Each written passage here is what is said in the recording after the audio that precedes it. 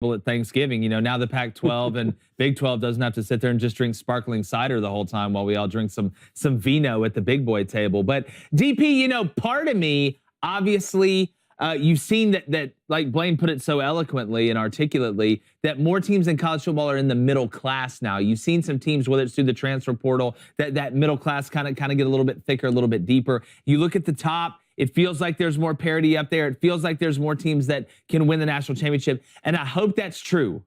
But part of me thinks maybe I'm still really excited that college football is still here. Maybe it's still somewhat early. And I just hope we're not seeing a rerun of last year of when Alabama lost to A&M like they did against Tennessee. Then we see Alabama, Georgia again in the SEC championship where Alabama wins. Then it's Alabama and Georgia. Then Michigan is more physical than Ohio State again, and they're in. And Clemson goes undefeated, and they're in. But who knows? So I want to start with you here. It's a great segue into my first question. I'm going to keep complimenting myself as I get to this question. Nothing new. It's good. It's just I read this book. It's called Compliment Yourself. Who cares? Who is the best team, DP, in the SEC right now? I think it's definitely debatable. But I would lean towards Georgia being the most complete team. If you're talking about who's accomplished the most, then I'd probably lean towards Tennessee because, strength of schedule, they're obviously top 10. They're really high in strength of schedule. They, what they feel like to me, they very much feel like LSU 2019, where they've got the unstoppable offense. They found themselves versus, Texas early in the season that year. Tennessee found themselves and had to survive versus Pitt on the road. I think having the Florida game at home, having the Bama game at home is a big time help to try to ease into it. But, what does your belief level go to? You know what? I'm going to go off on this real quick. Do it. I'm interested to hear what people think about Alabama. Because if there wasn't an A next to their name on their helmet, I don't think they'd be ranked in the top 6. I don't think we'd be talking about them like people are still talking about them positively.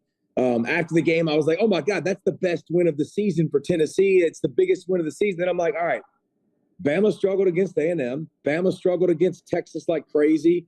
Got fortunate with a backup quarterback. The penalties are through the roof. The turnovers, they're just how good is Alabama? And so I found myself, questioning how much did I love that win? And listen, Tennessee's offense is unreal. It's ungodly. Can their defense be bend but don't break and be solid?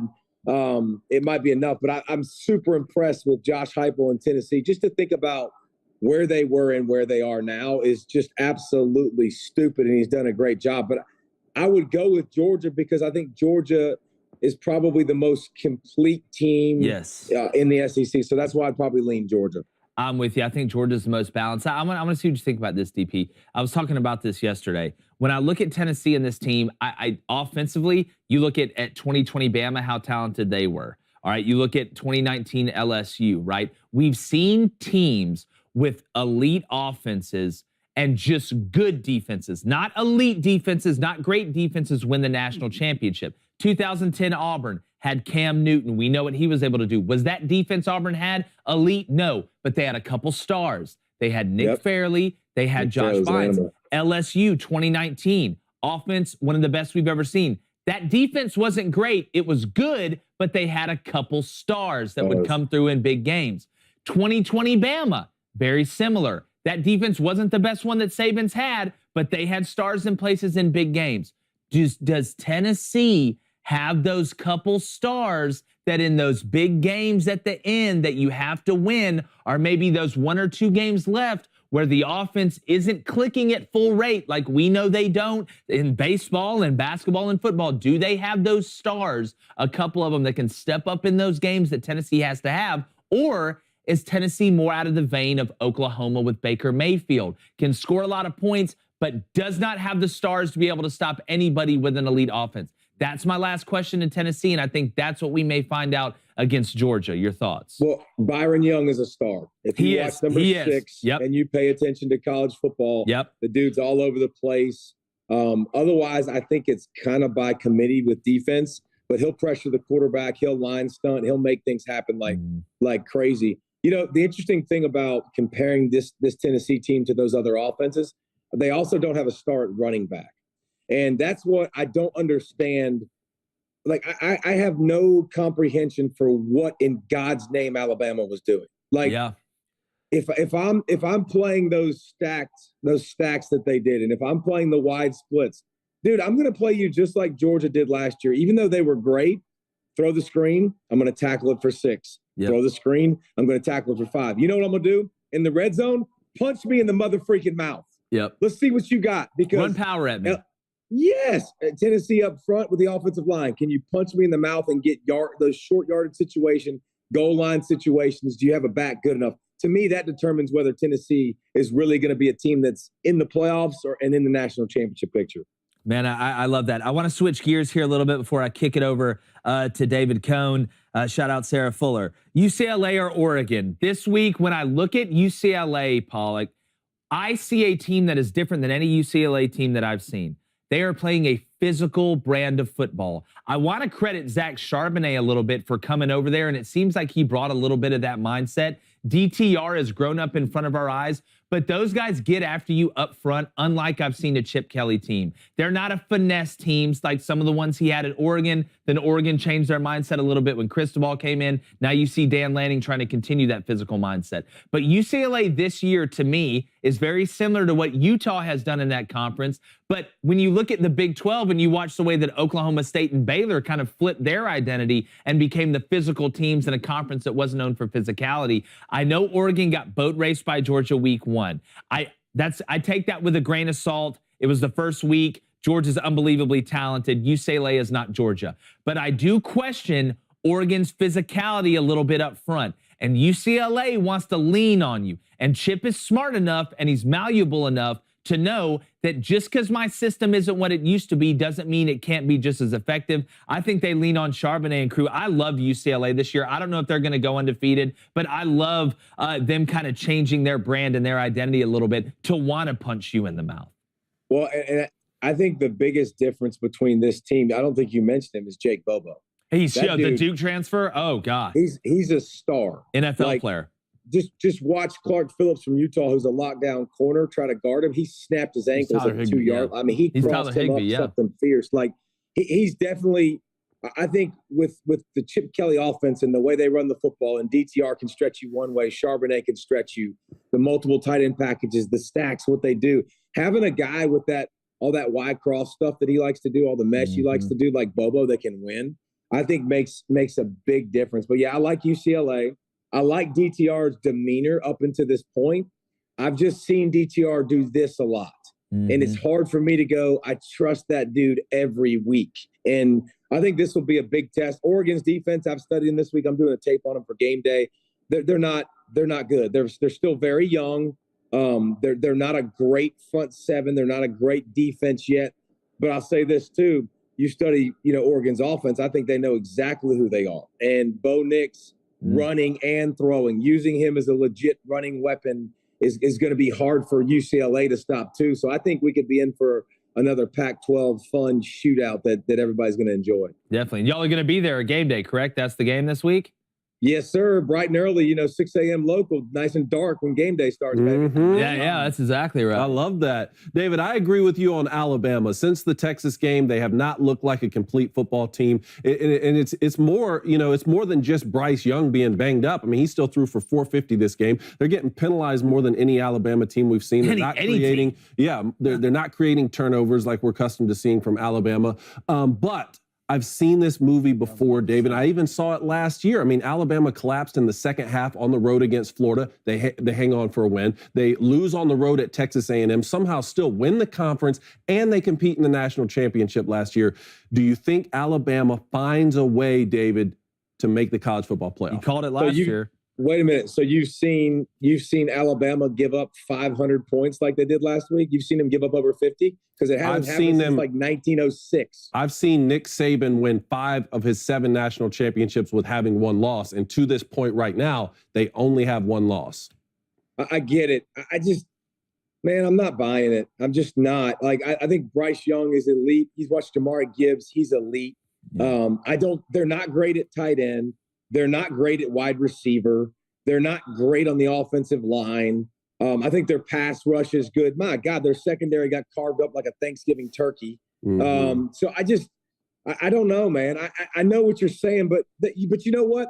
All of the Nick Saban teams you're talking about, David, had one thing across the board that was very, very significant. They didn't beat themselves. Yes. They didn't have stupid penalties. They didn't turn the football over. Yeah.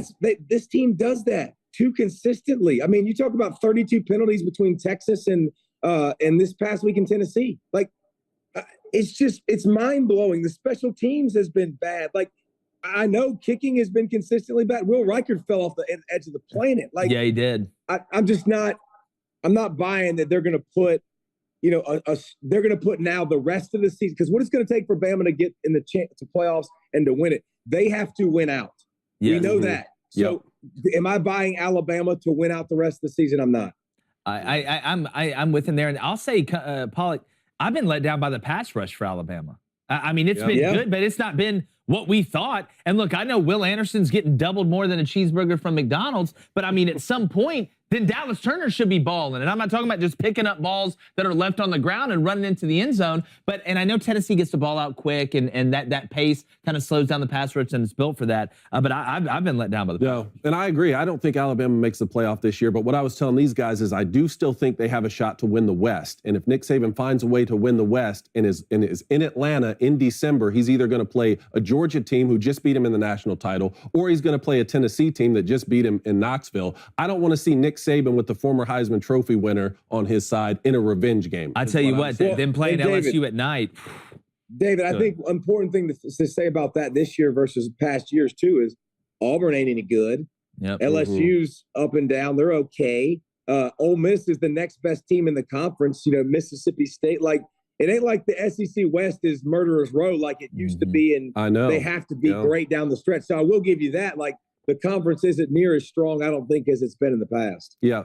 Quickly on the Big Ten here, the Buckeyes were off last week, but they've been drumming everybody. They haven't gotten a lot of challenges, kind of like we were talking about Michigan's schedule early in the season. But Michigan had a nice win over Penn State. They rushed for 416. Do you think the Wolverines and the Buckeyes will meet undefeated on November 26th? I think there's two big obstacles, and it's both the week before they play. Yep. Ohio State plays Maryland the week before at Maryland. Again, so I'm thinking about Michigan. I'm thinking about the Big Ten championship. I'm thinking about playoffs. Maryland can score. I think Tungavaloa will be back, maybe by that time. He might miss this week, but he'll be back. So that could be a test, a small test for Ohio State. And then Michigan's got Illinois. And if you're not watching Illinois, guys. Oh, I know. Here's what Bielema did, guys. He went to the Patriots with Bill Belichick for 2 years. And he took the defensive playbook and he took it right to Illinois. He took it right to Champaign, bro. They run cover one 70% of the time.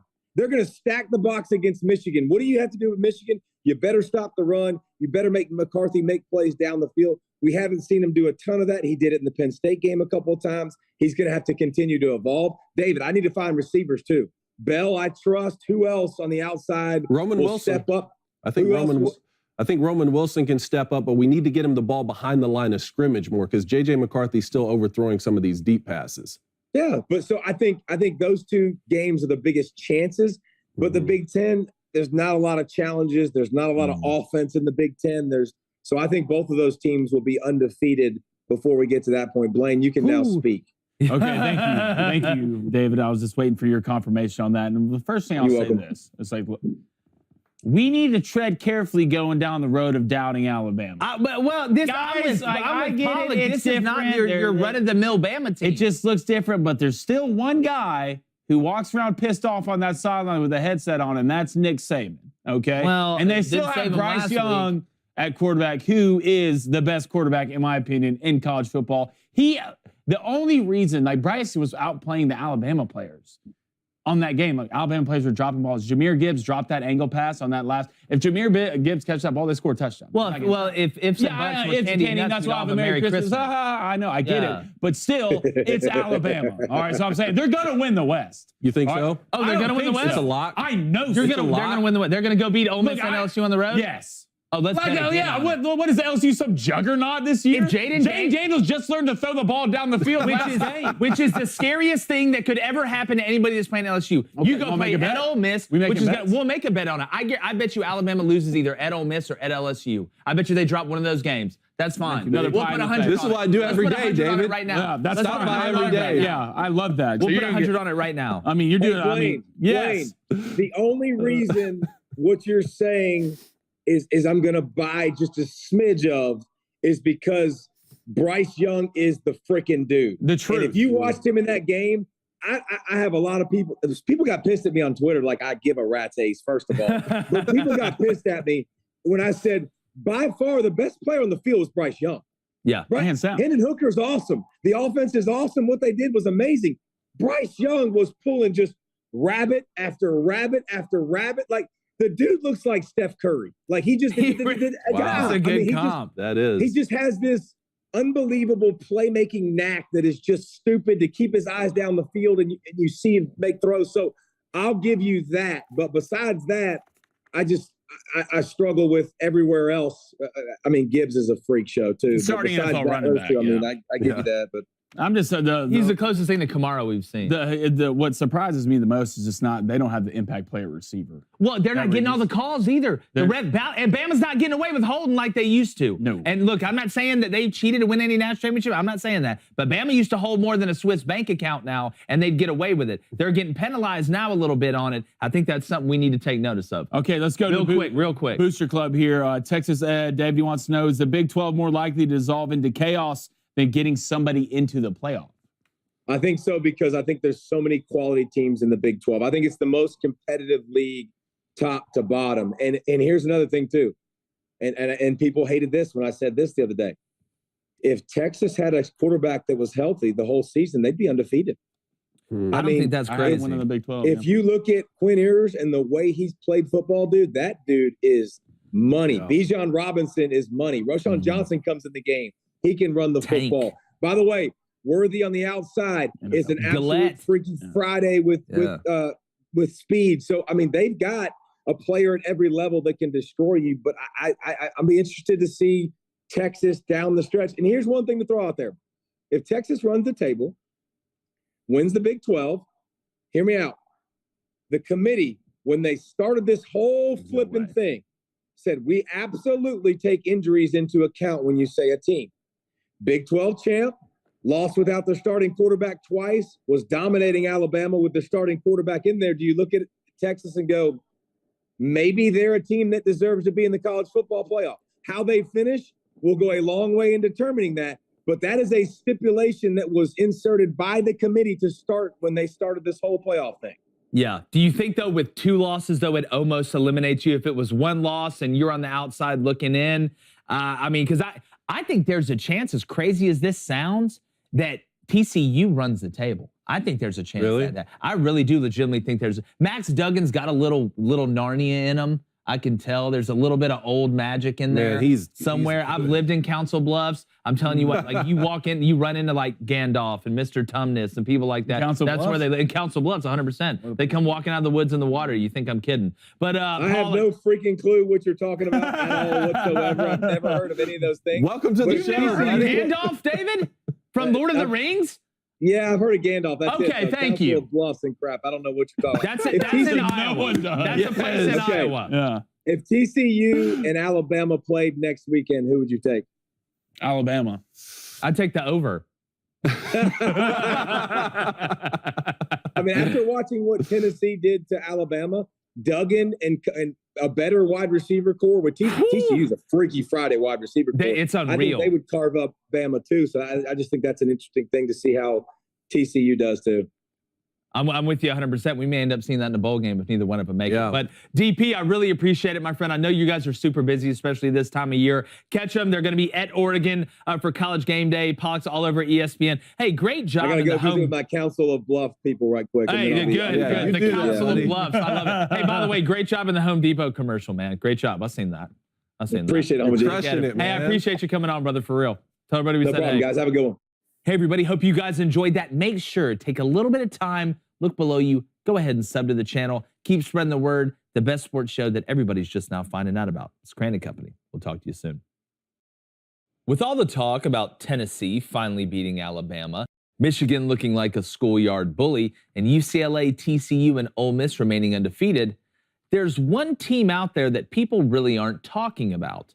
Now, that would be college football power Ohio State. And I know they haven't played anybody that's currently in the top 25, and the warm feelings about the Notre Dame win disappeared about as fast as the Irish did after their recent cliff diving display this season. But this Ohio State team has elite players, and they are putting up outstanding numbers. How elite are those numbers?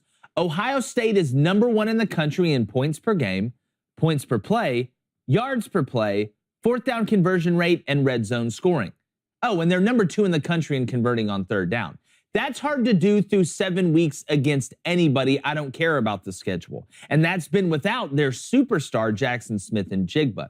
Now, those stats would lead you to believe that Ohio State is just an offensive juggernaut. But the defensive numbers are just as good. Outside of defensive red zone scoring, the Buckeyes are top 10 in all the categories I just listed on the defensive side of the ball. The most dangerous part about this Buckeye team is that they're more balanced than a good diet. They can beat you in multiple ways. And with an elite quarterback mixed with a team that's getting more weapons back than Afghanistan did after we left, this team has a ton of room to grow. Now, this weekend, again, they host an Iowa team that would struggle to move the ball on air. They do have a big test in 2 weeks at Penn State, who just got their pants pulled down and spanked in the grocery store in front of everyone at Michigan. So even a win on the road in Happy Valley may not suffice the haters. But we do know this Ohio State team is as good as any out there. And do not be surprised if you look up at the end and the Buckeyes are one step away from glory. Cone, maybe it's just that Ohio State's kind of cruised. They're good. Maybe again, really good. Because it hasn't been against the best competition. If you really look at that schedule, you do go to Maryland, I believe. The one at Penn State's going to be tough. But really, outside of that, you should go ahead and put the windows down and cruise all the way to the big game, which you happen to host in the Horseshoe.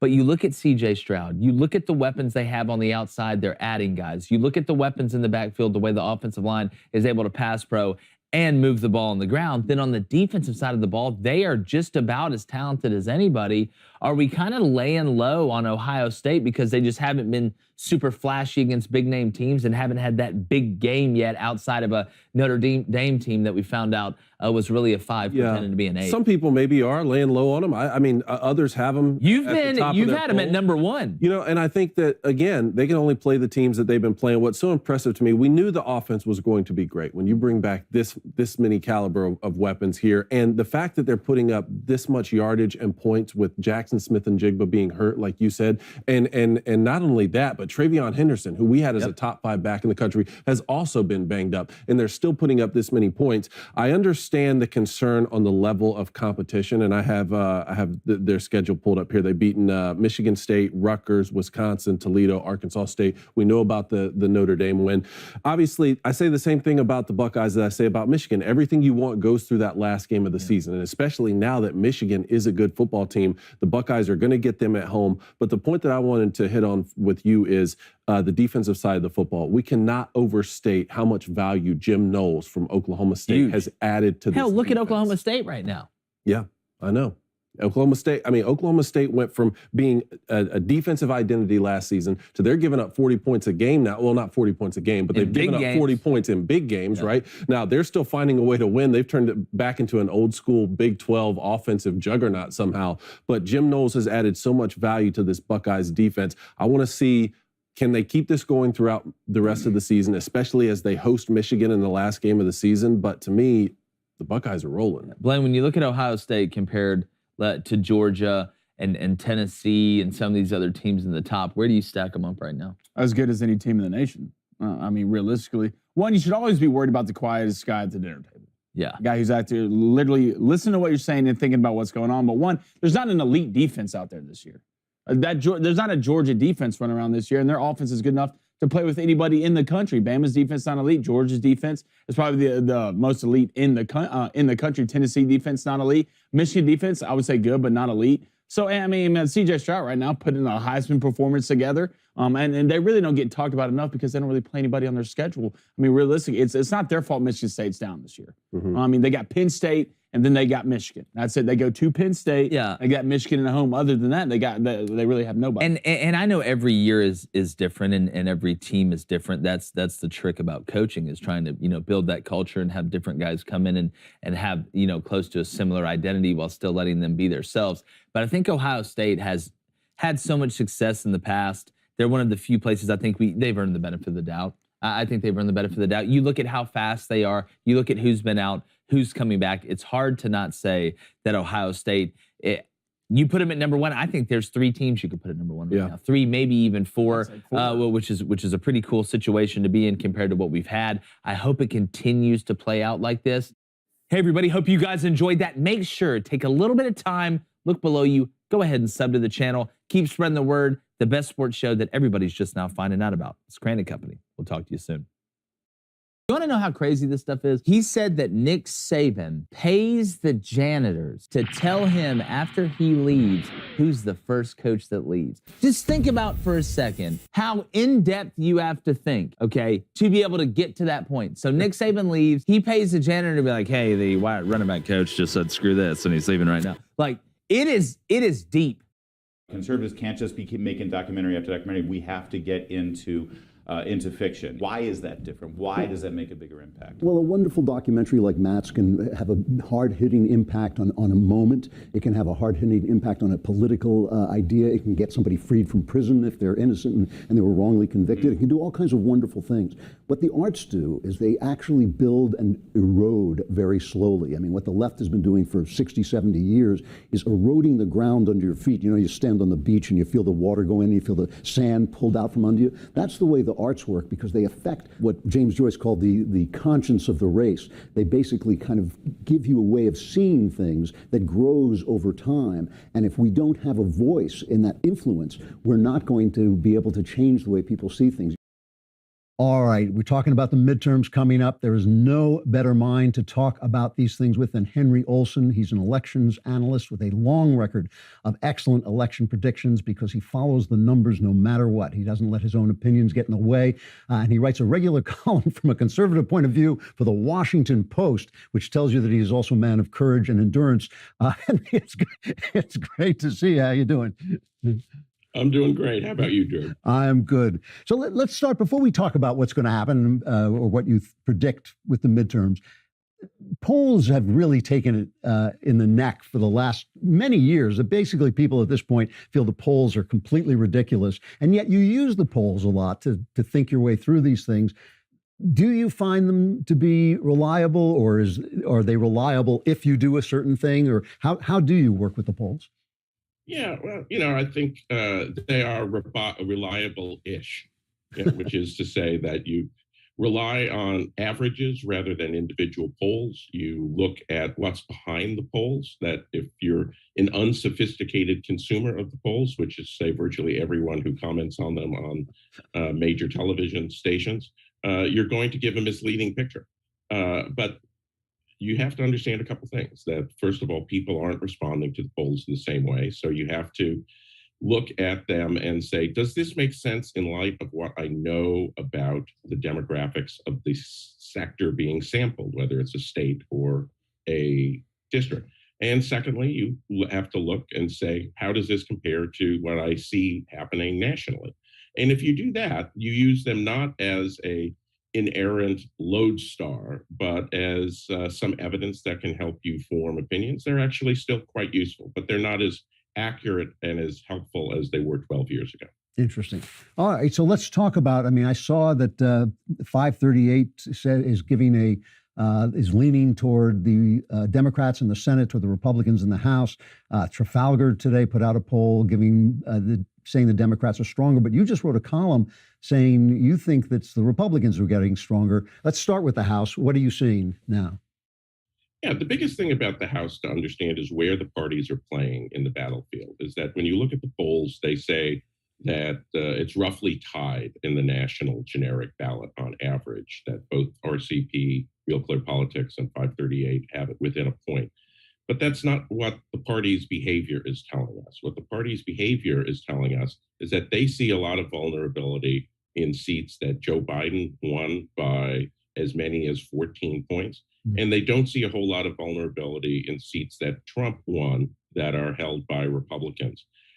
That's not consistent with a national polling average of it's roughly tied. That's consistent with parties seeing vulnerability in a potential R+5 or R+6, to use the polling language, meaning that they see the possibility that Republicans would win the national ballot by 5 or 6, because you're not going to get seats that you're not going to get seats that Biden won by 10, 11, 12 points to shift on average unless Republicans win the national ballot by that much. So what the parties are telling us in the House is that the situation is leaning away from the Democrats by a larger margin than what the national polls are telling us, and that the potential exposure over time, over the next 4 weeks, is sharply in the Republicans' favor rather than in the Democrats' favor.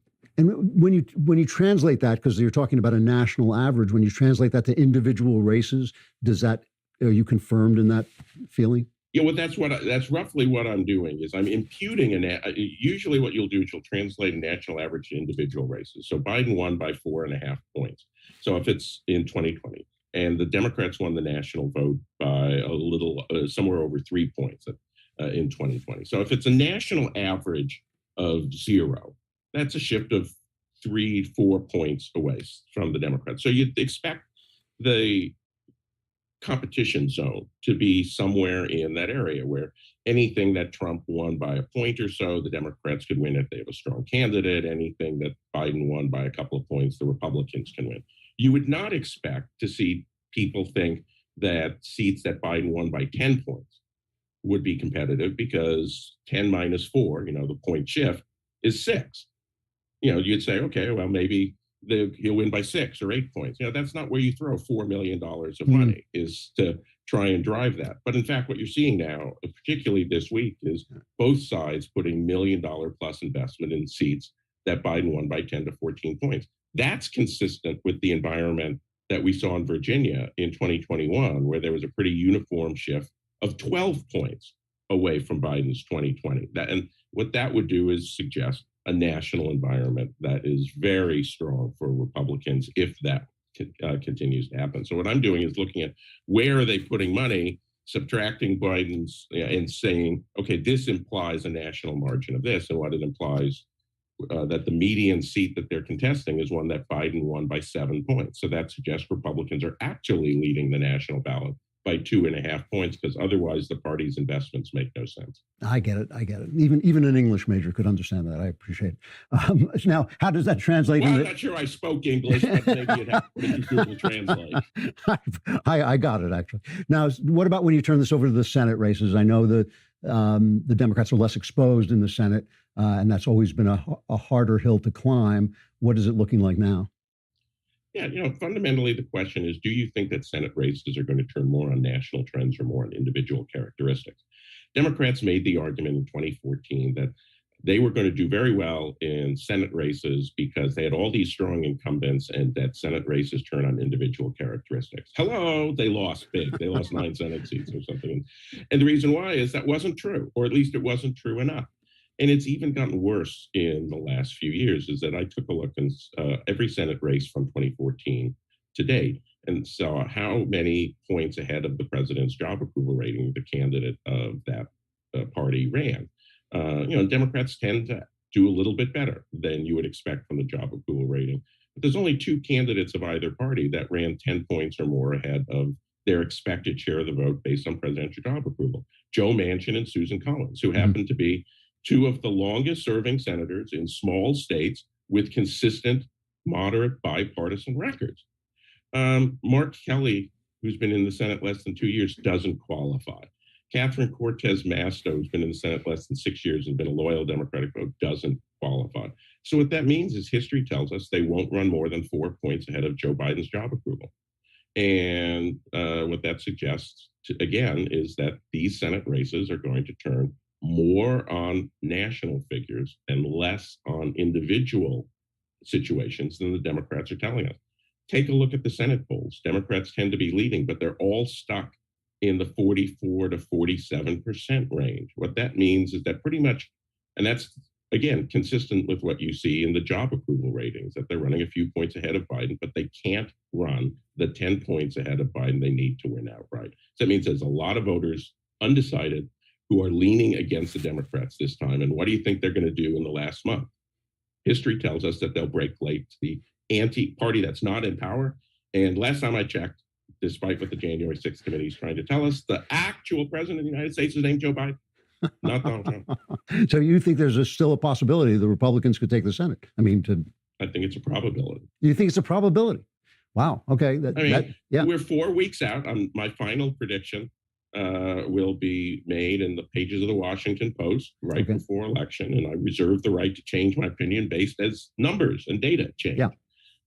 But right now, I'd say that there is a probability that the Republicans will control the Senate, and not a big control, 1 or 2 seats, but that if you forced me to bet right now, I would say the Republicans will gain 1 or 2. And if you take a look at the website predictit.com, which is where people put their money where their mouth is, they actually have the Senate as a 50-50 toss-up, as opposed to what you're seeing on the poll aggregating sites, which suggest the Democrats have it. So again, where political pros go to make money from other political pros, suggest a 50-50 race for the Senate. And I think that in 3 weeks' time, they'll be where I am right now. Wow. One of the big narratives that went around this season was the candidates that Trump had picked were so offbeat and so wild and so Trumpian and extreme that Trump had just ruined everything. He just completely destroyed the Republicans' chances. And then, some of these debates that went on, J.D. Vance against Tim Ryan in Ohio and Oz against Fetterman, I thought Trump's candidates actually did great. I thought they just ripped the other guy to shreds, actually. Was that whole narrative just nonsense? I mean, do you think that there's any truth to that? Yeah, I would say it's neither nonsense nor gospel truth. I've been a fan of J.D. Vance for years. I've known him for years, wrote columns supporting his candidacy before he was an apple in Donald Trump's eye.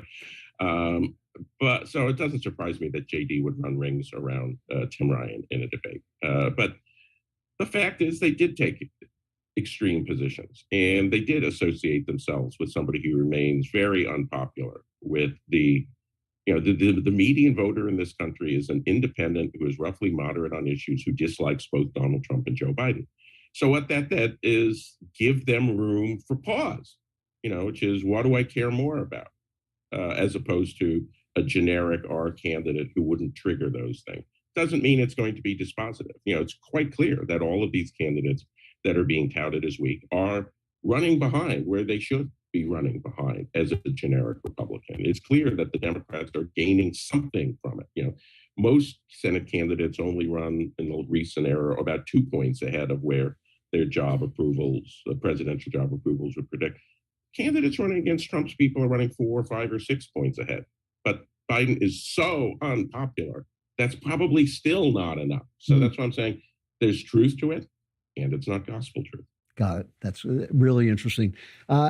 Let's talk a little bit about the issues. The New York Times wrote a hilarious piece in which they said, the GOP keeps trying to change the subject from abortion, to things like crime that people really, what are the things that people care about right now? Yeah, I mean, you could have just stopped. The New York Times writes a hilarious piece. Period.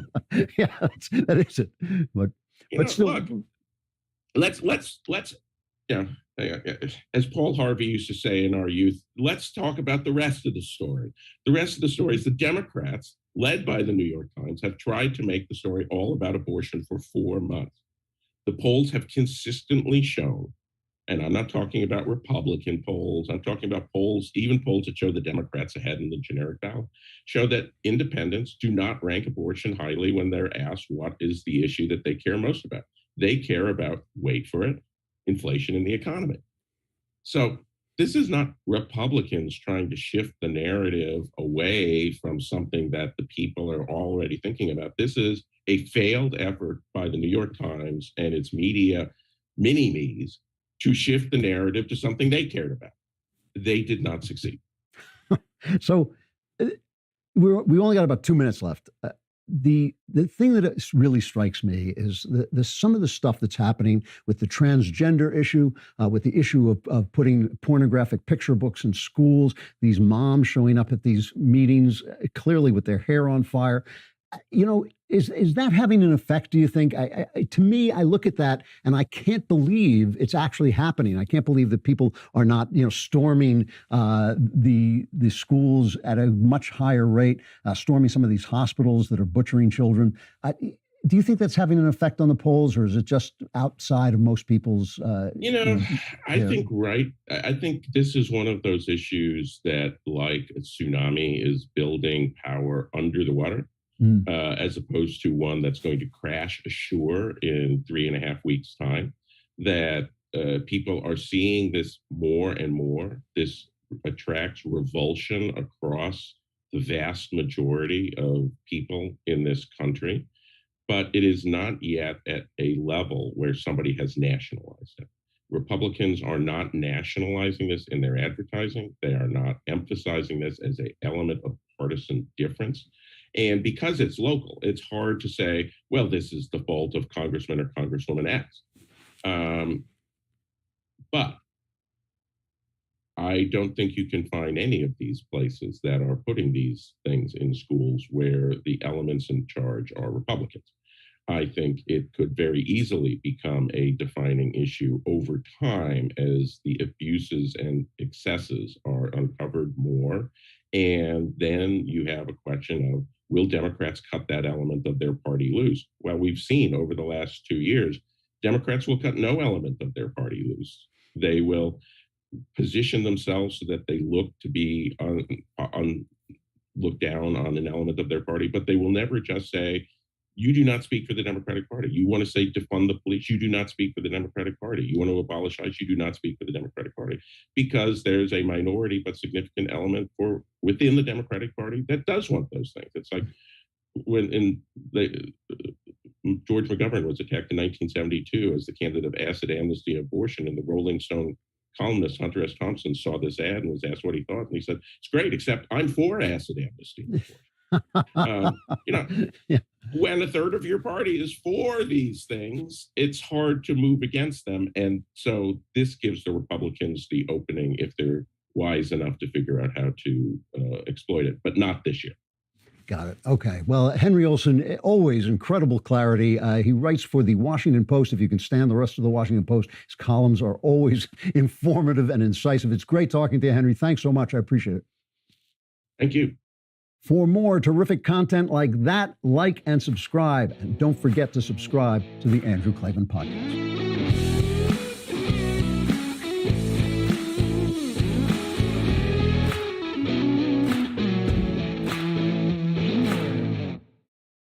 I have waited a very long time to meet and speak with the most controversial man on the internet. No, I'm not talking about Donald Trump. No, I'm not even talking about Andrew Tate. I am talking about Primetime 99. I'm talking about the man himself, Alex Stein, a comedian, a provocateur, absolute terror of members of Congress and school boards all over this country. I'm sure you've seen all of his videos. I was just recently watching one of him in a leotard and a swimming cap, complaining about transphobia on the swim team. As Alex puts in his bio, he has lots of undiagnosed emotional and mental health issues that are his secret weapon in the fight against the New World Order. Mr. Stein, thank you for coming on the show.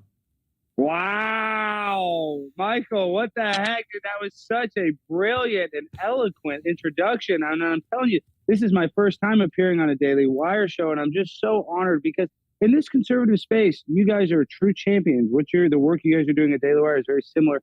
You guys are obviously more powerful than I am, but we're fighting a culture war. You guys are doing a great job. So it's an honor and a privilege to be on your show. Well, thank you very much. And thank you for coming on. So the question, I want to talk about a bunch of videos and all this stuff. I actually want a longer period of time to talk, but we're stuck on Skype and it's 20 minutes or whatever. But the question I want to ask is, I watch all of these videos and you, with absolutely no fear, no sense of propriety, just going in, and a lot of them are just drop down. The leotard one, I was laughing out loud. Why are you the way that you are? Well, like I said, when my parents got divorced, Michael, they fought for custody of our family dog, Primo, more than me. So I was actually raised by a German Shepherd more than I was by a two-parent home. So I come from the BLM playbook of the broken home. And just like Saul Alinsky's rules for radicals, the same playbook that Barack Obama and all these freaks use on the left, I'm using it on the conservative movement. I'm basically using the rules for radical and using the projection and just projecting all of their crazy lunacy, like the fact that Leah Thomas swam on the men's team for 3 years and then was able to take some sort of medicine, some hormone therapy, and was able to compete against the women and become a national champion in multiple events. So it's ludicrous, it's absurd, but that's where we live in a world where the Supreme Court Justice, Ketanji Brown Jackson, can't even define what a woman is.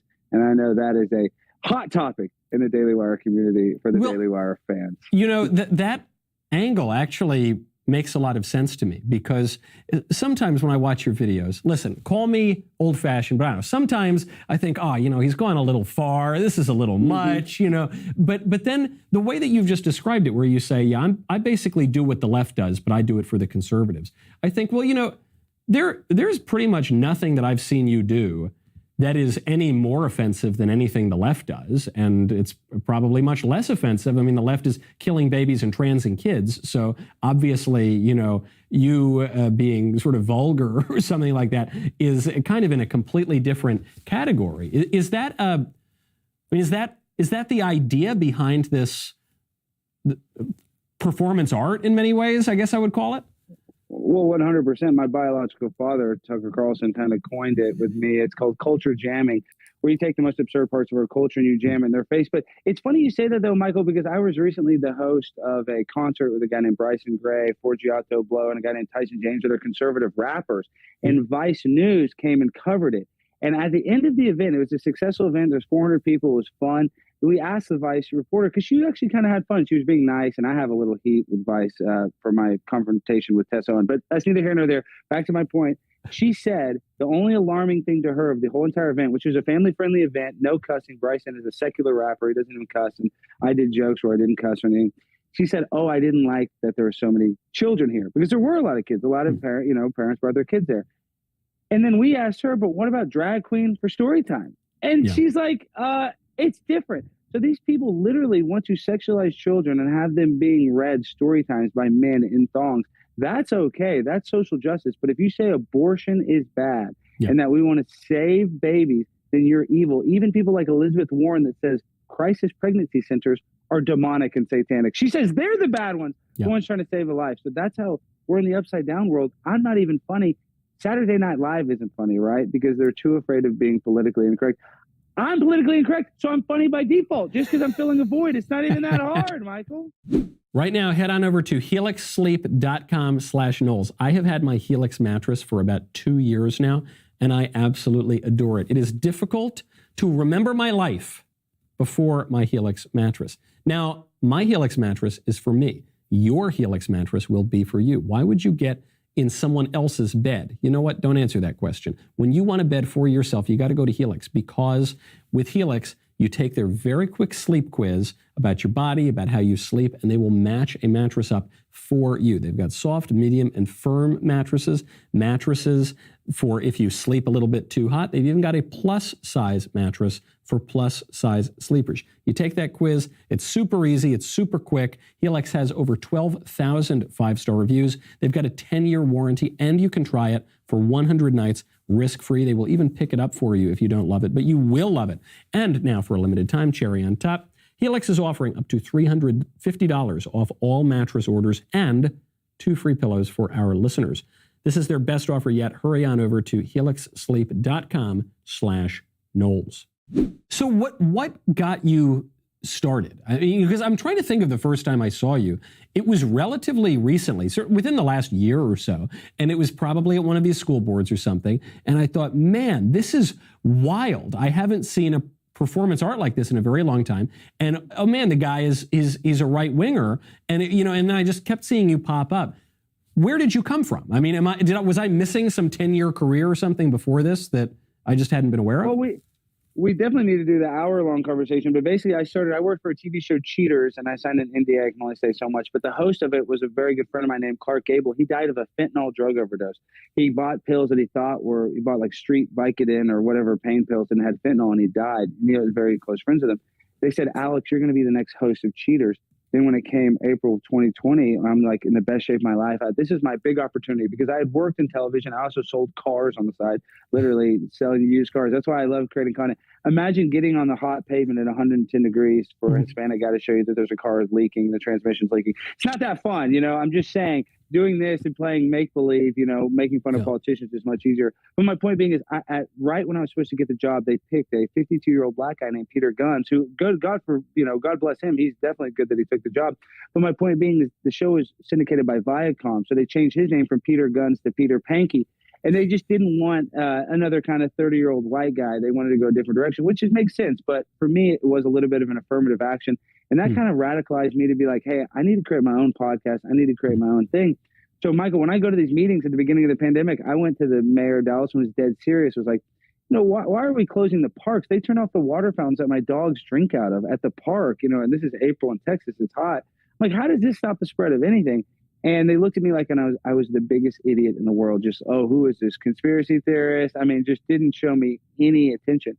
And then when I noticed the more absurd I got, the more uncomfortable they felt. And I turned those NPCs, those non-playable characters of politicians, into, oh, now I can control them all I want, because now they have to get mad at me. They have to kick me out. They have to be embarrassed. So, yeah, it's kind of just, it started off, you know, earnestly. And then I realized what's the most effective is, like I keep saying, those rules for radicals is that we have to do, you know, desperate times cause for desperate measures. Whatever the saying is, we cannot use these orthodox tactics of being nice and respectful. We have to somehow use humor to break people away or free from this trauma-based mind control that the mainstream media has everybody under. So how much of the act is, you know, a sincere reflection of your political views, and how much of it is this sort of Alinskyite working around the system? Because, you know, if we're locked into this system, the liberal establishment is just going to continue to rule. How much of it is intentionally, you know, you say something you don't believe, or you act in a way that you wouldn't ordinarily act, just to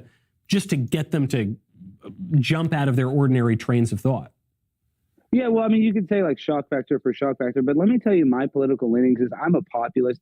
I actually, even though I'm now skew more conservative, I am a proud tinfoil hat wearing conspiracy theorist. I believe the weapons of mass destruction that we never found in the Middle East, the 20-year war that we had, I just think that the government will lie to us and they will pull all sorts of tricks. And I think the pandemic woke a lot of people up to that. So my point being is, when you have the populist mindset and, you know, you want to say, oh, I'm conservative, I want the government left out of everything. But at the same time, when I sold cars, the government made sure that I gave them an inspection. If I didn't give a customer an inspection, then, you know, I could be liable to getting in trouble if I sold them a lemon. So it's kind of good that the government gets involved in some stuff, but I don't want them because they mess everything up. But when it comes to the healthcare system, why is it that insulin costs $200 in Texas, but it's $7 in Mexico? But if I want to get 10,000 vaccines, that's all free. So we need a reallocation of funds. And I'm not saying we should have free healthcare, but we should make healthcare more affordable. I think that would just benefit society. So even though I'm more conservative, I really kind of consider myself in the middle when it comes to my political leanings. I don't like to say that I'm ultra far right. That's what they label me, Proud Boy, far right.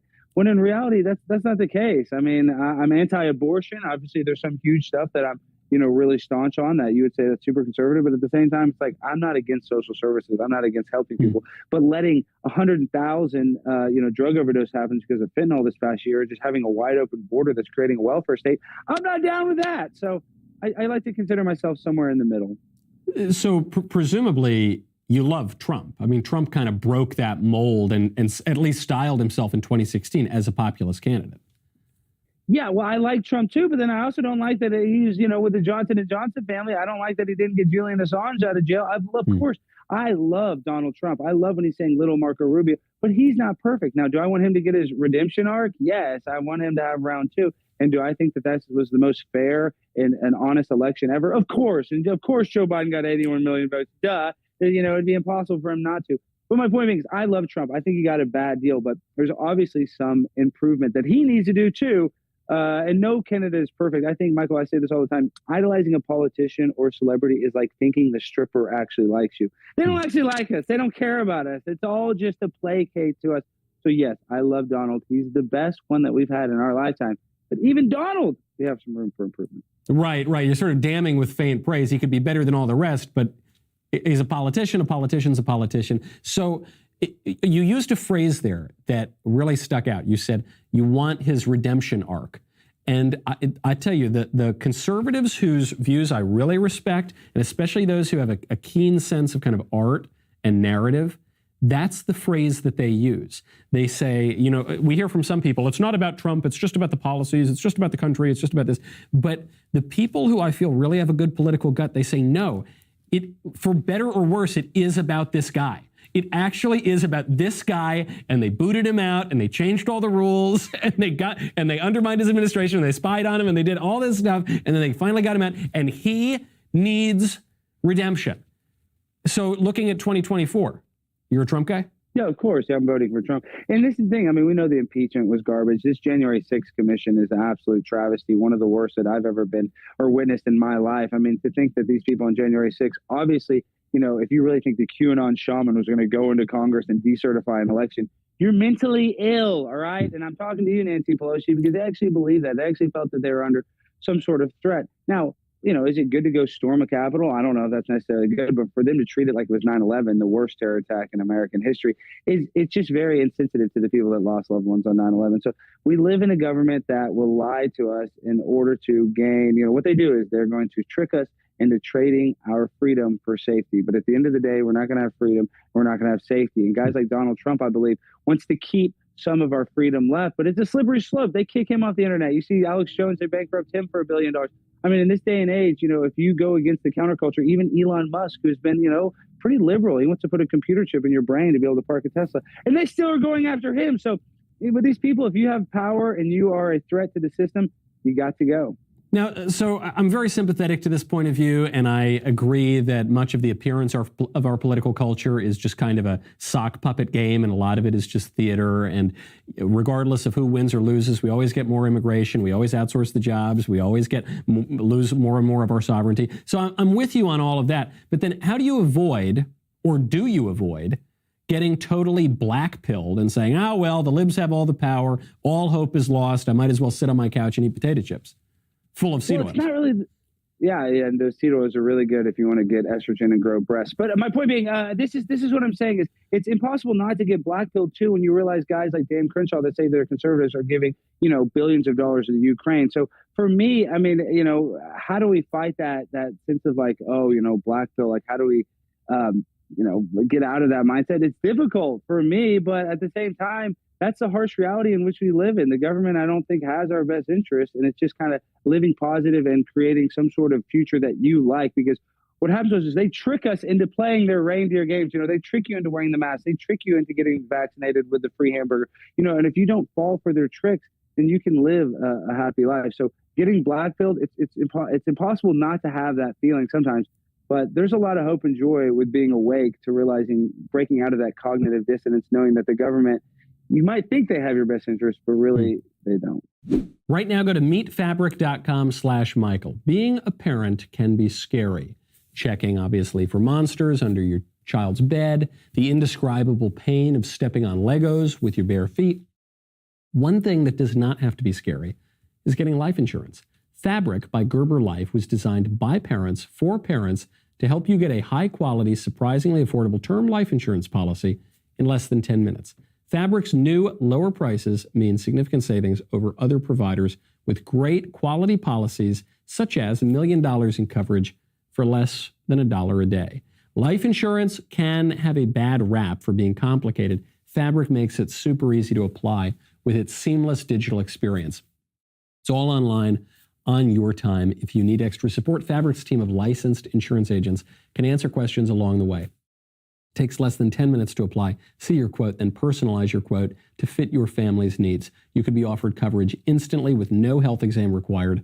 With over 1,600 five-star reviews on Trustpilot.com, you can feel confident that you are getting a high-quality policy for your family. They've got a 30-day money-back guarantee. Protect your family today with Fabric by Gerber Life at meetfabric.com/Michael. That is meetfabric.com/Michael, MEET, fabric.com/Michael. Policies issued by Western Southern Life Assurance Company, not available in certain states. Prices subject to underwriting and health questions.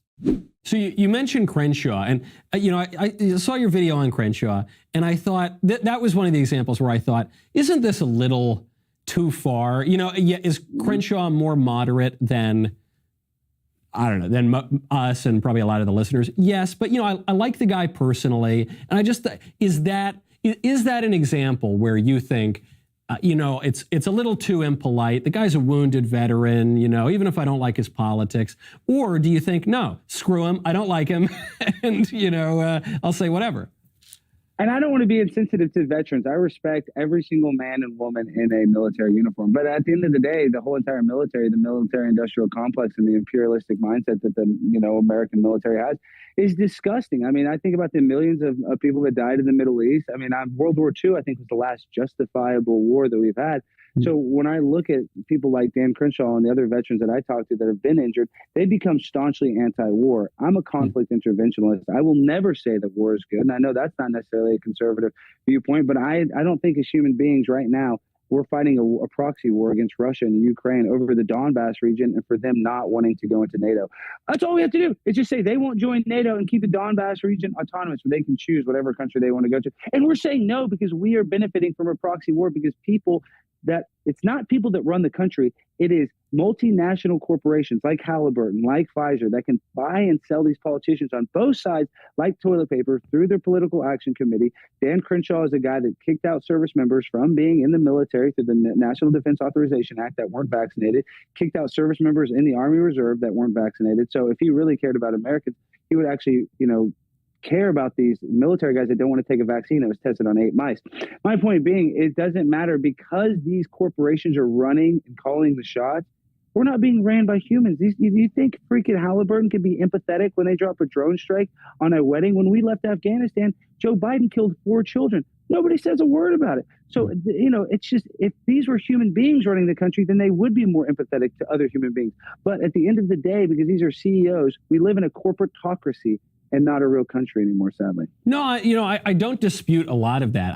I guess the question I'm asking tactically is, if in order to make that point, are you saying that the situation is just so dire and the public communication is so staged that it is necessary to say and do things that are impolite or rude or immoral even? I mean, because I just think, when I think about the Crenshaw thing, I think, and given I do like the guy at a personal level, but obviously we have very different views on Ukraine, he and I, and probably on a lot of other issues too. Or I think about even AOC, who I don't like at a personal level. And I think, it's one of your most popular videos.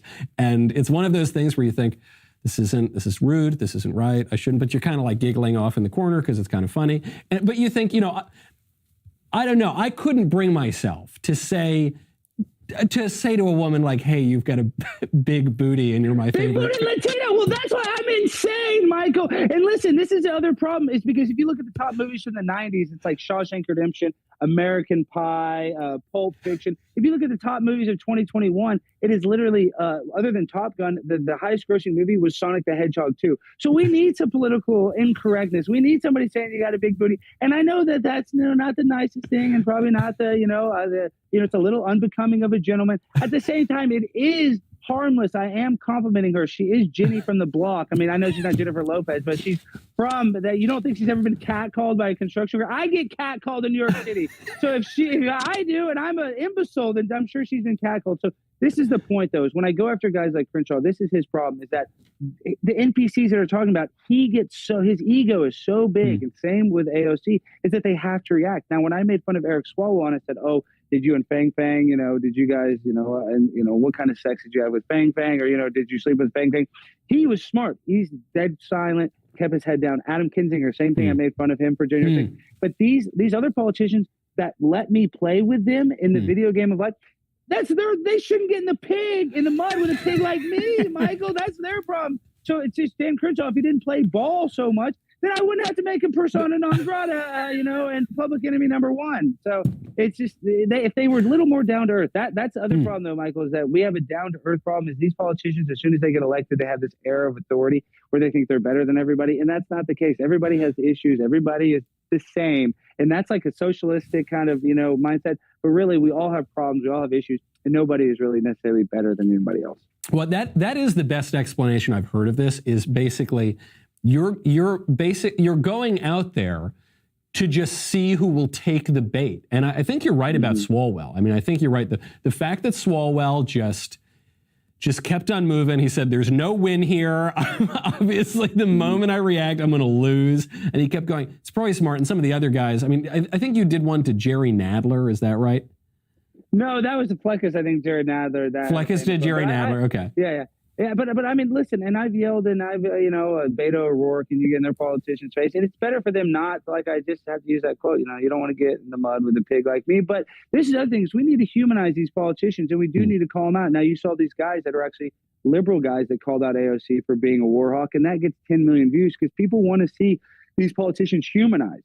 And so that's what I try to do. Is it's not even that I'm really trying to be necessarily mean. If you notice a lot of my content, I try to make myself the butt of the joke because I don't even really want to be mean. I'm trying to make fun of myself by astroturfing as these crazy people, or, like the status quo of the left, like saying, my wife's boyfriend, Ontarius, is, yada, yada, yada. I have a lot of little things that I can just use that is basically become a symbol of the left. And that's the thing, is we've all become caricatures of ourselves. There's people on the far right that are annoying. There's people on the far left that are annoying. But for all these people that talk about QAnon, they don't ever talk about the blue anon for 2016, where they said the election was stolen. So it's calling out hypocrisy is my point, Michael. And that's what I want to do, is just try to call out the people, especially the mainstream media that's hypocritical, and the politicians. I've yet to meet very few. Marjorie Taylor Greene that I've become friends with, she's not very hypocritical. And, Thomas Massey that I've interacted with, a few of the ones that I've interacted with that have been nice. Even Madison Cawthorn wasn't very hypocritical. I feel like I've dealt with a lot of people that very few of them are actually good. The majority of them are egomaniacs. It's funny you mentioned Marjorie Taylor Greene, because I hadn't met her before, and I interviewed her not that long ago, and I had heard she's the crazy, evil, radical, Nazi, whatever. And then I'm chatting with her, and she's perfectly nice and polite and saying things that are perfectly normal. And I kept waiting for some crazy bomb-throwing, insane conspiracy, and that never happened. She was so different than how she's been portrayed everywhere on the left and even in many quarters of the right. No, and I've become really good friends with Marjorie, and she even jokes, when they said the Jewish space lasers, that was taken out of context. She was talking about the anti-defense, anti-missile defense system. And Israel, she wasn't really trying to make fun. I know that's the Iron Dome, but she's literally just making a joke, and they make it like she's anti-Semitic, and she's not. She's a very good friend of mine. I just know that for a fact. And she's actually a mom that cares about America. That's what we need. We need more of those normal people that actually go into politics instead of these career politicians like Joe Biden, who's been in D.C. his entire life, and the country's only gotten worse. And so it's like we need more of these people that are America first and that aren't globalists. And I know that's like their tinfoil hat. What do you mean globalists? Is these corporations, like I talked about earlier, Apple Computer, one of the biggest corporations, instead of building the phone, the Apple iPhone in America, they outsource it to China. And in China, at the Foxconn factories, they treat their employees so bad that they have suicide nets because so many employees are jumping off the roof. And in Apple, instead of giving their workers better wages, they build bigger nets. So we need politicians that aren't just going to bow down to these corporations that don't care about us. And Marjorie is one of them that has, when you look at her funding, but when you look at the funding of a guy like Dan Crenshaw, it's all the big, big dogs, Halliburton.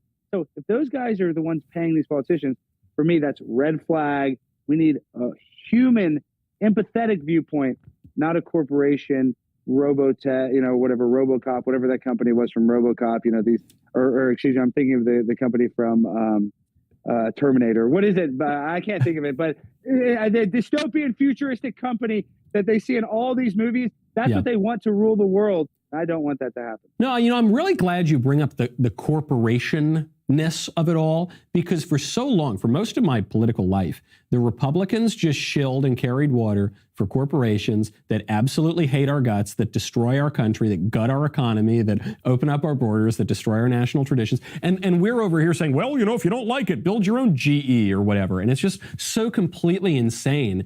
And I just love, too, for so many years on the right, you heard all these kind of egghead think tank takes on how, well, actually, if you want to have a good society, we need to open up all the borders and give all the money to the corporations and lose all of our power, because then at the end of that, somehow, step B, we're going to leave that open, but then step C, you're going to have a great country. And I thought, I don't know, maybe I'm just not sophisticated. I don't have a PhD in poli-sci.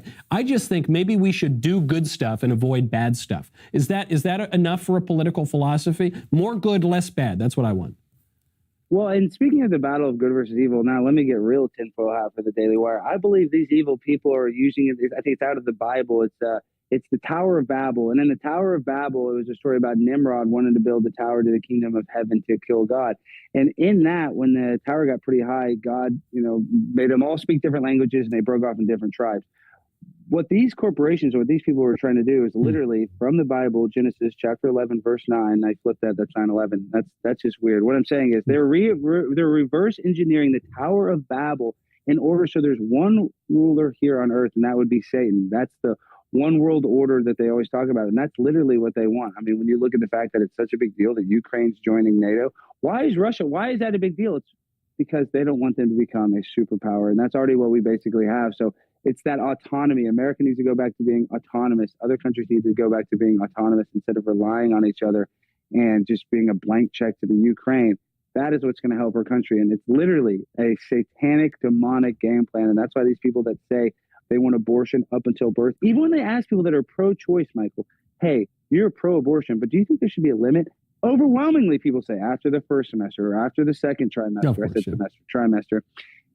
Overwhelmingly, pro-choice people believe there should be a limit, but all these politicians want no limit. They want it 9 months or up until after birth. So it's demonic people that are calling the shots. And I don't know. You talked about it.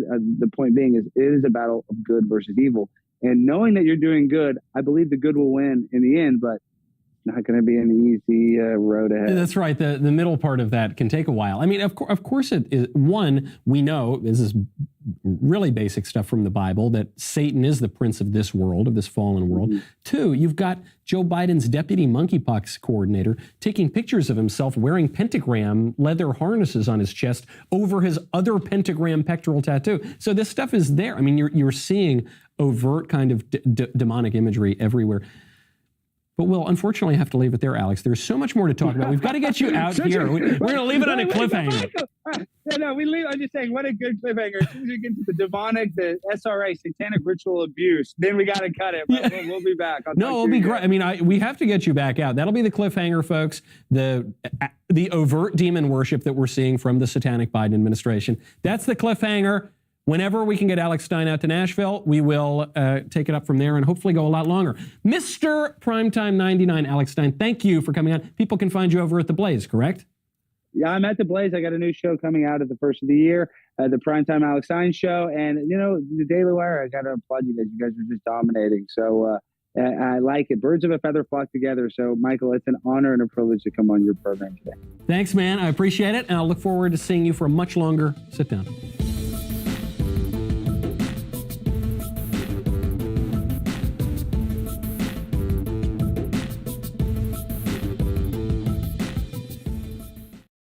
I couldn't bring myself to say, hey, you've got a big booty and you're my favorite. Big booty Latino. Well, that's why I'm insane, Michael. And listen, this is the other problem is because if you look at the top movies from the 90s, it's like Shawshank Redemption, American Pie, Pulp Fiction. If you look at the top movies of 2021, it is literally, other than Top Gun, the highest grossing movie was Sonic the Hedgehog 2. So we need some political incorrectness. We need somebody saying you got a big booty. And I know that that's not the nicest thing and probably not it's a little unbecoming of a gentleman. At the same time, it is harmless. I am complimenting her. She is Jenny from the block. I mean, I know she's not Jennifer Lopez, but she's from that. You don't think she's ever been catcalled by a construction worker? I get catcalled in New York City. Why are you the way that you are? Well, like I said, when my parents got divorced, Michael, they fought for custody of our family dog, Primo, more than me. So I was actually raised by a German Shepherd more than I was by a two-parent home. So I come from the BLM playbook of the broken home. And just like Saul Alinsky's rules for radicals, the same playbook that Barack Obama and all these freaks use on the left, I'm using it on the conservative movement. I'm basically using the rules for radical and using the projection and just projecting all of their crazy lunacy, like the fact that Leah Thomas swam on the men's team for 3 years and then was able to take some sort of medicine, some, hormone therapy, and was able to compete against the women and become a national champion in multiple events. So it's ludicrous, it's absurd, but that's where we live, in a world where the Supreme Court Justice, Ketanji Brown Jackson, can't even define what a woman is. And I know that is a hot topic in the Daily Wire community for the Daily Wire fans. Feminine is an incorrect term. It should really say period care or menstrual care. However, I am glad that it doesn't use the word hygiene, because that's a rather controversial term in the period space. Also, they say feminine care, but they say tampons. Why not just say tampons, pads, and period care? It would be more accurate and gender inclusive. Okay, this is not a big issue. The reason why it says feminine care is because it's not just period products, it's razors and scented soap and the other pink things that we spend way too much money on. It's really not that big of a deal. And also, hygiene is important. If you're not thinking about hygiene at that time of the month, lady, you've got a bigger problem to figure out. Honestly, the comments were super based. People were not having it. Somebody said she just likes to hear the sound of her own voice. Somebody said, yes, 100%. But realistically, you know how many signs there are in the world and how long it would take to change them? Britain still has phone booths. This is a losing battle. Who cares? Move on. Spend your energy thinking about something else. Welcome back to the comment section. I'm Brett Cooper. So I think you guys all know, but I lived in California for about 10 years. I left last year, and I was just talking to Scheller about it because Scheller and I were from the same city in LA, and I don't miss Los Angeles. I don't miss California because that state and that place is just a dumpster fire. What kind of place is this? But we both have nostalgic memories of growing up in Southern California. And there are times when I find myself kind of yearning for that period of my life.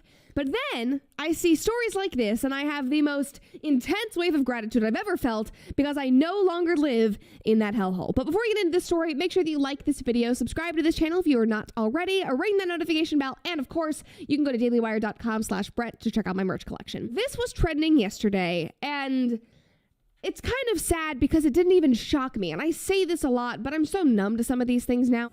Nothing on the outside, nothing on the inside. And sometimes I do have to take a step back and say, no, this is objectively awful. I don't care if you're numb because you see this crap on the internet all the time. It is disgusting and it deserves to be ripped into. So that is what we're going to do today. California has become the first sanctuary state for transgender youth seeking medical care. Governor Gavin Newsom signed a new law in September that ensures that transgender kids from elsewhere can safely access hormones or puberty blockers here.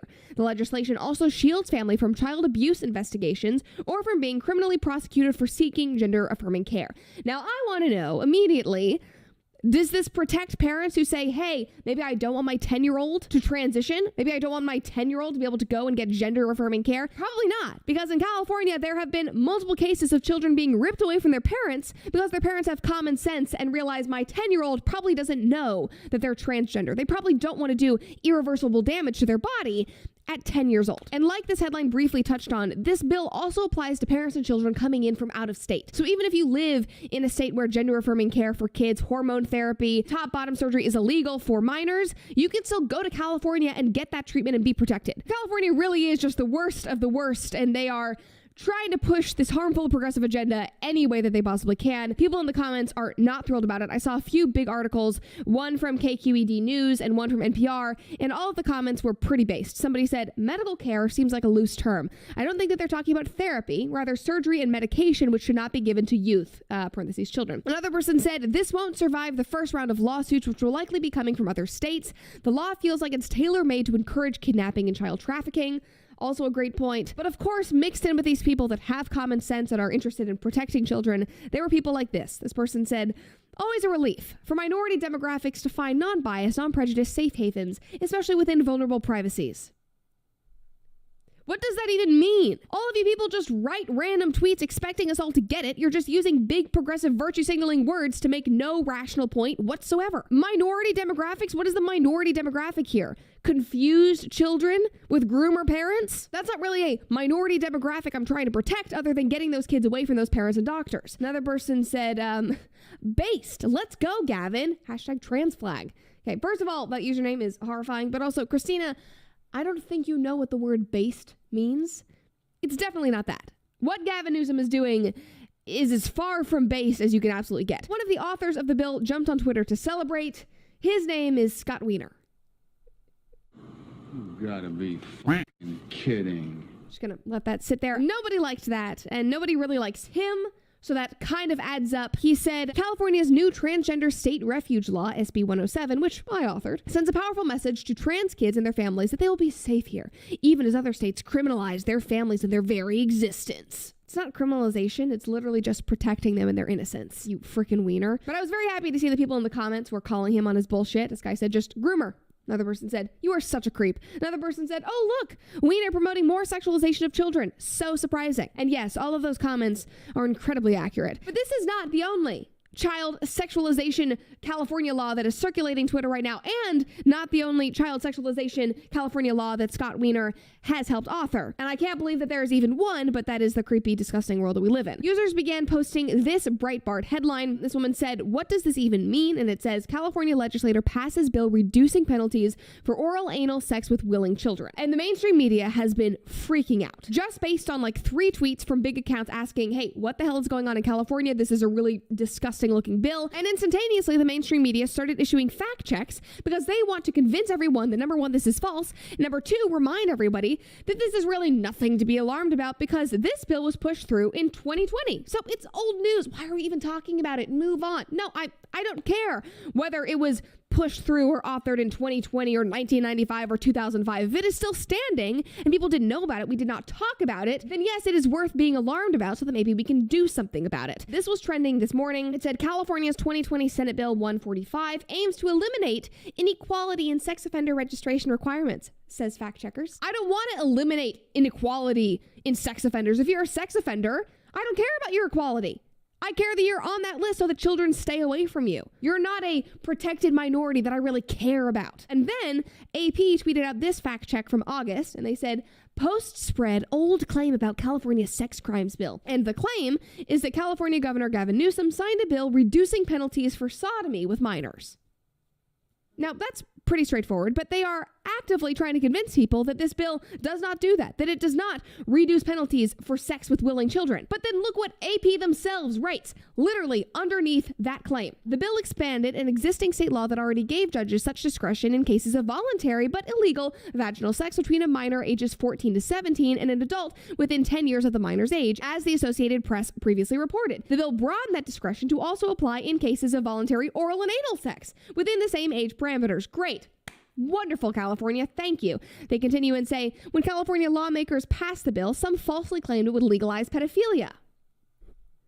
Sort of what it sounds like it's doing. They continue on and they say, but the bill did not make sex with minors legal. It also did not apply to cases where a minor is under the age of 14 and when the age gap is larger than 10 years or when either party says the sex was not consensual. So basically, there was already a California law in place that if you were 14 to 18 years old and you had consensual sex with somebody that was under 10 years older than you, that was totally fine. And then California legislators decided that there was just too much inequality in here, so they wanted to expand it to then oral and anal sex. Why are they sitting around thinking, pondering the consequences of having oral, anal, or vaginal sex with 14-year-old children?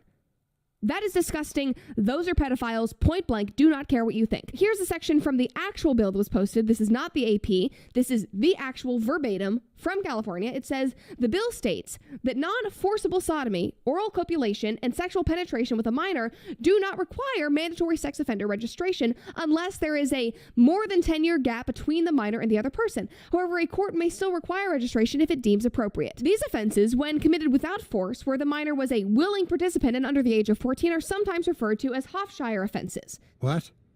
I'm going back in the oven. I have no words.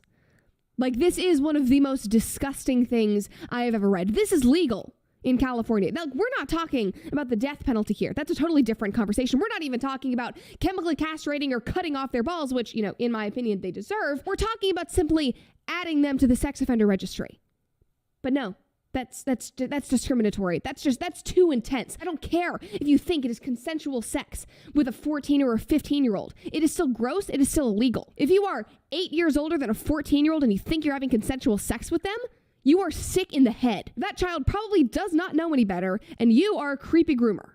And California is protecting those people. And according to good old Scott Wiener, who co-authored this bill, he sees the bill as an anti-discrimination bill for LGBTQ plus people so that they don't automatically get listed on the sex offender list.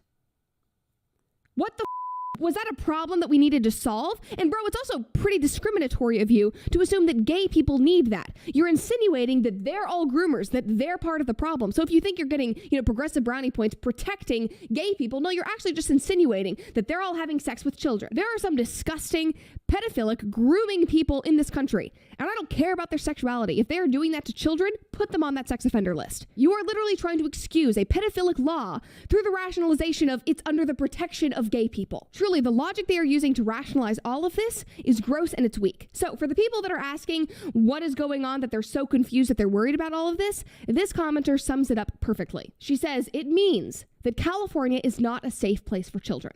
It's not. It's really not a safe place for anybody right now. You see the homelessness, you see the crime spikes, you see the drug usage, and now you see what they are okay happening to children. This is a hill that I am 100% comfortable dying on. This is where I draw the line in the sand. I don't care about your opinions on the economy or other policy, but if you are okay physically harming children and rationalizing it through a progressive woke agenda, I'm disgusted. I do not care if we disagree on other policy. As moral, respectable people who value life, you have to see that this is wrong. If this doesn't wake people up, I've lost hope. Like, our society is so far gone. And I hate that that's where this episode is gone, because usually I like to laugh about this stuff. I like to usually, have some fun, some casual mockery. But this is not even something we can mock because it is so despicable. So I'm going to leave you with this. If you are in California, if you have the financial means to get out of that state, to protect your children, it's time to start doing that, because this is only getting worse. Do you want to be the only person not caught up on the internet's latest news? I didn't think so. So make sure you're subscribed and ring that bell so you never miss an episode. Hi everybody, my name is Ms. Dare K. I am a teacher. I identify as kink forward, two-spirit, triple distilled, queer adjacent, Mexican wrestler woman. And since I do teach in California, it is against the law to tell me I cannot come to the classroom as my truth, because not letting me teach in my truth would be super duper violent, ultra mega semi-fascist racist. This is Tyler Fisher, one of my very favorite comedians. He absolutely hits the nail on the head with this. I watch videos like this sometimes, and I can't figure out whether it's a comedian like Tyler or whether it's an actual f***ed-up teacher. Yeah, they had us the first half, I'm not gonna lie. And that's upsetting. I have not seen a kink forward teacher yet, but I'm guessing that in the next month, we're going to see that. Somebody said, it'd be funnier if this wasn't actually happening, and somebody said, I don't even know if this is satire. Like, I'm out. All right, guys, question of the day today. Should I sue George Floyd's family? Kind of thinking that it should, for emotional distress. Plus, later on, we'll be talking about the BBC, because they've apparently prepared secret scripts that could be read on air if energy shortages cause blackouts or the loss of gas supplies this winter. All that and more today on Candace Owens.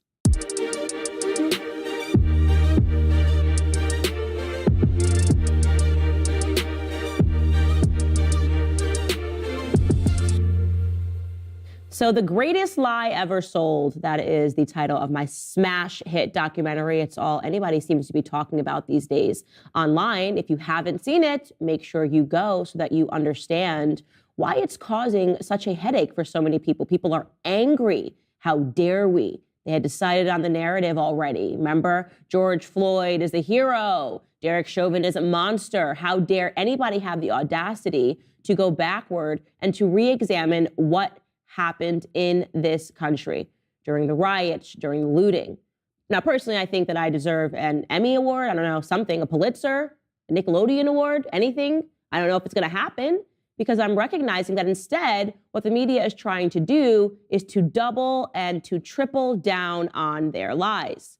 So my friend Ye, the artist formerly known as Kanye West, went on Drink Champs. This is a podcast. The funny thing is I was supposed to go with him, but I couldn't because my young son got sick that morning. And so I did not go down there. And what has happened is because Ye went and spoke about the documentary, he spoke openly, basically was giving a critique of a documentary, a positive one, a review, if you will. And he told the truth about the levels of fentanyl that were found in George Floyd's autopsy. He told the truth because he watched the documentary. He told the truth because he was at the premiere. And like many people who have seen the documentary, he is upset with how we were lied to, how Black America in particular was lied to. So because of this, Roxy Washington, that is the mother of George Floyd's daughter, so George Floyd's baby mama, she has retained the services of a law firm in preparation to file a $250 million lawsuit against Ye for the comments that he made about George Floyd's death. Wow, that is incredible. Imagine going on air and telling everybody about a documentary that you watched, a documentary that is completely factual, a documentary that had experts, a documentary that used excerpts from the trial itself, and you decide that your grift just must keep on grifting. Oh my gosh, I'm just gonna file a lawsuit against Ye. In case you didn't know this, guys, Ye has already given that family $2 million. Yes, because perhaps he even believed that it was a racist event, that Derek Chauvin did this because he hated Black men. And now some clarity has been provided. And he is trying to extend that clarity on a podcast to people who maybe have not seen the documentary yet. So let's first take a listen to Ye's actual statements that he made on Drink Champs. I watched the George Floyd documentary that Candace Owens put up. One of the things that his two roommates said was, they want a tall guy like me. They want a tall guy like me. And the day when he died, he said a prayer for, 8 minutes. Mm-hmm. He said a prayer for 8 minutes. They hit him with the fentanyl. If you look, the guy's knee wasn't even on his neck like that. When he said mama is his girlfriend. They said he screamed for his mama. Mama was his girlfriend. It's in the documentary. So I would like to first again impress upon you that Ye has already given this family $2 million. What do they do with that $2 million and the other millions and millions of dollars that came flooding in for them? Nobody knows. I know what they didn't do for documentary shows. They didn't go to George Floyd's house and pick up the stuff. They allowed his car to rot in the driveway. They didn't go visit the roommates or the last place that he lived for the 5 years preceding his death. They didn't care about any of that. They did get in front of cameras and cry. They did get in front of cameras and talk about, how much they loved him. The roommates, which is in a clip that we actually didn't air, told us that they had never even seen any of these family members. They'd never seen anybody that they saw on air talking about how much they loved him. It was the roommates that actually spent the most time with him for the last 5 years of his life. So it was interesting. It's a compelling story. How honest are they being in their expression of their emotions, of how close they were and how much they loved George Floyd himself? I don't know. We left that up to interpretation after the documentary. But here's what we know and what we stand by. We stand by the truth regarding the levels of fentanyl that were in George Floyd's body. And we're going to give you a clip, an excerpt from the documentary itself. Take a listen.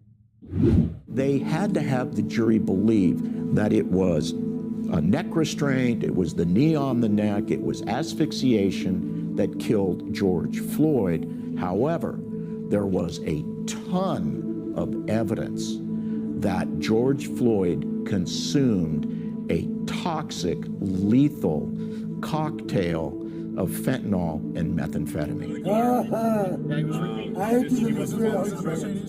Did it appear that Mr. Floyd said, I ate too many drugs? Yes, it did. Let's put it in perspective. 3 grains of fentanyl on the head of a lead pencil, enough to kill you, enough to kill me. And so they had to continuously inculcate the public to believe that Derek Chauvin intentionally, premeditatedly murdered George Floyd, and drugs had absolutely nothing to do with it. As Lindsay and the toxicologist presented that awful testimony. Do you recall describing the level of fentanyl as a fatal level of fentanyl? I recall describing it in other circumstances. It would be a fatal level, yes, in other circumstances. Had Mr. Floyd been home alone in his locked residence with no evidence of trauma, and the only autopsy finding was that fentanyl level, then yes, I would certify his death as due to fentanyl toxicity.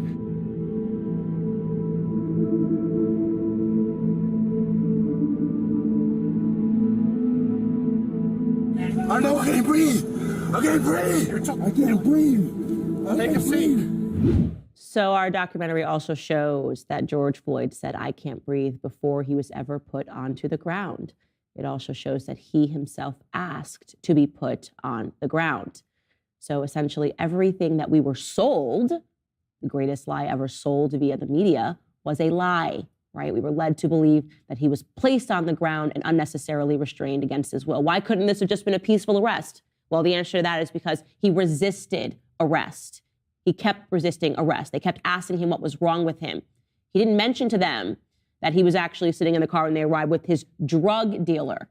We also go to show you that there was a chewed up pill that was found in the police cruiser that tested positive for Floyd's DNA, tested positive for fentanyl. So what do you think that George Floyd was doing with his drug dealer sitting in a car when he also dropped a chewed up fentanyl pill? What do you think that George Floyd was doing in that car? I'll leave it up to you. I don't know. If we're all going to pretend to be stupid, let's just leave it to the audience. What was he possibly doing? Just having a conversation with this drug dealer who refused to testify because he wanted to recuse himself because he had other pending charges that might implicate him? Think they were just hanging out, talking about the game? It is such an insult, a continued insult to the public's intelligence, that we have dropped an actual, factual documentary to reveal the truth. And in response to us telling the truth, they've decided to triple down on the lie. The media is behind this, without question. The media is behind trying to make people believe that there's anything actionable in this lawsuit against Ye. In fact, the lawsuit is such crap. I'm going to read you what it actually says. Ready? It says, this is the demand letter that is written to Kanye West. It says, "Mr. West, we are contacting you regarding your recent statements in reference to George Floyd and his manner of death. Our office represents Mr. Floyd's minor child and her mother. As you can expect, our clients are very distressed and hurt by the allegations that you made. Mr. Floyd's cause of death is well settled through evidence presented in the courts of law during the criminal and civil trials that were the result of his untimely and horrific death." Okay, we presented evidence from the trial. The evidence from the trial that never made it to the mainstream media. So it's completely ridiculous that you're pretending that this documentary doesn't have two legs to stand on. What you're actually upset on is that you are understanding that you are losing control of the narrative, as you should lose control of the narrative. Because as we also revealed, the $80 million that was raised on the back of the public believing that George Floyd was ruthlessly murdered by a police officer. And this lie was orchestrated by intentionally extracting meaningful portions of the trial. Yeah, none of that money actually went to help Black America itself. It did not go to the inner city communities. They are completely rotten today, right? We showed the increase in criminality and the increase in murder in the city of Minneapolis itself. So what they're doing is they are once again, and they are standing behind George Floyd's minor child to do this, they are once again trying to get ahead of the public demanding answers, right? The public should demand answers. A lot of money was stolen on the back of this lie. It is theft to take money, to report that you are doing it to further Black lives, and to do no such thing as what was done with Black Lives Matter. Now, the second portion of this, obviously, which they're upset about, is the fact that Kanye said that he wasn't even on his neck like that. All right, let's take another listen to my documentary. From the perspective of Miss Frazier's camera, it appears that Officer Chauvin's knee is on the neck of Mr. Floyd. Yes. Would you agree that from the perspective of Officer King's body camera, it appears that Officer Chauvin's knee was more on Mr. Floyd's shoulder blade? Yes. Yes, that is the chief of the Minneapolis Police Department saying that from the video he was watching as he is sitting in trial, he realizes that from the police body cam footage, it looks as though Derek Chauvin is actually kneeling on his back shoulder blade. And the footage from Darnella Frazier's cell phone showed from the front, not from the back. So that's important. Kanye told the truth. He told you what he saw in the documentary. He's essentially providing you a review. And yet, despite this demand letter went out and is asking that Ye refrain from publishing or causing to be published any other audio, video statement, any posts regarding George Floyd, his estate, his family, and the circumstances surrounding his death, including but not limited to his manner of death. So the demand is that Ye shuts up about the documentary. Shut up. We don't even care whether or not it's true. You need to shut up. You're not allowed to publish anything about this documentary. Well, guys, let me tell you something. Ye is not going to shut up. I spoke to him last night. He's not going to shut up. I'm not going to shut up. I'm certainly not going to shut up. This is the greatest lie ever sold. You're asking Black America to remain stupid. You're asking Black America to remain convinced that all we are victims of circumstances and that we play no role in those circumstances whatsoever. It takes 3 nanograms of fentanyl on the tip of a pencil to kill a human being, and George Floyd had 11 nanograms in his system at the time of death. And you want Black America to believe that it's just completely irrelevant. It's completely irrelevant. It's not irrelevant. That's always what you're asking Black America to be, emotional and irrational. And I'm sick of it. I'm also sick of frivolous lawsuits. You know, if this is actually considered credible, if you can sue somebody because you're feeling emotionally distressed because of them going out and saying things, well, then I think that I have grounds to sue George Floyd's estate. I have grounds to sue George Floyd's family for doing this little PR stunt. It's causing me a ton of distress. I feel angry and I feel upset with the fact that I am fighting for Black America to be freed from the lies while these people are fighting to keep them in the dark. This is unacceptable. I'm serious. I'm going to go out and I'm going to ask lawyers, if this is legitimate, can I sue George Floyd's family? Because I should be able to. In fact, we should be able to sue Black Lives Matter. We should be able to sue the media that is clearly colluding with George Floyd's family so that they can bury the evidence. Nobody is going to shut up. And I will fight tooth and nail for people to see the truth. And that's all I have to say about that. Okay, guys, so in the spirit of Halloween season, I have something really scary to tell you about, and that's meat recalls. In case you didn't know, there is so much uncertainty that comes with buying meat at the grocery store. Recently, 44 tons of meat products were recalled from retailers in Illinois, Kentucky, and Missouri for listeria. Plus, most grocery store meat comes from dairy cattle, which is incredibly low quality. For all of these reasons, I buy my meat from Good Ranchers. It's 100% American meat delivered right to your door, and it's all grass-fed and grain-finished without any added hormones or antibiotics. Unlike the grocery store, Good Ranchers has never had to do a recall, and they have a 100% satisfaction guarantee. And unlike buying from grocery stores, you always know where your meat is coming from. Right now, Good Ranchers is throwing in a huge October feast where you can get over 4 pounds of free meat when you go to goodranchers.com/Candace and use code Candace at checkout. That's 2 pounds of Wagyu ground beef and 2.5 pounds of chicken free with any purchase of a bundle box. Go to goodranchers.com/Candace and use code Candace at checkout. That's goodranchers.com/Candace and use code Candace at checkout to claim your special October feast offer. Okay, now it's time for some topics du jour.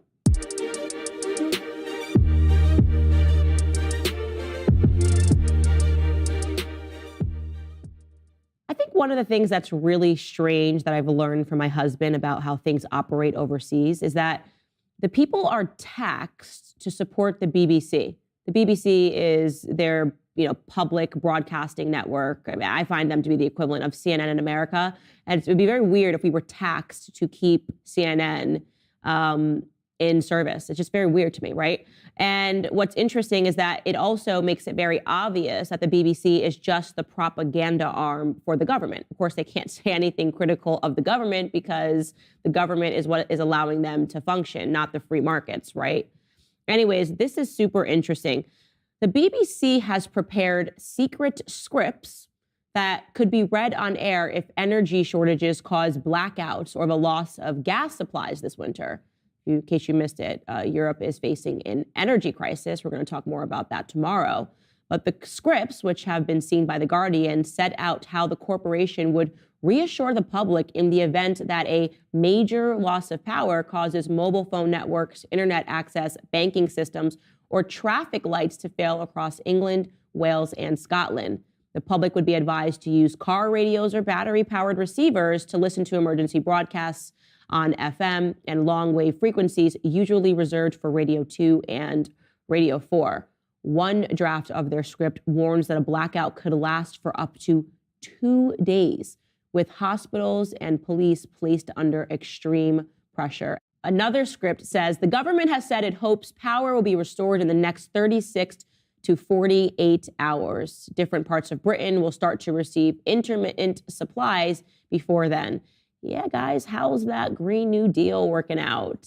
How's that we are no longer independent when it comes to energy, which is what every single nation should aspire to. You should not rely on others to turn your lights on. But of course, I don't know, in the West, we just have this idea that, oh, no, it's good that we should not be, drilling here. Fossil fuels are bad. Let's march against fossil fuels. Let's march against drilling. Let's march against the pipelines. Doesn't it feel good? Kumbaya. Oh, but we actually need to operate our cars and our vehicles. Oh, we need electricity for our electric cars. Where are we going to get this energy from? Oh, I know. Let's just get it from other countries. As long as we feel good, even if we're not doing good and we feel good, let's do it. That's honestly what all of the Green New Deal perspectives have been about. And of course, what it's leading to is more government power. And it sounds like Europe, and I shouldn't laugh because it's sad, but it sounds like Europe, especially with the Nord Stream pipeline having been recently attacked and not being able to sufficiently get the oil and gas that they need from Russia, they're going to be facing a crisis this winter. And their government is now preparing the propaganda that will go out. It's probably going to say, we're all in this together. I know that we, the government, have the lights on, and we are obviously going to make sure that we have the energy first and that we are probably still flying around private. But the messaging that needs to go down to the little people is that we're all in this together. So go out and get some wood and start a fire, because they know what is happening and they know that it is not the government that will solve this, although it is the government that caused these issues. Moving on, this is very weird, and I promise you it's real. When I was shown it, I thought it was a joke. I thought it was a Saturday Night Live unfunny spoof, maybe. I thought maybe it was a Babylon Bee headline. It's not. Rep. Eric Swalwell of California, you know him, he sucks.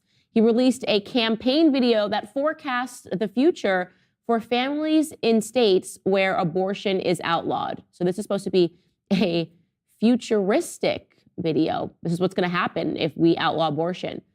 The video for the former prosecutor is entitled Lock Her Up, and it opens with a family that is sitting around a dinner table when suddenly 2 police officers knock on the door and announce that they are going to be arresting the mother for unlawfully terminating a pregnancy. Take a listen.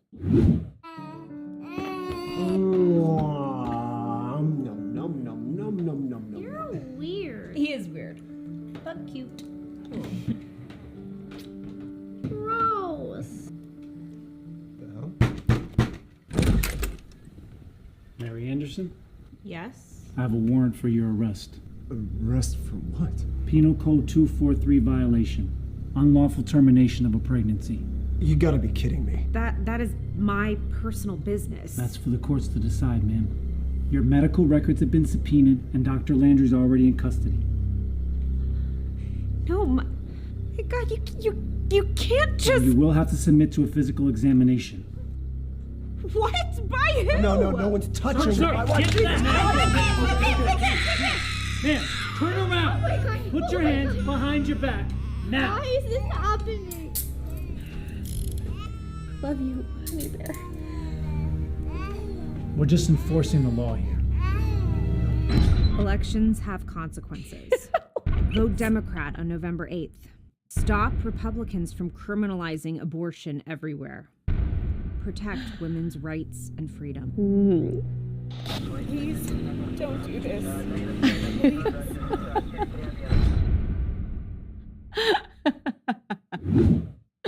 They are correct. Elections have consequences. In California, you elected an idiot. His name is Eric Swalwell, and he actually thought that this was a good video. This is actually premiering. I mean, could you imagine watching this on TV and actually thinking that it's a joke and it's real? Like he thinks this is going to rally the troops behind him. Oh my God, it's so true. If I don't vote for Eric Swalwell, then obviously the police are going to be knocking on my door and they're going to pull out their guns while there's a baby sitting in a high chair. I mean, it's just stupid. I mean, this is it. This is all they've got. It's just this never-ending fear campaign to try to push and force through their policies. I mean, first and foremost, the great irony, by the way, is that there is no state that gives parents less control over their children than California, right? If you're going to talk about the dystopian nightmare that is California, I remember when I was doing my series, A Shot in the Dark, which I released on Parler, talking about why I chose not to vaccinate my children. Neither of my children are vaccinated. I'm very proud and open about that. I don't mind if you do something different, but this is how I live my life. And I remember all of the moms who were writing to me from California were saying, okay, but we literally don't have the option to choose that in California.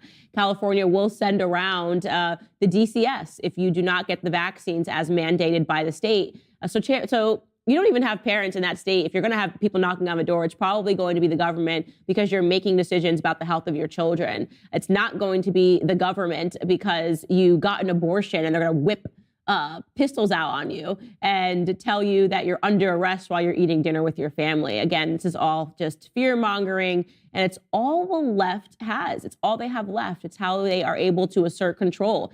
And if there's any person that is watching that going, yeah, that's why I have to vote, then you represent a very real argument of why there should be a basic IQ test before you're allowed to vote.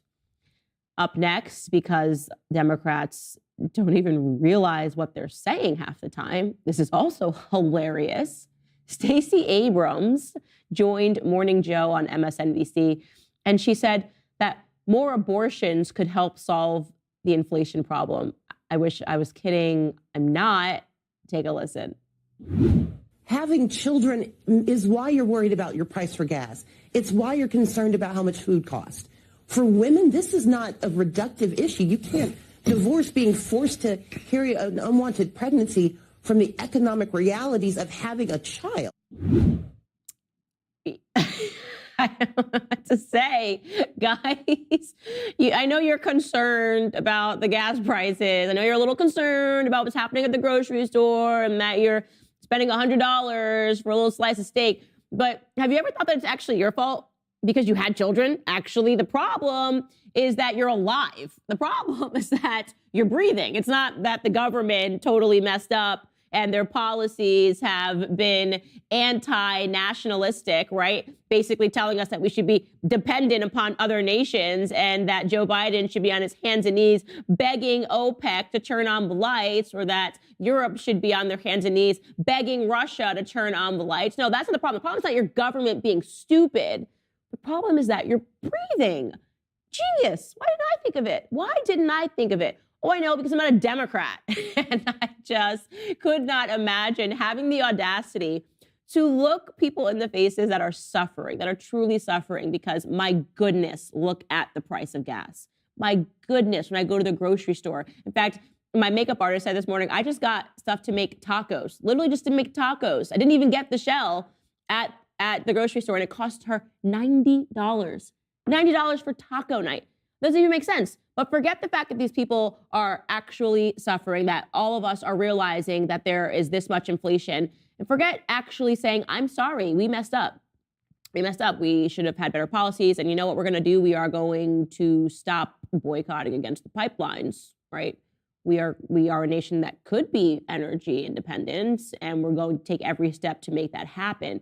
Rather than doing that, they are draining our oil reserves and getting their politicians on stage to tell you, stop breathing, essentially. Just stop breathing. Stop creating so many people that breathe. You know, it's basically like saying, stop being poor. That's it. That's the message from a Democrat Party. Up next, guys, and speaking of things that are hilarious, there was a girl on TikTok. She says that she went to high school with me, and she dropped a video basically calling me a fraud, and a hurt fraud, though, because of what I lived through in high school. This, again, is a reaction. There's been tons of TikTok videos that are being made by individuals because of my George Floyd documentary. It's very problematic to tell the truth. And so now the media is platforming anyone and anything that is against Candace Owens. Let's take a listen to what she had to say. I don't want to be a part of this culture. You can stick around if you want. You can go watch the original video for context. I got something to say to Candace. She's probably never going to see this, but I just want to say my piece. I see it. Hey, Candace. Hey, girl. You remember high school? I remember high school. It was quite a while ago. It was like 15 years ago. You remember 2007? I remember 2007. Yeah. I remember some very horrible things happened to you in 2007, and some very racist white children called you, including the mayor's son, and said some very racist things to you and threatened your life. That should have never happened to you. That was terrible. I remember you sued the school board for that. You did? I remember because everybody was talking about it. My family was talking about it. My grandma was calling up your grandma. The entire school system was talking about it. It was a huge deal because the mayor's son was involved, and you had the NAACP backing you up when that happened, and they got you your settlement. I think you should have gotten more, because I am always ready to let racists' pockets bleed.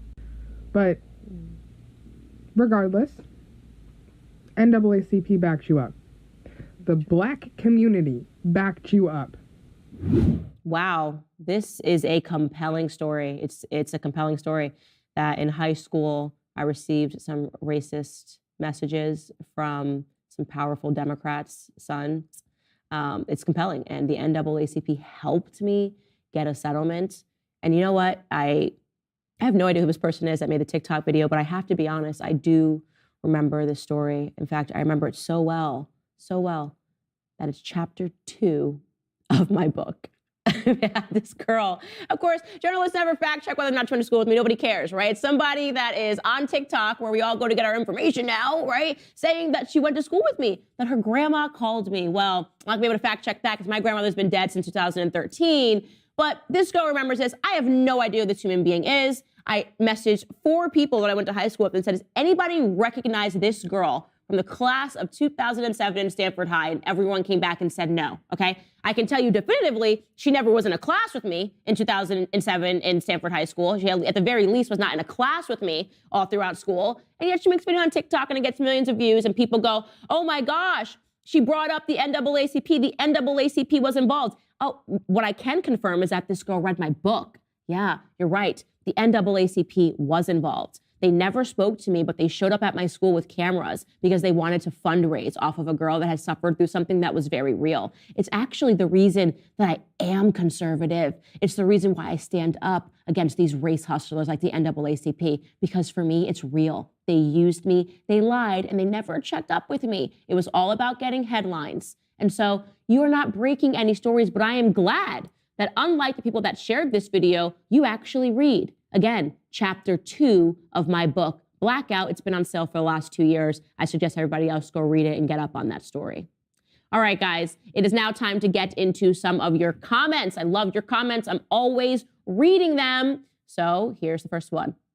So this one's from Noelle, and she is responding to me defending Matt Walsh. We still don't know why Matt Walsh went viral over anime and him just saying, just feels satanic.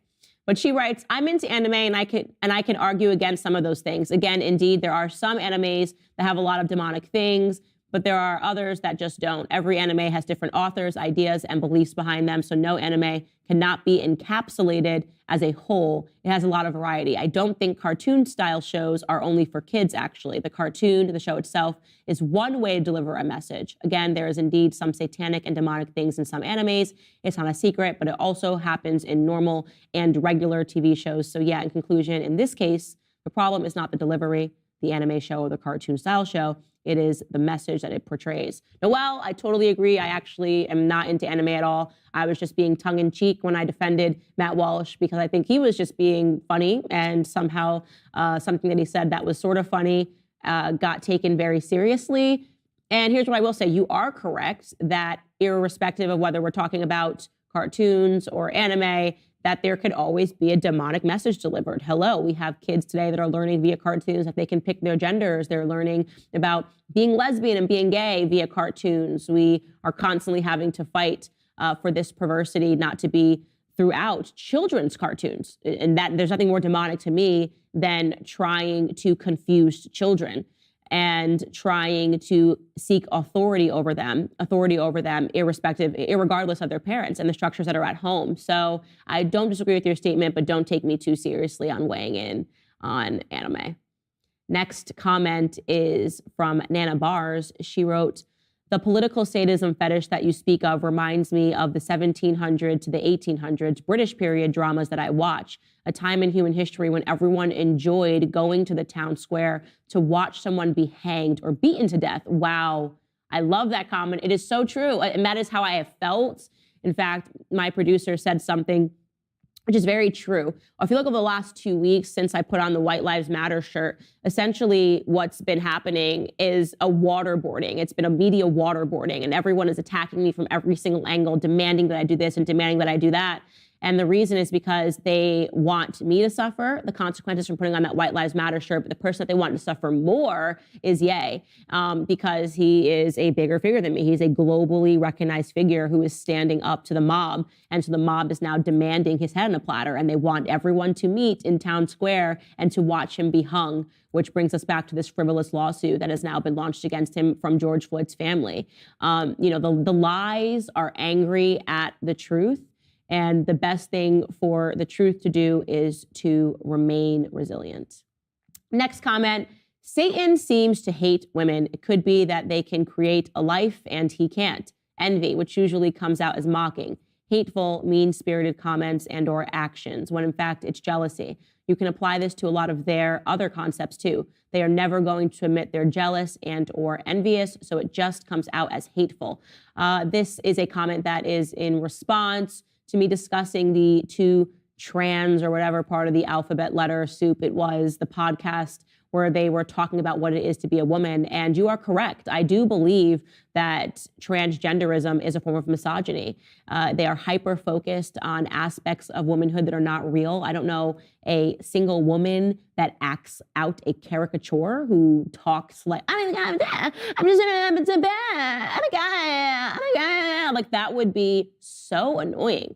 It would be so annoying if there was a woman that acted like that, because it would seem like theater. It would seem like something that you expected to see when you went to watch a play. It would seem like a stand-up comedic act that is just saying, mocking women, essentially. And the fact that this has been allowed to go on so long and people don't understand why women are upset about it, women like J.K. Rowling, who have stood up to the mob and said, this is not okay. Being a woman is a real thing. We go through real struggles, and allowing a man to put on a wig and pretend that that's it, that's all it took, is allowing men to laugh at us, and it needs to stop. Final comment from Shannon Matthews. I buy a lot of beauty products at Ulta. Clearly, we now need an alternative. We have Jeremy's razors. I think it is time for the Daily Wire to launch Candace Beauty. I love that. I take that comment as a badge of honor. We do need that, actually. I would love to get into makeup. I'd probably be very difficult to work with because I'm very specific. So I'm not about ever selling to women something that would make their skin break out. I was traumatized by what happened with me with MAC products. In fact, this is a true story. When I first started working here, there was a advertiser that wanted me to read ads for them. And I went and I used the product and my face broke out, and I refused to read the ads because I said it is a sin to promote to women something that is actually going to hurt their skin. And I will not do it. I will never do it. That is, if you want to talk about the greatest lie ever sold, it's MAC Studio Fix Fluid. All right, before we continue, I want to talk to you about ExpressVPN. ExpressVPN is an app that encrypts all of your network data and reroutes it through a network of secure servers so that your private online activity stays private. Have you ever read the fine print that appears when you start browsing in incognito mode? It says that your activity might still be visible to your employer, your school, or your internet service provider. That's not really incognito. Every time you connect to an unencrypted network, cafes, hotels, airports, any hacker on the same network can gain access to your personal data. Hackers can make up to $1,000 selling just your personal information on the dark web. And by the way, it doesn't take much technological knowledge to hack someone. A 12-year-old with access to a cheap hardware could do it. That's why I use ExpressVPN. ExpressVPN creates a secure, encrypted tunnel between your device and the internet so that hackers can't steal your data. It's easy to use and it works on all devices, phones, laptops, tablets, and more. Secure your online data today by visiting expressvpn.com/Candace. That's expressvpn.com/Candace. You can get an extra 3 months free. expressvpn.com/Candace. Ladies and gentlemen, that is all that I have to say today. All right, you know, the next portion of the show is going to be available exclusively on Daily Wire Plus. So if you're not yet a member, go ahead and click the link in the description and subscribe right now.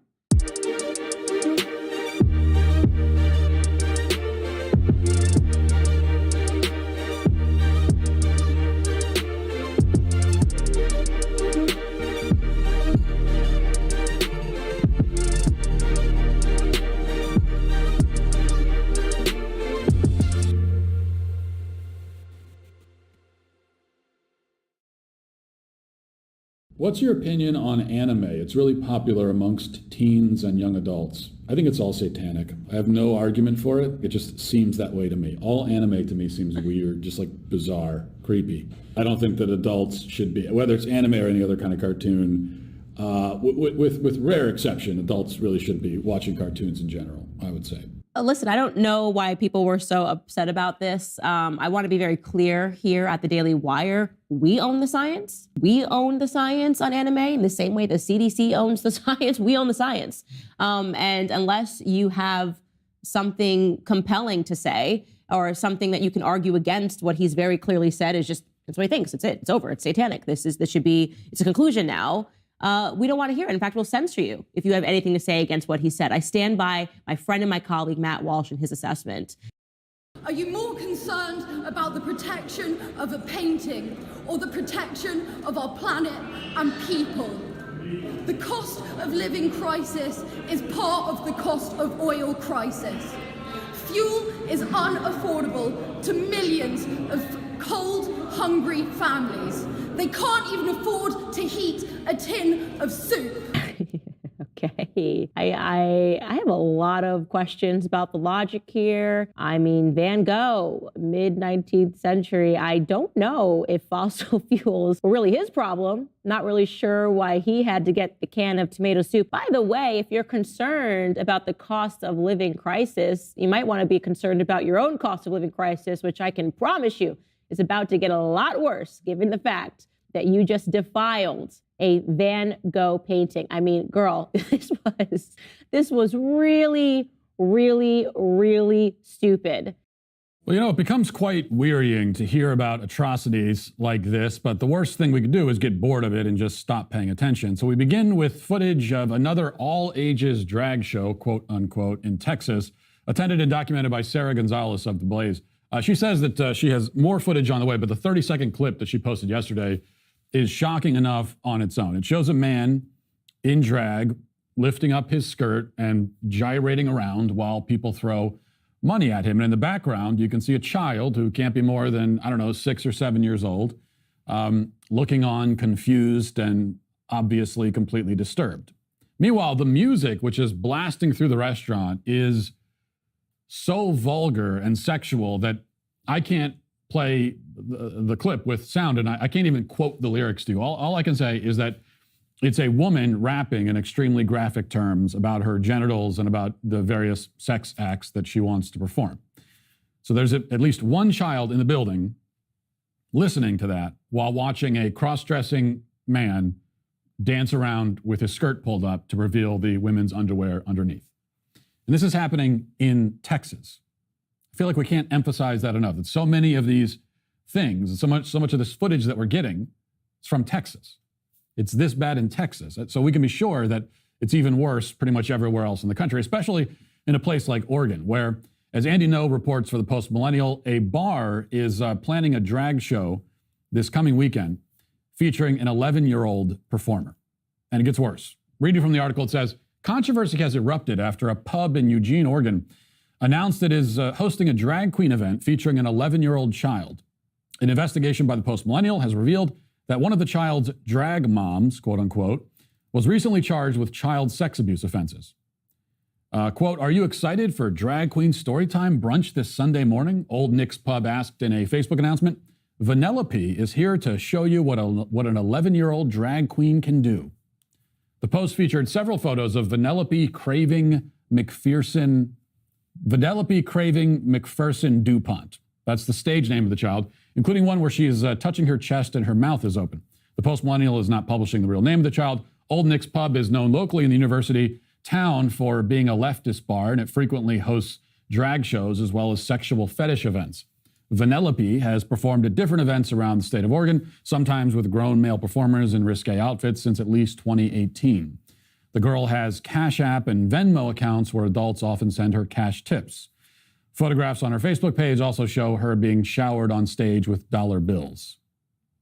By the way, as you may note there, this article and others that I've read about this refer to the child as her. But if this is a drag queen, then you would think that would mean the child is actually a boy, unless they've now started dressing little girls up like drag queens too, which maybe they have. I'm not sure what's the case here, but either way, whether a girl or a boy, drag is an inherently sexualized burlesque performance, and there is no universe in which it would be acceptable to include children, either male or female, in such a spectacle, in any capacity, whether as spectators or especially as performers.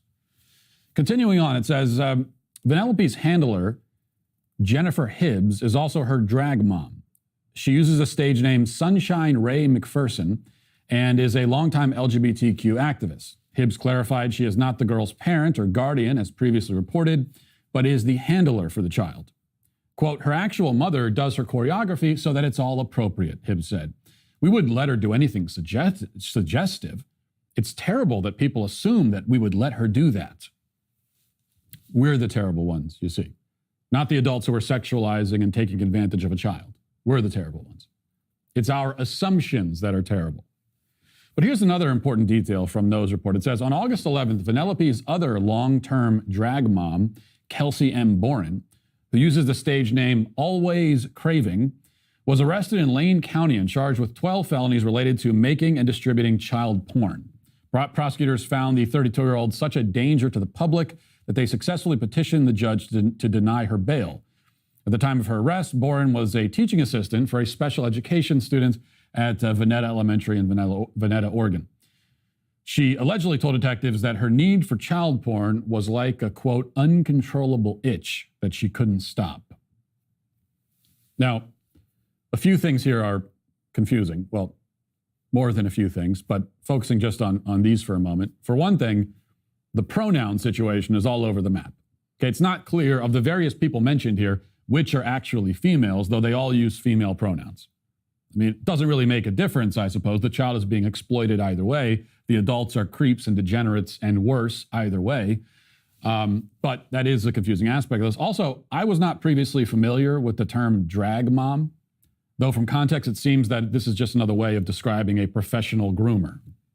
The, quote, drag child is handed over to the drag mom to be groomed and conditioned. It seems to be essentially a sort of pedophilic, predatory farm system that the groomers have set up. So, what can be done about this? That's really the question. We've established that this is happening, and it's only getting worse over time. Progressivism does what the name suggests, what the label suggests. It's progressivism, so it progresses, except that it progresses in the same sense that, say, cancer progresses. It keeps spreading and getting worse and eating away at our civilization until it is stopped, or until it destroys its host. And just like cancer, stopping it is not a gentle or a painless process. The farther along the cancer is, the more aggressive you have to be in fighting it. Culturally, we are approaching, if we haven't already reached, a terminal state, which means we have to be all the more aggressive, which calls for two things. First, obviously, involving children in drag events in any capacity should be outright criminalized everywhere. There is no other way. You know, this doesn't stop until police are breaking down the doors at these places and carting the adults away in handcuffs. Charge them all as pedophiles. Throw them in prison, and whenever they get out, if they do get out, put them on the sex offender registry for life. That man in the first clip dancing around with his skirt up should be treated legally as a child predator. That's the level of protection that our children are owed, and the people sexualizing and exploiting them are owed that level of punishment. This is something that needs to start in red states. And if Republicans take over the White House, it should be handled on the federal level as well. I know that that Republicans in Congress have just put out a bill that would that calls for the defunding, that forbids the federal government from funding or facilitating the sexualization of children in any form, and that includes sexually explicit material being handed out in schools. That includes drag queen story hours and all the rest of it. And that's good, because certainly we should not be funding or in any way facilitating any of that. But we've got to go far beyond that. This should all be criminalized. Second, we don't have to wait for lawmakers to get their act together. We can act by heaping shame and scorn on the adults responsible for this. Public shame is an indispensable tool. It's one necessary for a civilized society to function. But it's one that we have, historically become quite shy about using. And when I say we, I don't mean the left, because the left, they're not shy about it. They'll shame their enemies without hesitation. They'll destroy your life and your reputation if they can. So public shame is their number one tool. It's their favorite tool to use. The difference is that they are most often heaping shame on people who don't deserve it, and they're doing it as a means of avoiding intellectual engagement. We, on the other hand, should be making social pariahs out of people whose behavior warrants it, because we have tolerated far too much. The very people who are the quickest to wield shame as a weapon somehow convinced us that we shouldn't use it ever. Oh, it's wrong to shame people. You can't shame people, they say, while they go around shaming everyone. The effect is a culture where people can do the most shameful things without any shame at all. Notice how all these places, they advertise their child drag queen shows, and they're all, quote, all ages drag shows and all the rest of it. And it's the same story over and over again. They advertise it. They put the flyers out. They put the stuff up on Facebook. They oftentimes will post their own videos of these things. And then they start scrambling and panicking when the backlash comes. Now, you might think, well, that's an act. They're pretending. But I don't think it is an act.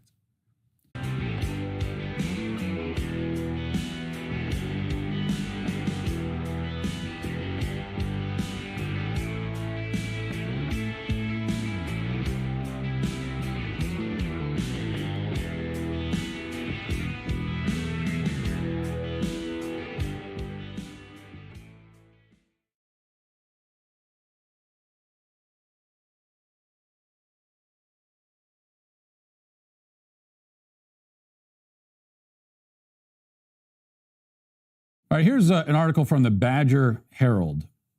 It says, as the University of Wisconsin campus prepares to host Matt Walsh, a right-wing political commentator, members of the LGBTQ and gender non-conforming communities on campus have expressed feelings of hurt and concern.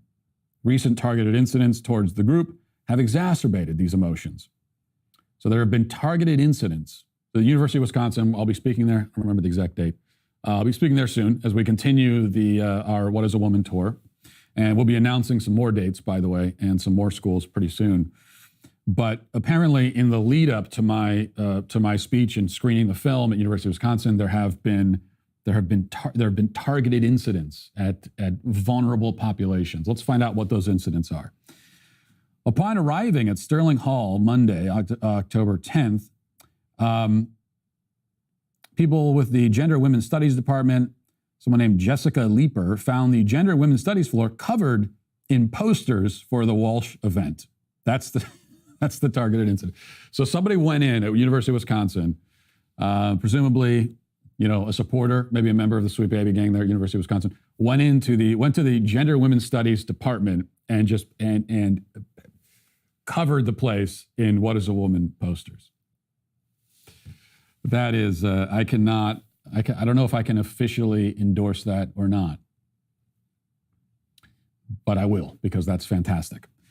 When Leeper first arrived, she only saw a couple of posters and said she was annoyed but not surprised. But upon further investigation, she found that every bulletin board and chalkboard in the hallway had been covered in the posters. think we have some pictures we'll put up for you too. While Leeper did not count the exact number of posters she took down, she estimated that it was at least 40. Leeper found only 1 or 2 event posters in the other departments in Sterling. So this is the incident that happened. Continuing along, according to Leeper, there's a lot of hurt, anger, and exhaustion among the TA students in the department. Quote, any credibility the university had in an academic commitment to providing speakers of diverse opinions is lost in the wake of Monday's targeted act of hate speech. It's a targeted act of hate speech to just put up a poster for my event. You know what? Go back. They took them all down. Go back and I'm calling on the Sweet Baby Gang. Go back and put the posters back. Just keep putting them back up there. Take them down, put them up. Hey, this is fair play because the left constantly tears down the posters, no matter what campus I go to, no matter where the posters are put up, the leftists come along and tear them down. So this is the game you want to play. This is what we'll play. She continued, YAF has now, with this action, made it abundantly clear that their goal with bringing Walsh to campus is to intimidate and endanger the trans and gender nonconforming community. Explain that to me, Jessica Leeper. I want you to explain, and maybe you can. Maybe you can explain it. But explain in precise detail how you have been endangered by seeing a poster, by seeing a small, like a piece of paper, a yellow piece of paper that says, "What is a woman on?" How does that endanger you? Can you elaborate? I'd like to hear you elaborate on that. If you can prove to me that simply, and I don't know how this would work physically. Okay, I don't know what the physical mechanism is. I don't know the science behind it, but maybe you can describe it. Maybe you can explain it to me. If you can prove to me that simply seeing the poster will lead directly to physical harm or death, if you can prove that to me, then maybe I would call off the Sweet Baby Gang and say, stop putting the posters up. I don't want to have, I don't want there to be bodies all over the place, people that are hurt and dying because they saw a poster. So if you can explain that, then I'd love to hear it. Leeper filed a bias incident report to the Dean of Students. The report asks the school to take the incident seriously as a targeted act of hate speech and revoke YAF's permission to use the Great Hall for their event. There has not been any follow-up to the report at this time. And then we have more interviews with the Gender Studies Professor department. This is all great. A student in the Gender and Women's Studies department who wished to remain anonymous due to privacy and safety concerns said that more than anything, they were concerned for the safety and well-being of the trans, non-binary, and GNC community on campus. Quote, we were already upset about Walsh with an explicitly anti-trans project coming to campus. And to me, the event organizers bringing their hate directly to this space just furthers my concern over the whole event and the university's ongoing lack of care for its marginalized students.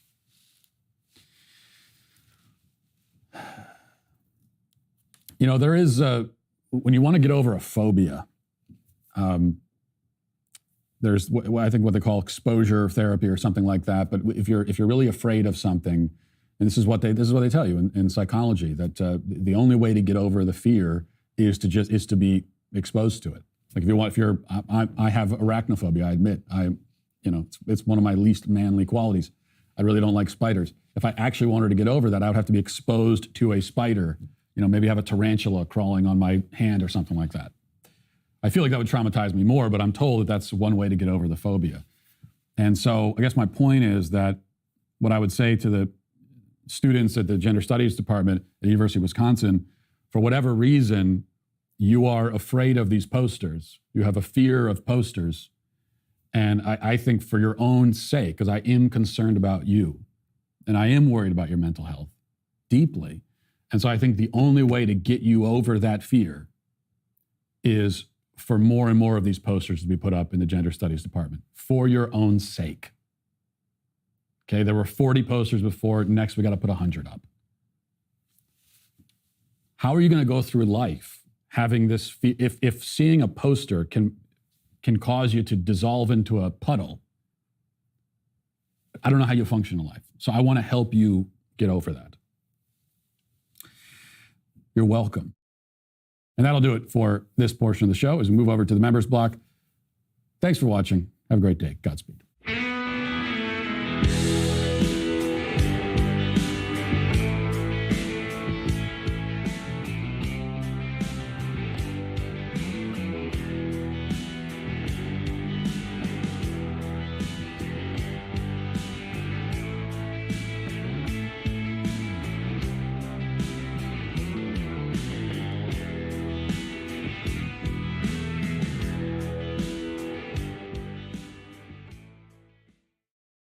First question.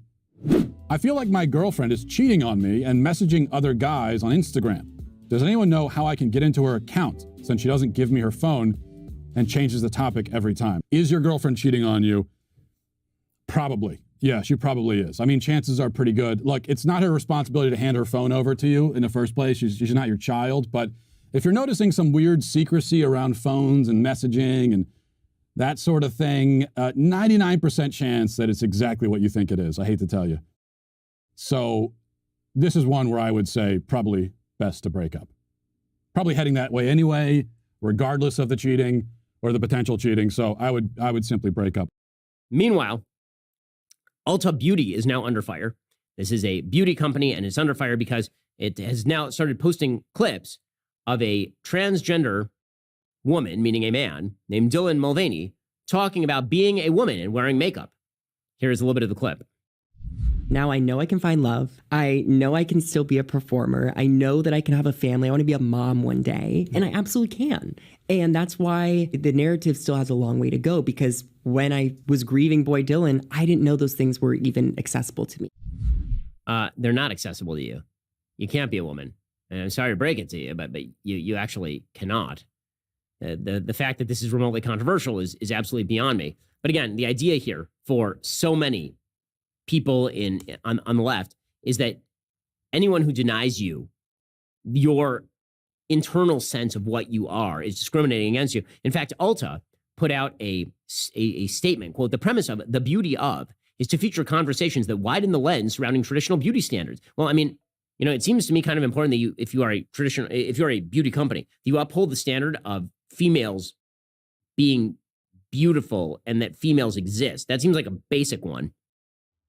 But apparently, just putting men on your shows to talk about how they too can be a mother, that's in no way demeaning of women. Amazing. So you can just slap on some makeup, raise your voice a couple of pitches, and then say that you're a woman, and we're supposed to all just kind of nod and go along with it. They say, quote, we believe beauty is for everyone. And while we recognize some conversations we host will challenge perspectives and opinions, we believe constructive dialogue is one important way to move beauty forward. The intersectionality of gender identity is nuanced. Ooh, that's a lot of buzzwords. Something Dylan and David acknowledge themselves within the episodes, regardless of how someone identifies, they deserve our respect. Well, I mean, you shouldn't hurt people, but no, you don't deserve my respect as in my acceptance that you're a woman if you're not a woman. Nothing says that you're entitled to this at all. This is one of those areas we talked a little bit earlier about on the show, the disconnect between the wild woke of Twitter and the rest of the world. And part of this is pressed on by elements of the media who are trying to get those blue checks to simply loud them. You get this a lot from Jon Stewart, right? Jon Stewart did an interview recently with the lieutenant governor of a Republican state in which he grilled her about her anti-trans activism, and everybody cheered. Oh, it's so amazing, Jon Stewart. Oh. Okay, now John Oliver is jumping on that train as well. Here is John Oliver trying to suggest that men can be women and women can be men. Of course, I mean, it's just common sense. But set aside the notion that it is worth sacrificing protections for a vulnerable group to chase a winning formula. Let's also remember that it's not actually the left talking about trans rights non-stop. It's Republicans who see an advantage in demagoguing this issue. And to ignore them doing that is to allow them to have real calamitous impacts on people's lives. A few years ago, Vice profiled a girl named Kai Shapley, and just watch how happy she is talking about her hopes for a future until she remembers something that changes her mood. Mom says I might grow up to be the president. Yeah? What would you change about the world if you were president? Let trans people be free and go to the bathroom they want to go to. Are you able to use the girls' bathroom at school? No. And now they just put security guards for the bathroom security or whatever. Oh, I hate that. That is brutal. It is so dark, it's genuinely hard to watch. It's amazing how our comedy set has now morphed into actual Democratic-leaning legislators. It's pretty astonishing. All right, we've reached the end of today's show. We'll be back here with much, much more tomorrow. This is The Ben Shapiro Show.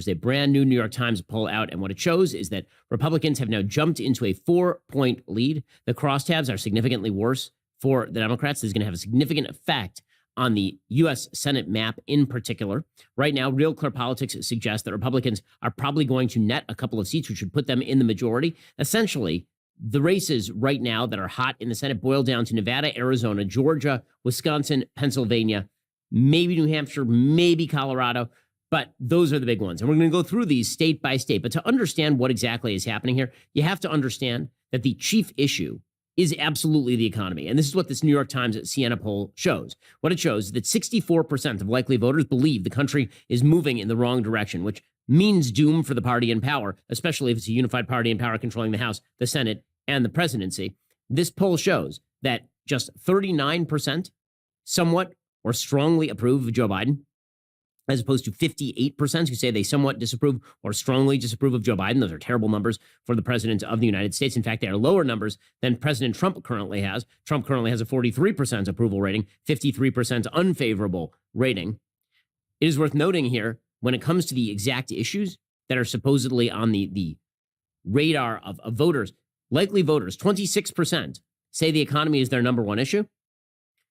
18% say inflation or the cost of living is their number one issue. No other issue here, with the exception of just the state of democracy, ranks above 8%. So that means 44% of voters say that their top issues are issues that cut in favor of Republicans. 44%. Again, abortion is a 5% issue.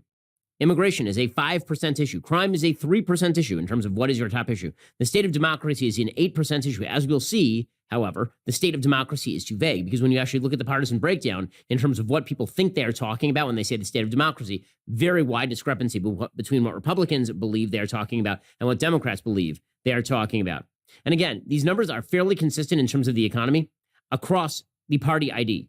So 35% of Republicans say the economy is their top issue. 26% of independents say it's their top issue. 17% of Democrats say it is their top issue. Inflation or the cost of living, 23% of Republicans say top issue. Independents, 14%. Democrats, 17%. 8% of Democrats say abortion. 7% of independents say abortion. 12% of Republicans say immigration. So it's really kind of, for Republicans, their second issue is immigration. For Democrats, their second issue is abortion. And then when you go down to the state of democracy, what you see is that 11% of Democrats say that this is their main issue, meaning slightly above abortion, actually, so abortion comes in number 3. 9% of Democrats, and 9% of independents, and 4% of Republicans. Now, what's really fascinating about this poll is what it shows is actually fairly broad spectrum agreement on a fair number of issues that demonstrate the difference between the online reality and the real world. And this is important because candidates who tend to cater to the online reality are going to suffer in the polls. And we're going to see this when you go state by state. The candidates who tend to be very online are the ones who are doing worse. The ones who tend to be out there hobnobbing with the actual voters and trying to cater to actual human beings, those are the ones who are doing better. The reason I say this is because if you look at this poll, they asked some interesting questions. They said, thinking about the people you meet, do you think other people's political views tell you a lot about whether someone is a good person, a little about whether someone is a good person, or don't tell you anything about whether someone is a good person? And what they found is only 14% of people said that someone's political views told you a lot about whether someone's a good person. 35% said it told you a little, and 39% said it didn't tell you anything at all. And those numbers are really, really consistent between Republicans and Democrats, actually. 19% of Democrats say that politics tells you a lot about whether somebody is a good person. Only 19%, less than 1 in 5, Democrats. 15% of Republicans, 8% of independents think it tells you a lot about a person, what their politics are, whether they are a good person or not. Only 20% of likely voters say that they've had disagreements recently with family or friends over political issues that hurt the relationship. And again, these numbers are fairly consistent. That's 23% of Democrats, 16% of Republicans, 20% of independents. The vast majority of Americans are happy to have conversations with their family and friends, even if they differ on politics. There's also broad spectrum agreement that the government mainly works to benefit powerful elites. Now, one of the things that's shocking here, actually, this is actually a shocking question. When you look at the party breakdown, 75% of Republicans believe the government is there to benefit powerful elites. 69% of independents say the same thing. Only 58% of Democrats agree. So Democrats are not in line with independents here. And when it comes to whether the president should follow existing rules, there's actually a fairly consistent level of agreement between Republicans and Democrats that the president shouldn't just violate the law willy-nilly. So if you have a very online president who's just willing to, say, relieve student loan debt without any further discussion about the legality of that, that actually is not something that's going to be wildly popular with any element of the political spectrum. As far as the question that the media have really pumped up about whether America's political system is on the verge of bankruptcy, whether wide-scale violence is going to break out, apparently about 46% of likely voters say that the American political system can still address the nation's problems. 48% say it's too divided politically to solve its problems. Now, the reality is that most of the nation's problems are not solvable politically. Most of them are going to happen socially, in your community, in your family. But again, very consistent numbers here. 46% of Democrats, 46% of Republicans, 47% of independents believe that the government can still address the nation's problems, as opposed to 45% of Democrats, 49% of Republicans, 51% of independents who believe that we are now too divided politically to solve America's problems. As far as whether American democracy is currently under threat, again, very consistent numbers. Most Americans believe that American democracy is currently under threat. They just believe that based on varying sources of the threat. Democrats here say presumably Donald Trump is the biggest threat. Republicans say that the biggest threat is Democrats. So not a giant shock right there. But what this really shows is that when you get beyond President Trump, there actually is fairly broad-scale agreement that the government is not supposed to overstep its boundaries, that the government is not capable of solving all of our problems, that the major threats to democracy are basically about our inability to get along. By the way, 54% of independents believe that the media is a major threat to our democracy. 85% of Republicans agree. Only 34% of Democrats think the same. I will say that even among Democrats, 67% say that the mainstream media is either a major or a minor threat to democracy, which is kind of astonishing. So, what does all of this mean? Well, what it really means when it comes down to the election is that the economy is everything. And the reason the economy is everything right now is because the economy is about to go into recession if it's not already in recession. According to Bloomberg, a U.S. recession is effectively certain in the next 12 months in new Bloomberg economics model projections, a blow to President Joe Biden's economic messaging ahead of the November midterms. The latest recession probability models by Bloomberg economists Anna Wong and Eliza Winger forecast a higher recession probability across all time frames, with the 12-month estimate of a downturn by October 23 hitting 100%. That is up 65% for the comparable period in the previous update.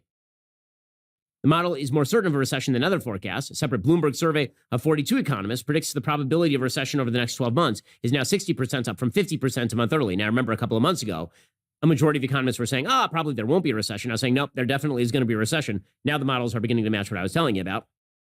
According to the Wall Street Journal, the U.S. is forecast to enter a recession in the coming 12 months as the Federal Reserve battles to bring down persistently high inflation, the economy contracts, and employers cut jobs in response, according to the Wall Street Journal's latest survey of economists. On average, economists put the probability of recession in the next 12 months at 63%.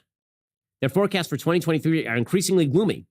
Economists now expect gross domestic product to contract in the first 2 quarters of the year, a downgrade from the last quarterly survey where they penciled in mild growth. On average, the economists now predict GDP will contract at a 0.2% annual rate in the first quarter of 2023 and shrink 0.1% in the second quarter. In July's survey, they expected a 0.8% growth rate in the first quarter and a 1% growth rate in the second.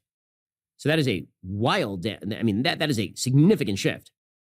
You're talking about a shift of a full percentage point here in both of in both the growth rate in the first quarter and the growth rate in the second quarter. Those are big numbers. Employers are expected to respond to lower growth and weaker profits by cutting jobs in the second and third quarters. Economists believe non-farm payrolls will decline by 34,000 a month on average in the second quarter, 38,000 in the third quarter. According to the last survey, they expected employers to add about 65,000 jobs a month in those 2 quarters. Again, the inability here of the Federal Reserve to achieve a soft landing after jacking up the amount of money in the economy by injecting $7 trillion into the economy and placing the interest rates at zero. Now that you have to ramp up those interest rates spectacularly, it would be a shock if there weren't some sort of crash right here. But meanwhile, Joe Biden is trying to happy talk his way through this with a mouthful of ice cream. Here was the president over the last couple of days.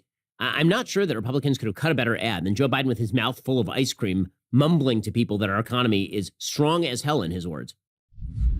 Just one more economic one. Are you concerned about the strength of the dollar right now? I'm not concerned about the strength of the dollar. I'm concerned about the rest of the world. Does that make sense? Can you explain that? Yes. Our economy is strong as hell. The internals are. Inflation is worldwide. It's worse off everywhere else than it is in the United States.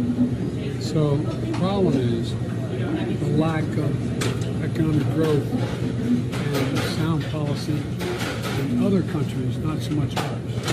And that's it's worldwide inflation. That's consequential. And now he's going to pretend he sees somebody. Or does he? No one knows. So the man is eating ice cream and telling you about how the economy is great. That is almost literally a let them eat cake moment there from Joe Biden. Let them eat Rocky Road, says Joe Biden. So strong stuff there from the president of the United States. I wonder why Democrats are sinking in the polls. Meanwhile, Karine Jean-Pierre, the wildly untalented press secretary, she says, she was asked whether the Inflation Reduction Act, like we were promised that it was going to reduce inflation at some point in here. Got any plans for it to do that at all? Here's Karine Jean-Pierre's response.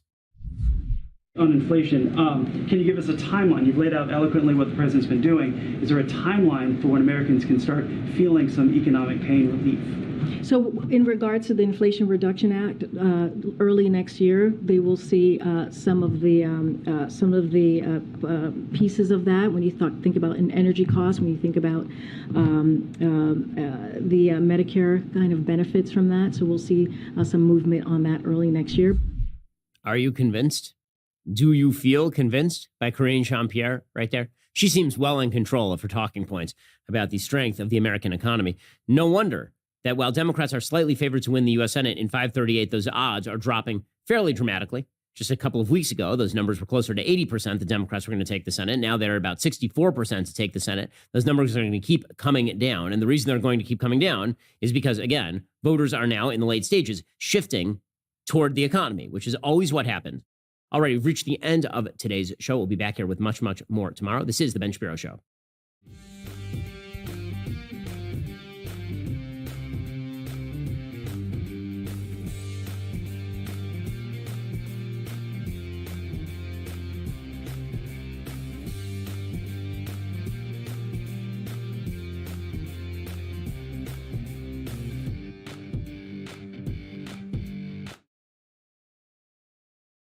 I know that I can have a family. I want to be a mom one day, and I absolutely can.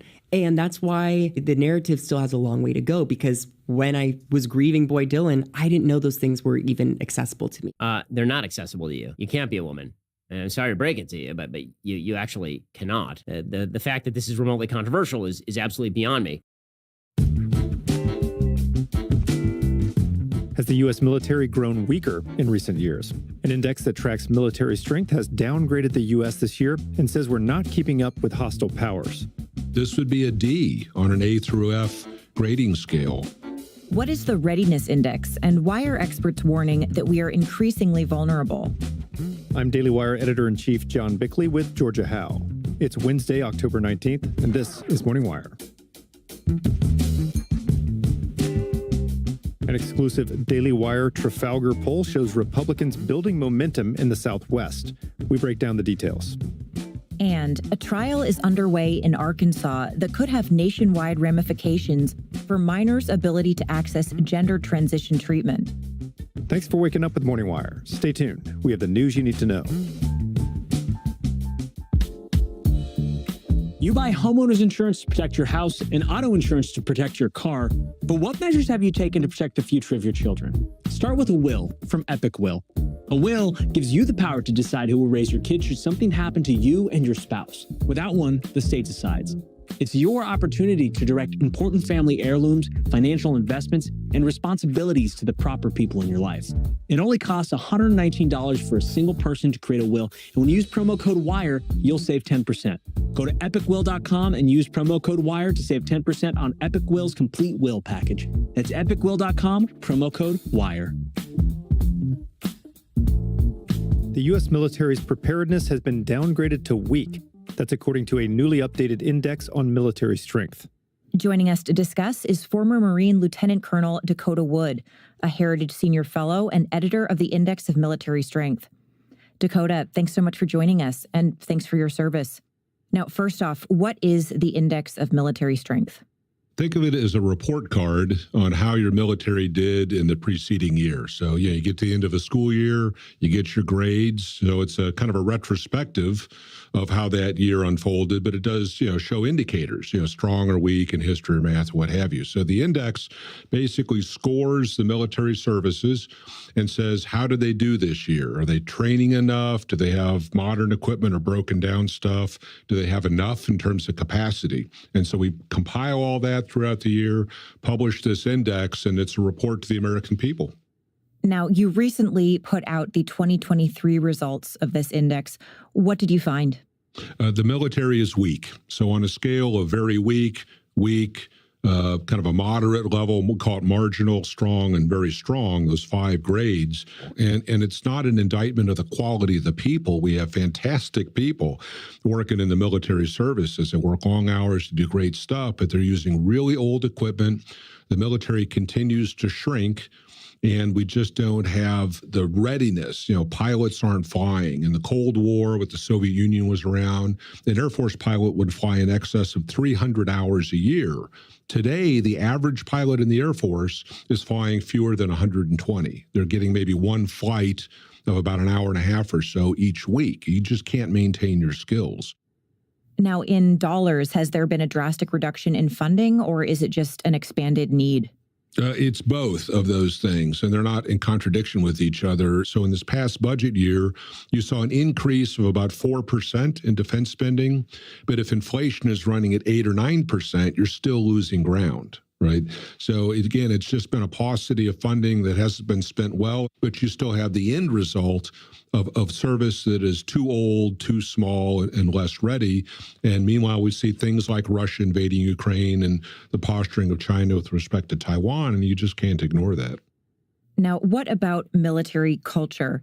We've seen some stories this year about the proliferation of things like DEI training in the military, which some people have blamed for deteriorating culture and cohesiveness. Do your metrics capture changes like that?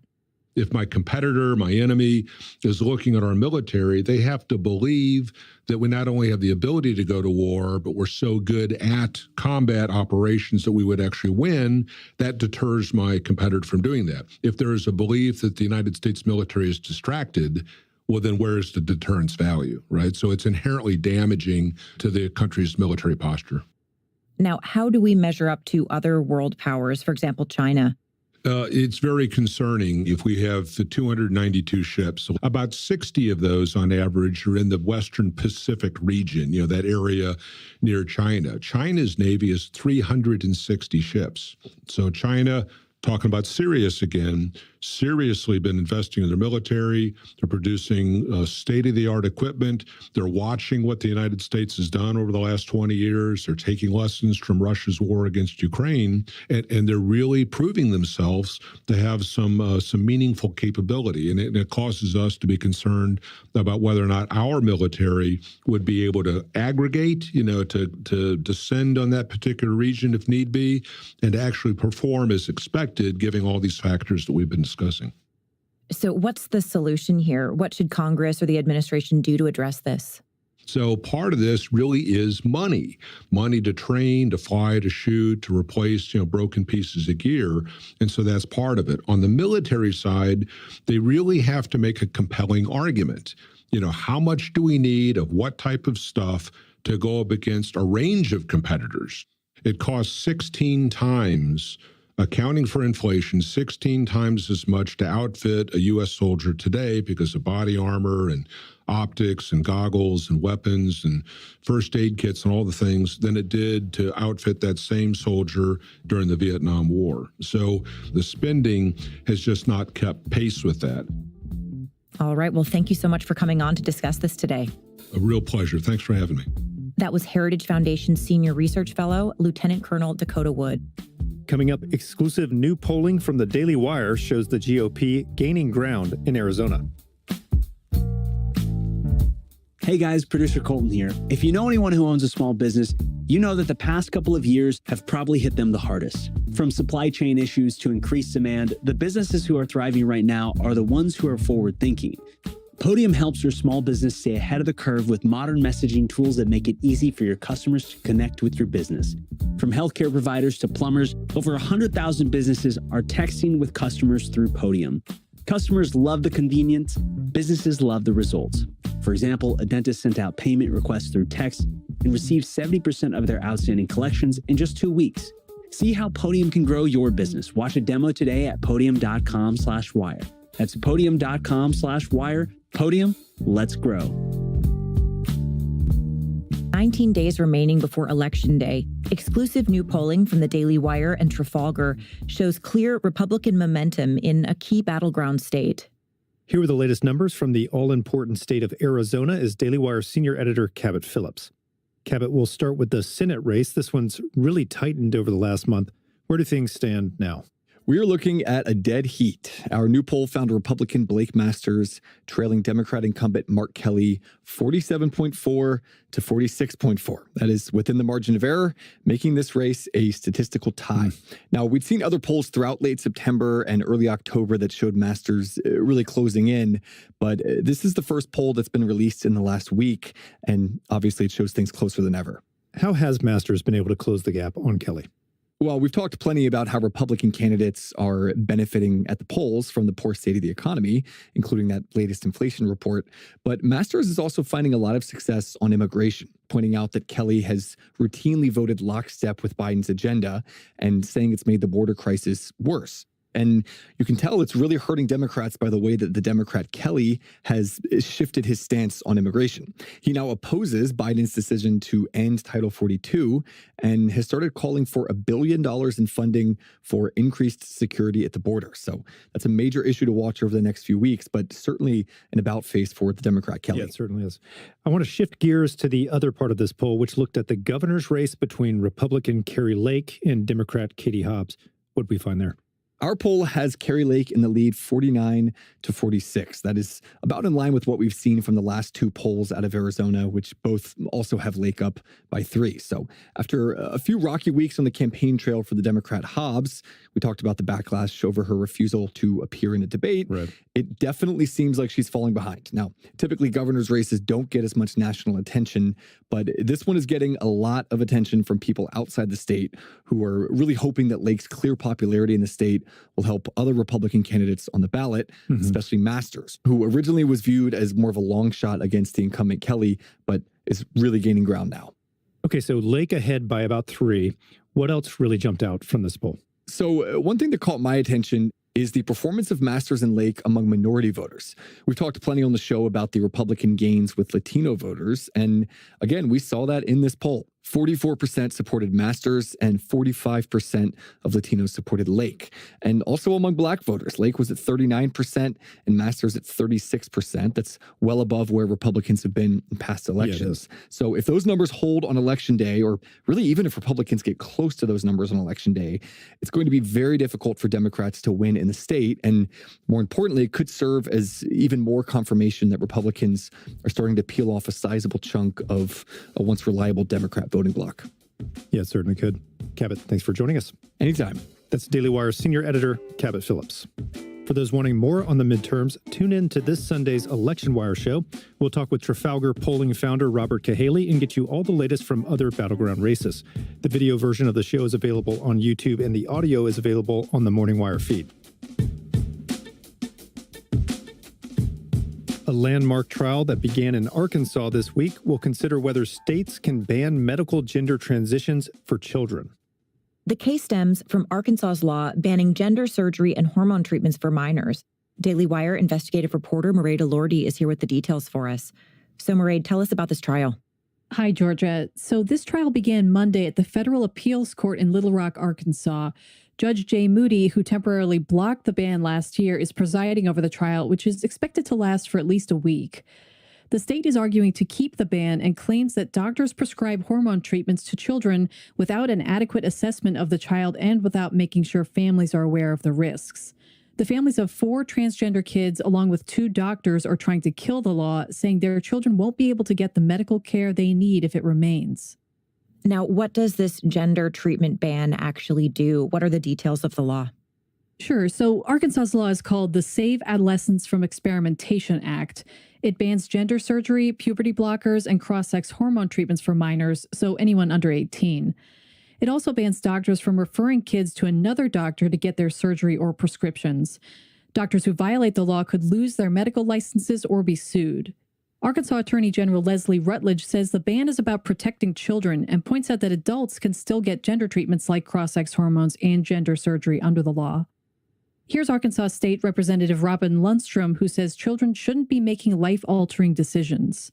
Much like in Arkansas, you can't have alcohol or smoke cigarettes or have a tattoo, rent property, drive a car, because under 18, you don't have the ability of making a lot of really solid decisions. Now, will this ruling affect laws in other states? So yes, the outcome of this case could affect laws in Texas and Alabama, which have also been blocked. In Alabama, a similar law banning puberty blockers and cross-sex hormones for children was blocked. The Alabama law actually made it a felony carrying up to 10 years in prison for a doctor to prescribe these hormone treatments to kids. In Texas, a judge blocked the state from initiating child abuse investigations into parents who are allowing their children to get medical gender treatments. More than a dozen states are considering similar laws. This trial also comes at a time when parents are really taking notice of the risks that come with a child medically transitioning. And we're also seeing more young people speaking out about regretting their medical gender transition. So what are the specific medical risks that doctors are worried about? Well, both puberty blockers and cross-sex hormones come with serious health risks, including infertility and weight gain. Puberty blockers can affect bone growth and density, and cross-sex hormones can cause blood clots, diabetes, strokes, heart problems, high blood pressure, and male pattern baldness, as well as increase the risk of breast cancer. If hormones are started before the completion of puberty, the child's genital development is stunted, which prevents them from experiencing sexual function even as an adult. And obviously, gender surgery is irreversible, so Arkansas's ban wants to prevent minors from making that irreversible decision. Some very serious considerations then. Mairead, thanks for reporting. Thanks, Georgia.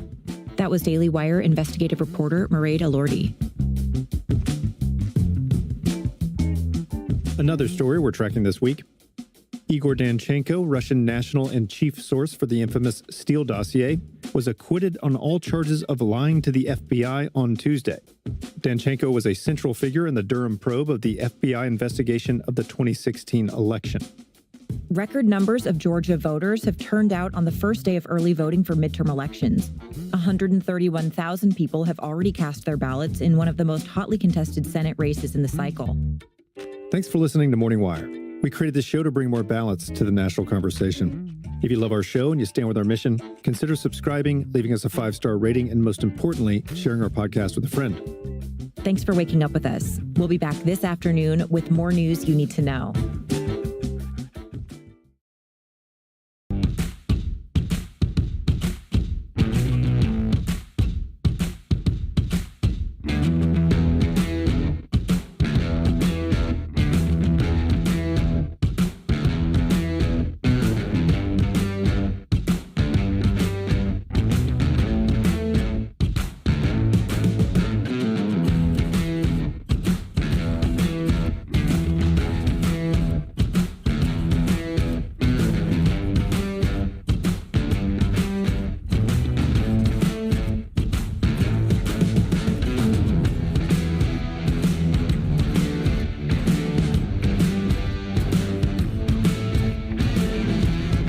That interview you saw with Elon Musk. Yeah, so last night I was watching kind of a montage of Elon Musk interviews lately, and the first thing I saw was it pops up and says, well, we're summoning the demon of AI.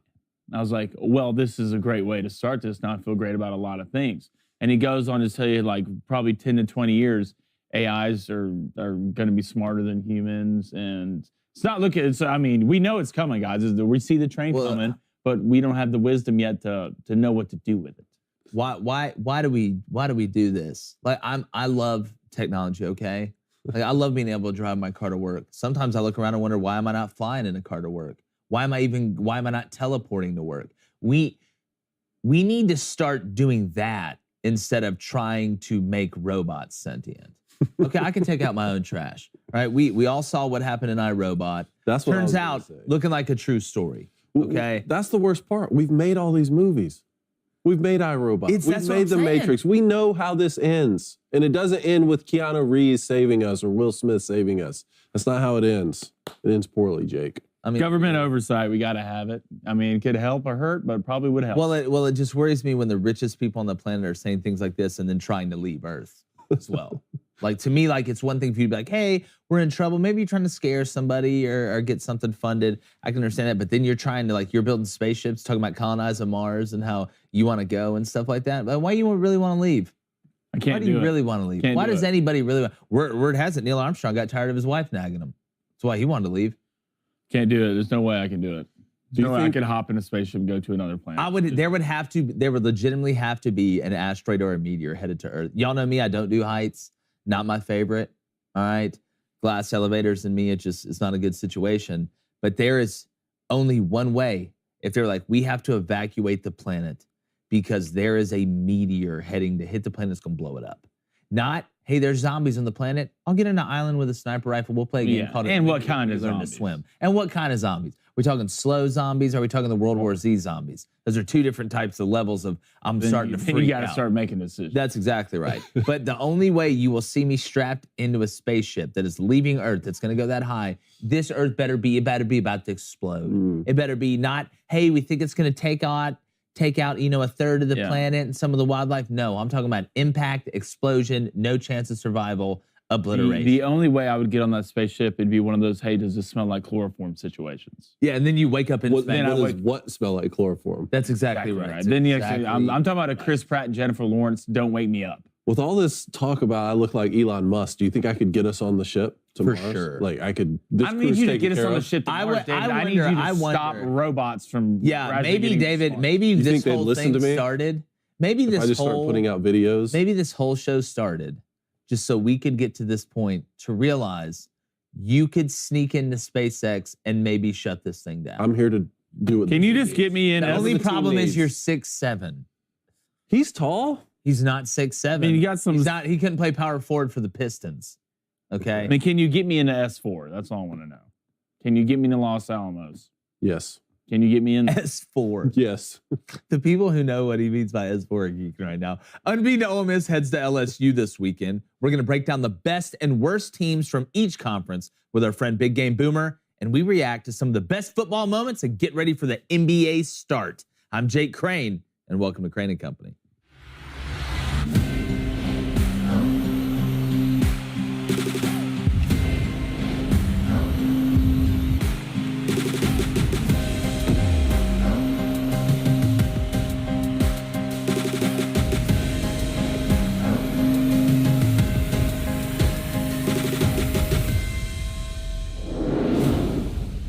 There are storylines for days so far during the 2022 college football campaign, and there are still Cinderellas who are wearing their glass slipper from coast to coast. But there's one team down in SEC country who, while they have a tough road to hoe, remain perfect through 7 weeks. That's the Lane Train and the Ole Miss Rebels. They sit at 7-0, and while they don't have the flashiest or sexiest schedule, they do control their own destiny, which is the most important. But with trips to Arkansas, A&M, and this weekend headed down to LSU and Baton Rouge, the dream could end very quickly. But if Jackson Dart continues to find ways to move the ball by air, land, or sea, mixed in with a defense that is very opportunistic, the Rebels could find themselves with a chance to take down the Tide and possibly clinch the Western Division at home. The more likely path for Ole Miss is that they'll drop one of the next two on the road and would see Alabama in somewhat of a tiebreaker game, with each team having one loss at home. Win that one, combined with LSU dropping just one more, and that would be about enough to book Lane Kiffin's squad an early December date in Atlanta. Now, is this Ole Miss team elite or the best team in the country? Not quite, but they do know how to win, and that's all that matters. And maybe, just maybe, that baseball natty bled a little bit into the gridiron, because so far in 2022, it's coming up all roses in Oxford. I'm going to bring in my co-host, former Michigan Heisman candidate, and his father to child. My other co-host, Western State, Colorado, friend of Austin Eckler, brother sometimes has a beard and a mustache. Pew, pew, pew. Sometimes Guessing. he doesn't. You do keep us guessing. You do keep us guessing. Good. You do keep us It's guessing. working. Blaine's like that book you get when you like go to the haircut place and you like flip the pages and it's got like I wish. different beards, Like different pointed styles. out. Yeah, you're I just wish. like, I want to be this. I want to be Ned. I'm the guy who gets the haircut and you look up like nice haircuts, like new haircuts for men, trendy haircuts. And it's like popped up. It's like Ryan Gosling and like Ryan Reynolds. I'm like, why? I can't do this. Is it me? I mean, can we get some mediocre to ugly looking guys on here so I can feel better about myself about getting my Whoa. haircut? Hey, be nice to my friend Blaine. Hey, I am. Okay? Well, that's funny. I I just tell the hairstylist, can you make me look like Tim Tebow? She's like, yeah, sure. Here. To give you steroids? Oh, no. Well, we'll talk about that later. But guys, when you look and all across the country, I mean, you look at UCLA still being undefeated, TCU being undefeated. We know about the Ohio States and Michigan being undefeated. But Ole Miss is a team that, while they're getting talked about, if you really look at the way the stars could align or the dots could align, you could have a one-loss SEC Western champion very, very easily, and that does include Alabama, who lost to Tennessee. But if they're able to just go 1-1 in this next road stretch, and then be able to beat Alabama, I know it's a lot easier said than done at home, they are going to be sitting in the catbird seat with Mississippi State coming to their place as well to end the season and possibly take Ole Miss to Atlanta. Now, what's the likelihood of that? I don't think it's unbelievably likely, but the fact that we are still talking about Lane Kiffin and Ole Miss this far into the season is just another tip and feather in the cap of what Lane Kiffin's been able to do there and the relevancy that we're seeing from Ole Miss. And people will say, I can already feel it in the comments, but they haven't played anybody. Who's their best win? This, that, and the other, which we know their best win. You got Kentucky. That would probably be the best one, even though because the one loss Kentucky had was without Levis. But this Ole Miss team has found ways to win. I think, and people will say, oh, well, look how bad the defense looked against Auburn. Look, Auburn couldn't score right now. You got a better chance of a gigolo scoring in a nunnery right now than Auburn does of putting up 40 points. I think Ole Miss kind of looked ahead a week. I think they looked, as crazy as it sounds to overlook Auburn, I think Auburn was a little bit of a trap game for them, and they saw LSU kind of on the horizon. And this is an inflection point for Ole Miss, because if you do go win this one, and your dogs in the top 10 on the road, at least last time I saw it, LSU is unranked. Think about this. LSU is unranked and a 1.5-point favorite over Ole Miss, who is ranked in the top 10. I know it's down in LSU. I know Baton Rouge is a tough place to play. They're more hammered than a Home Depot commercial. But when you look at this game, if Ole Miss does find a way to win it, and then you go to A&M next week, a team that I think is a lot more beatable, honestly, than LSU is at this point, Ole Miss could really do some damage, David. Say what you want about Ole Miss's schedule. They're still 7-0, and a lot of teams have weak schedules and they don't win those football games. So it is definitely back heavy, but 7-0 right now. Lane Kiffin started 6-1 last season, and that was a 10-win season. Yep. So this next 5-game stretch, obviously, it's back heavy, right? You got LSU, Texas A&M, Alabama, Arkansas, Mississippi State with 3 of those 5 on the road. I think they lose 2 of those football games at least. But if you lose 2 of those games, that's still a 10-win season. And if you lose the right 2, and one of those wins is over Alabama, who now has a loss at Tennessee, which is a conference loss, you could still find yourself playing in Atlanta in the SEC championship. Without a doubt. Blaine, I'm looking at LSU too. I mean, if LSU wins this game, I mean, you got what? Ole Miss at home. You get Bama at home. Look, can we pull up their schedule real You got quick? Ole Miss at home, Bama at home. You go to Arkansas, UAB at home, and then at A&M. Winnable games. Watch what'll happen. LSU, they'll win out except for UAB. They'll do something crazy like that. Like UAB will beat them at home. They'll beat Alabama at home. They'll beat Ole Miss at home. Which I'll be honest with you, I like LSU this weekend, at least up to this point. I haven't locked it Do you? yet. But This game opened it. I saw -1.5, -2.5 Ole Miss. Yep. There's -1, I believe. I think is when it opened at Ole Miss. Maybe I'm tripping. I saw some -2.5, so it was different. Really? And then the betting came, and now they're dogs. So you see where where the fans lie on this. And to me, this game's a pick 'em. And let's go through it. The one thing LSU defense kind of struggled with lately is what? I mean, stopping the run. Florida ran for over, I believe, 200 yards against them. Anthony Richardson had a big day. And what is Ole Miss great at? I mean, running the ball. The only weakness I would say is Jackson Dart. Auburn kind of showed that sometimes he zones in on a guy and really doesn't look what's around him, especially linebackers in the middle of the field. But you go back to the Vandy game, he threw the ball well. I know that's not saying much because you are playing Vandy, but the one thing that Ole Miss is going to do, and one thing they all want to do, they want to run the football. Yes. They are a top 5 team in the nation and running the football. 3 guys over 100 yards versus Auburn. That's almost unheard of. So this game's going to come a lot to the line of scrimmage on both sides of the ball, but also Jayden Daniels not putting the ball in harm's way all year. And Jackson Darts, I believe, those 6 interceptions so far. Yeah, well, I do want to make a point on this. I think when you're looking at this game, the reason, too, a lot of people are betting on LSU is because it feels like LSU has the most dynamic player. While Ole Miss has ran the ball really well, Jackson Dart's a good player. I love some of the weapons they have on the outside. Bingo. But if Jayden Daniels plays well, he is the most dynamic player on that field. You saw what he did last week: 3 through the air, 3 on the ground, pushing the ball down the field, giving Booty and Neighbors and those guys a chance to go make plays. Jack Besh.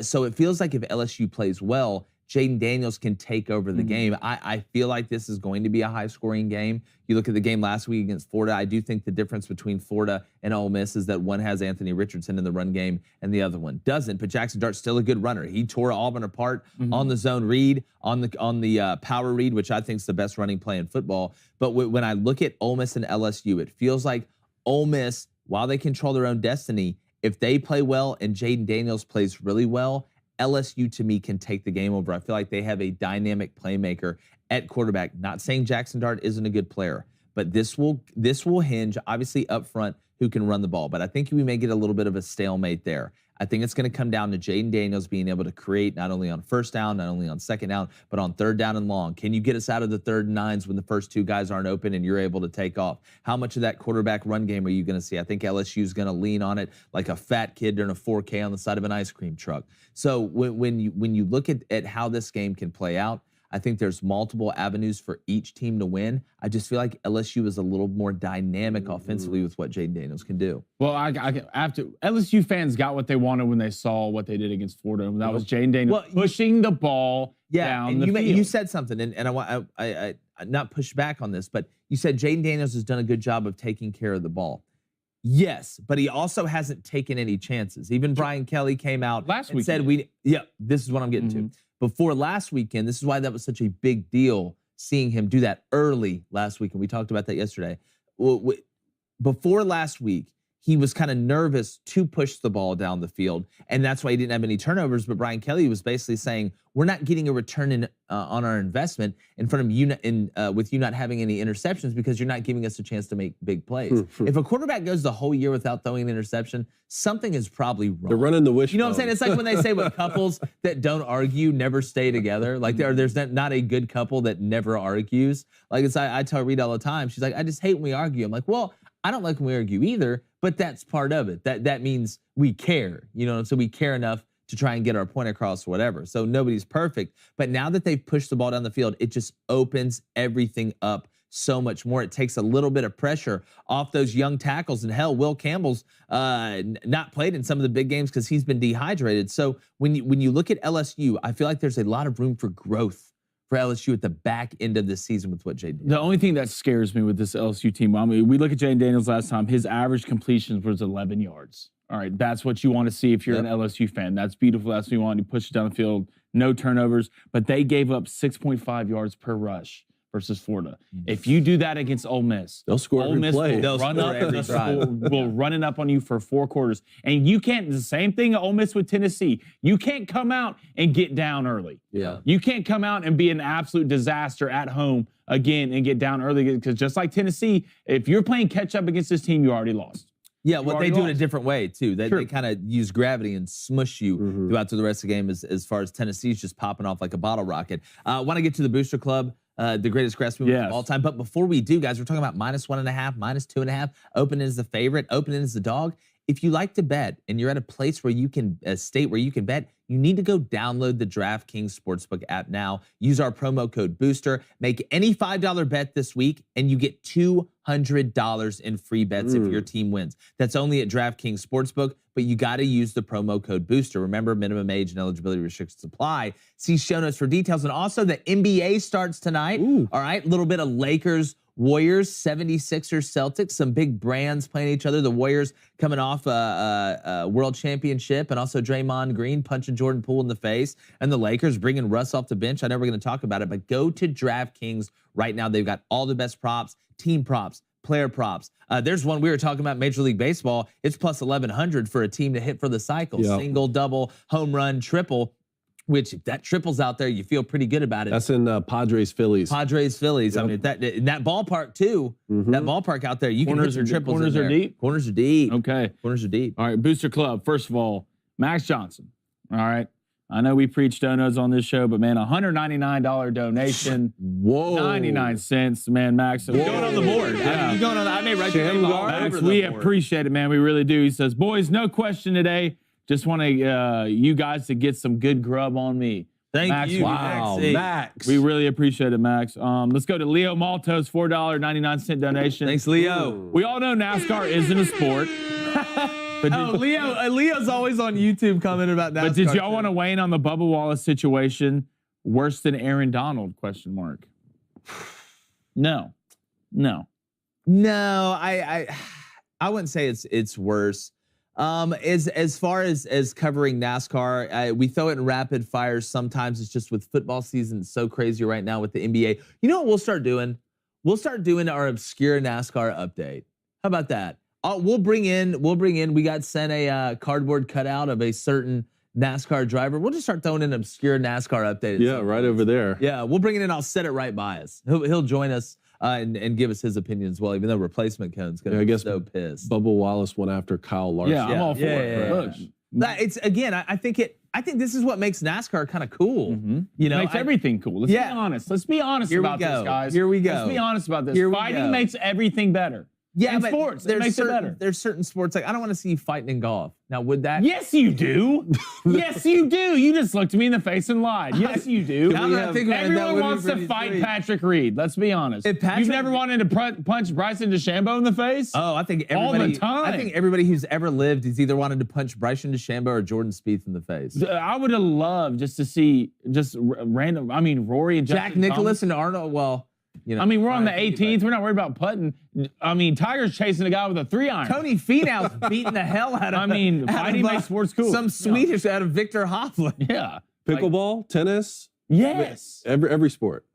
Billiards. And what billiards? Darts. Hey, I mean, try out. Yeah. I mean, I don't see where it makes a sport like worse. Oh my goodness! Again, we have one gentleman's game. I mean, that's the definition of it. Croquet. You can't fight in croquet. Yes, you can. You got balls and sticks. Let's figure it out. All right, you'll kill somebody with Stevie J. All right, Stevie J with a $20 donation. Appreciate it. Thank you, Stevie J. Said, what happens if a one-loss Alabama? Here we go. Yep. Georgia, Tennessee, and Ole Miss. Who's going to the college football playoff? This is hold on. It's like that. It's like in The Hangover when he has like all the numbers, the formulas when he's going to be Rain Man. This is the ultimate day after tomorrow Armageddon scenario, because I'll do you one better. What happens if that happens and UCLA loses a game, TCU loses a game? That makes it easy. What? That makes it easy. I think it's what if those two go undefeated? No, my thing is this: if UCLA loses and TCU loses, and that happens. Do you see 3 SEC teams in the college football playoff? Because think about it. Two. I agree with you. I agree with you. But it would. How much would people freak out? I think Joel Klatt may go on just like some insane spree or something if that were to happen. Him or Danny Cano would freak out. No, our boy DK. You'd have the conference champion, right? For and sure. You'd have the Big Ten champion. So say Georgia wins. You'd have Clemson. Yeah. Okay. And then I think at that point you would be picking between the next best SEC team who has one loss against a one-loss Big 12 champion and a one-loss Pac-12 champion. And in that case, I think you could at some point justify a second SEC team getting in there over a conference champion, but only if they have a loss. I think if Clemson loses one game in the regular season, it guarantees 2 SEC teams. I think you're right. Yeah, but I don't see Clemson losing a game. I don't think they will, man. Who are they going to lose to? Yeah. DJU would have to totally go just regress back to old DJU. But I'm sure he loves present DJU and future DJU. Is there a situation if Clemson only loses one game and you have something like an Oregon, UCLA, or TCU only has one loss? Yeah. Could one of those teams get in over Clemson? Well, what's going to really freak everybody out, and I hate to bring up so many hypotheticals, is what if North Carolina doesn't lose another game and beats Clemson in the ACC championship? It's not out of the question with Drake May at quarterback, man. They're not a great football team, but Drake May's a great football player. And any given Saturday, they can score some points. Any given Saturday in a conference champion. Very true. All right, Blondier, one more. All right, let's go to Brett. What's up, Brett? He says, if LSU's defense can prevent giving up the big plays and that offense from the Florida game shows up, LSU will handle Ole Miss. I really don't see a situation where LSU just blows this game out of the water. I say Ole Miss that. does or LSU? LSU. You talking about LSU blows them out? Ole Miss out of the water, yeah. I think there's obviously a lot better chance of that happening than the other, because if I'm LSU and I'm looking at this game and I'm watching the film and I've watched Ole Miss play every weekend, Jackson Dart is going to have to beat me with his arm. Mm-hmm. You are going to have to beat me with your arm, because if I shut down the run, I really shut down the play action. The RPOs don't have as much of effect. The key, I think, for Ole Miss, not to jump to keys to victory, we'll do that on Friday, is how successful can Jackson be running the ball himself? How much of a threat is he to keep the ball? Because they are going to key in on that on the two backs, on Judkins and on the two guys that are toting the mail. And what's crazy, if you look, I mean, shoot, they had Parrish too, who transferred to Miami. I mean, this backfield is absolutely loaded. But if they take away the running backs and Jackson Dart isn't able to be effective running the ball, not keeping the zone read, not keeping the RPO sometimes, they're not using the quarterback run game enough with him, because Ole Miss is kind of in a decent spot where you can take some chances with Jackson Dart running the ball because you do have a serviceable backup behind him. There's some teams that you have to be very, very worried about putting the quarterback in harm's way because the backup is hot dog water. Mm-hmm. That's not the case at Ole Miss. That's not saying you go crazy and you run them 45 times in the game, but a way for them to be able to keep playing the way they want to. Speaking of Ole Miss, it's not just the running backs contributing in the running game. It's Jackson Dart contributing in the running game. Because if that doesn't happen and Ole Miss has to rely on just sitting in 10 personnel and throwing the ball around the yard the whole time and hope it works out, I think that's how you could see them get down 10 points early, Jaden Daniels, and then make a big play late, and the game never really be in doubt. So it's going to be interesting to say the least. But go ahead, Blaine. Racha with a $10 donation. Thank you, brother. This is the stuff I love to read. He said, just want to say I've been watching since episode 1. Appreciate it. Says, you guys bring me lots of laughs during the night shift and brought back my love for sports. Well, man, I'm glad we did that. Appreciate it, man. Says, what did you guys think about the last Astros game? You mean 8 years ago when the Astros got to play? You know, because this series between the Indians and the Cleveland and the Yankees has gone on longer than How I Met Your Mother. I mean, I know you have no control over it. Can we just play the game? And we're going to get into a preview of it.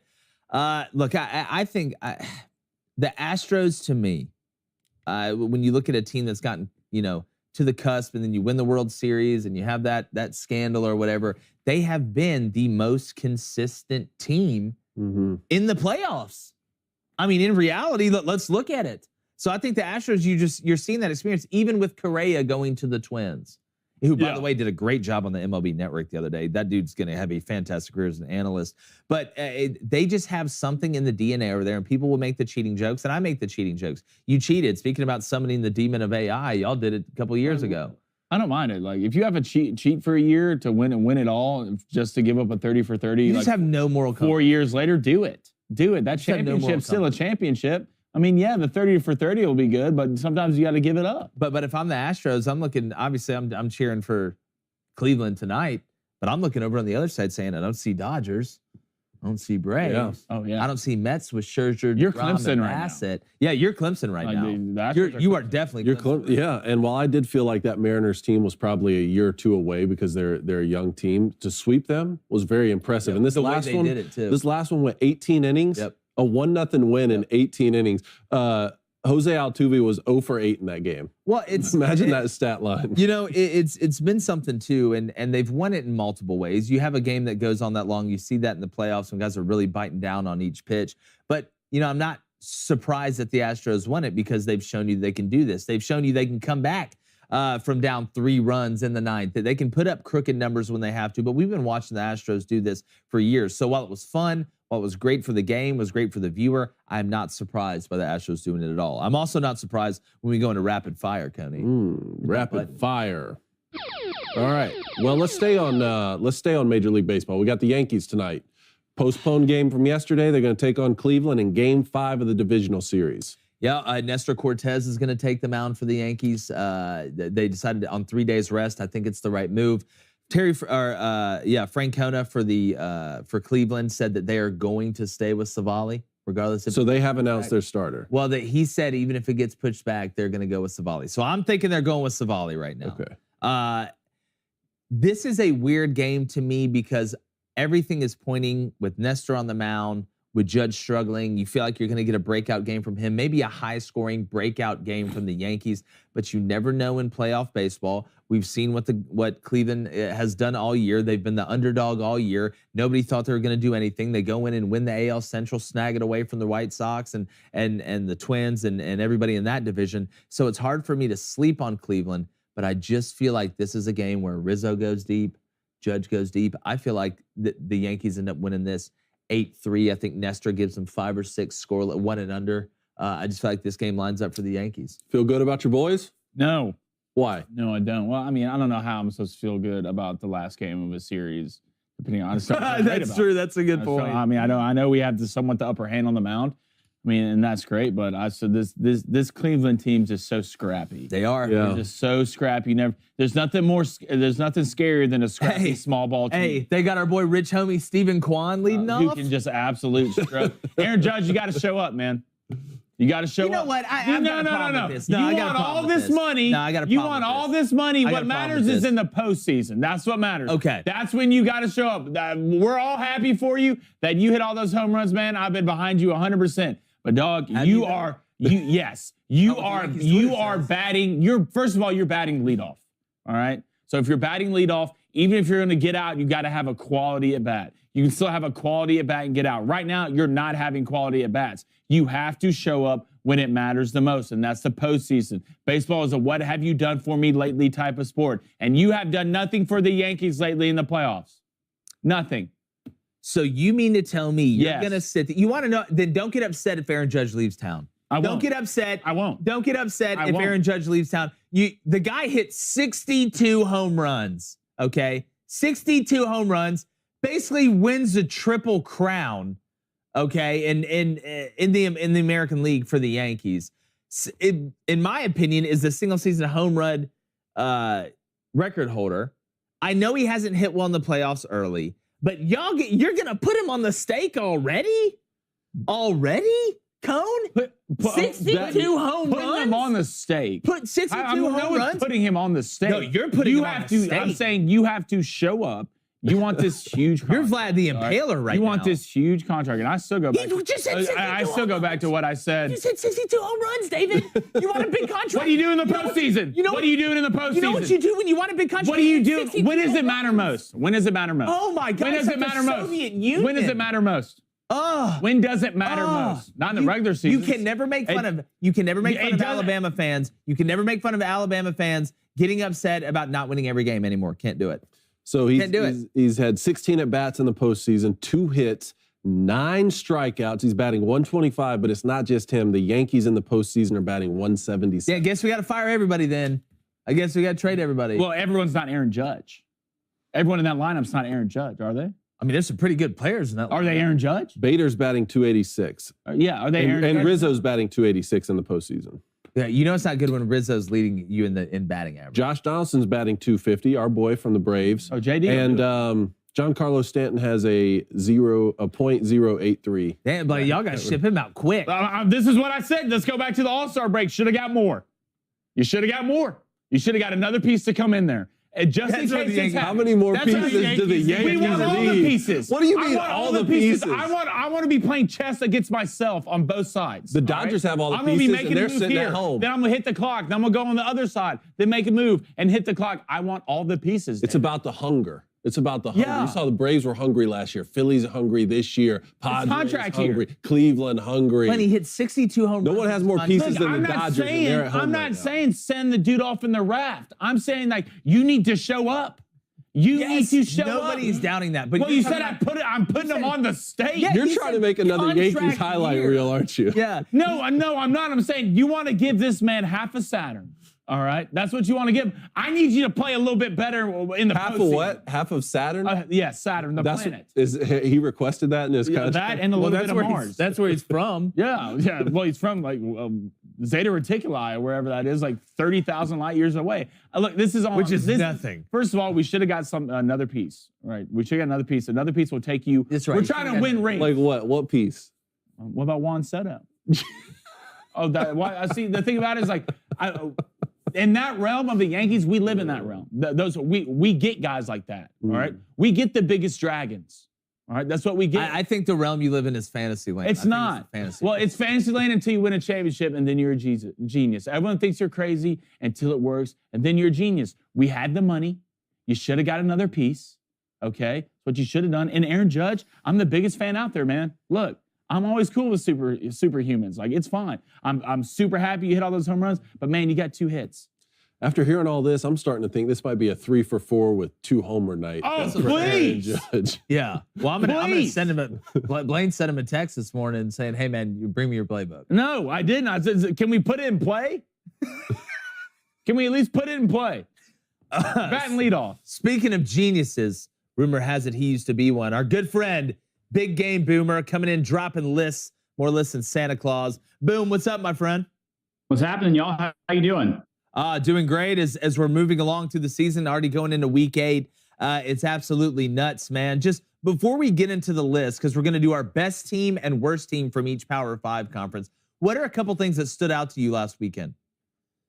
Whew, man. Well, this past Saturday was probably the best Saturday of college football I think I've seen in a while. I mean, that Tennessee-Alabama game was incredible. I was impressed, or I don't know if I was impressed or disappointed with how bad Alabama's secondary was. So that was impressive. TCU flexing against Oklahoma State, beating them. I did not think that would happen. That's another. I think TCU is for real. And then of course Michigan just kind of laying the wood to Penn State, just making them look like.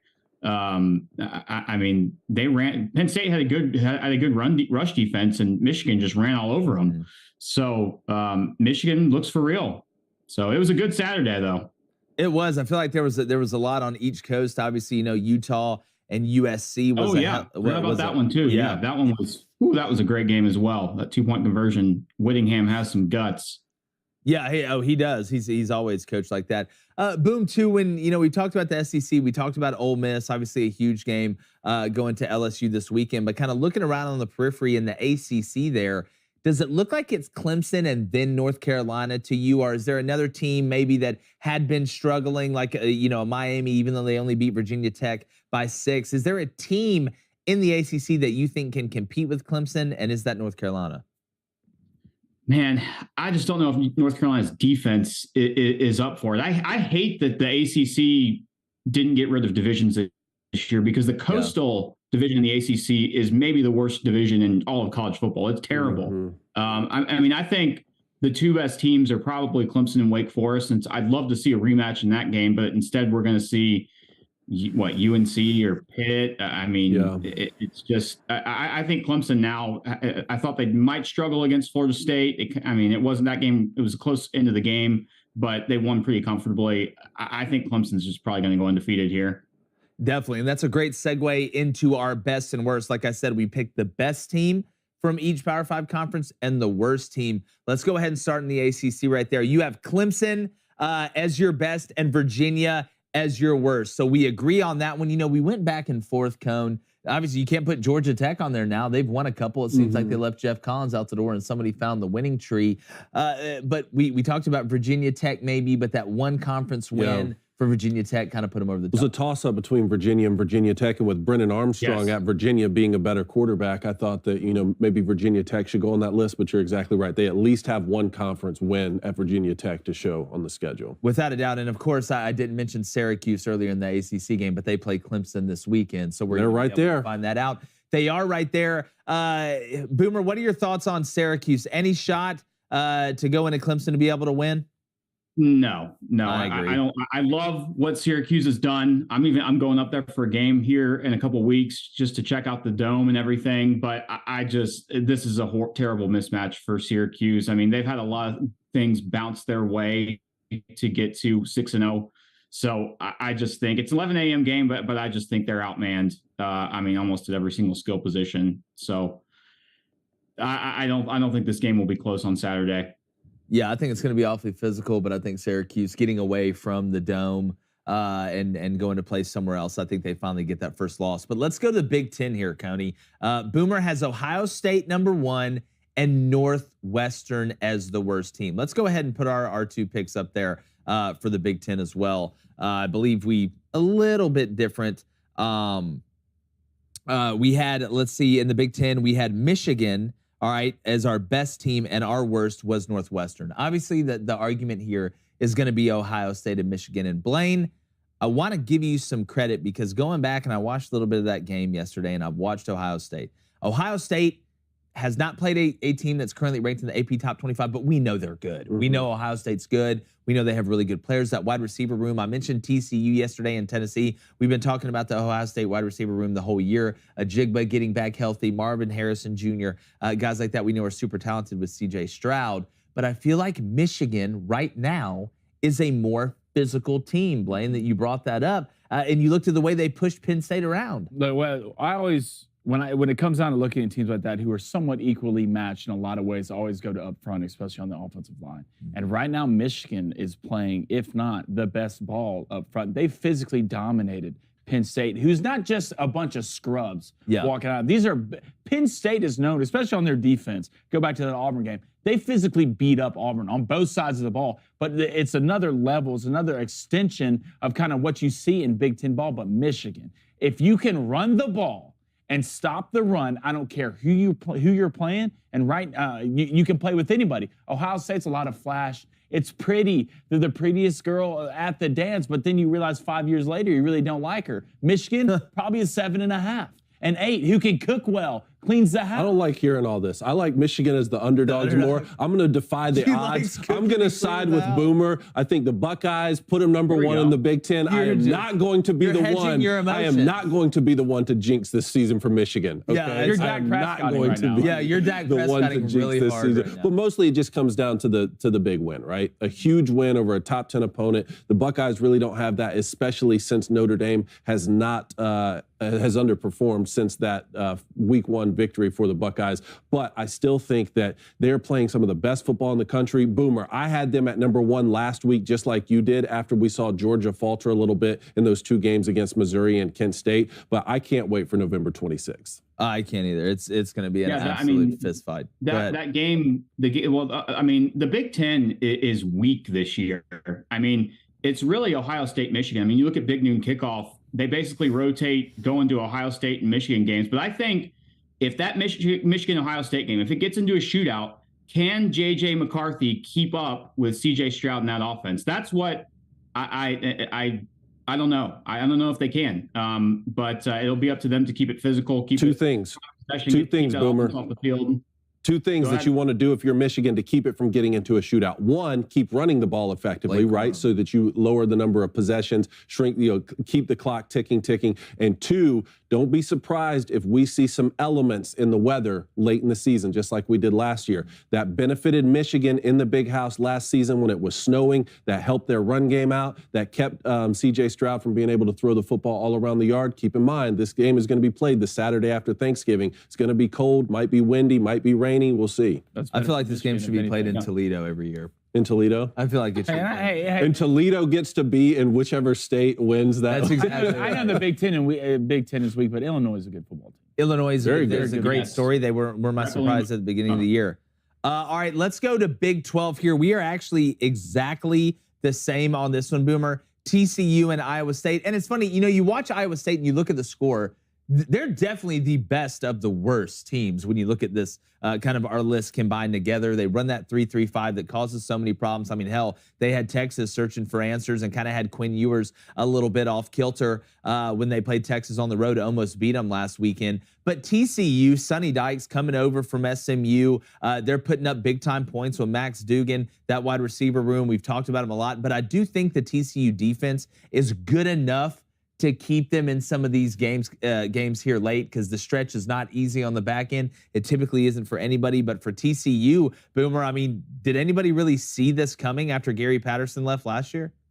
No, I mean, I know me and you didn't, because I know TCU put out a hype video last week, and there's a clip of you saying that TCU won't be good this year, and there's a clip of me saying that TCU's going 3-9 this year.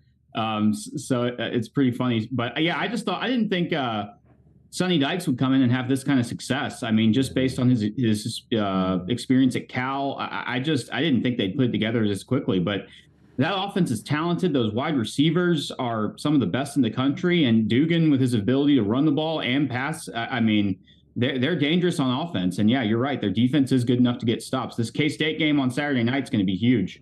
Oh, it's going to be massive. That's one of my favorite ones, or the ones I'm looking forward to the most. I have a question about Iowa State real quick. How is it that, I know Matt Campbell's a good football coach, but how is it that every time there's a coaching vacancy, Matt Campbell's name gets mentioned for one of these huge jobs, but I never see the performance on the field from Iowa State? So here, to me, is the trick.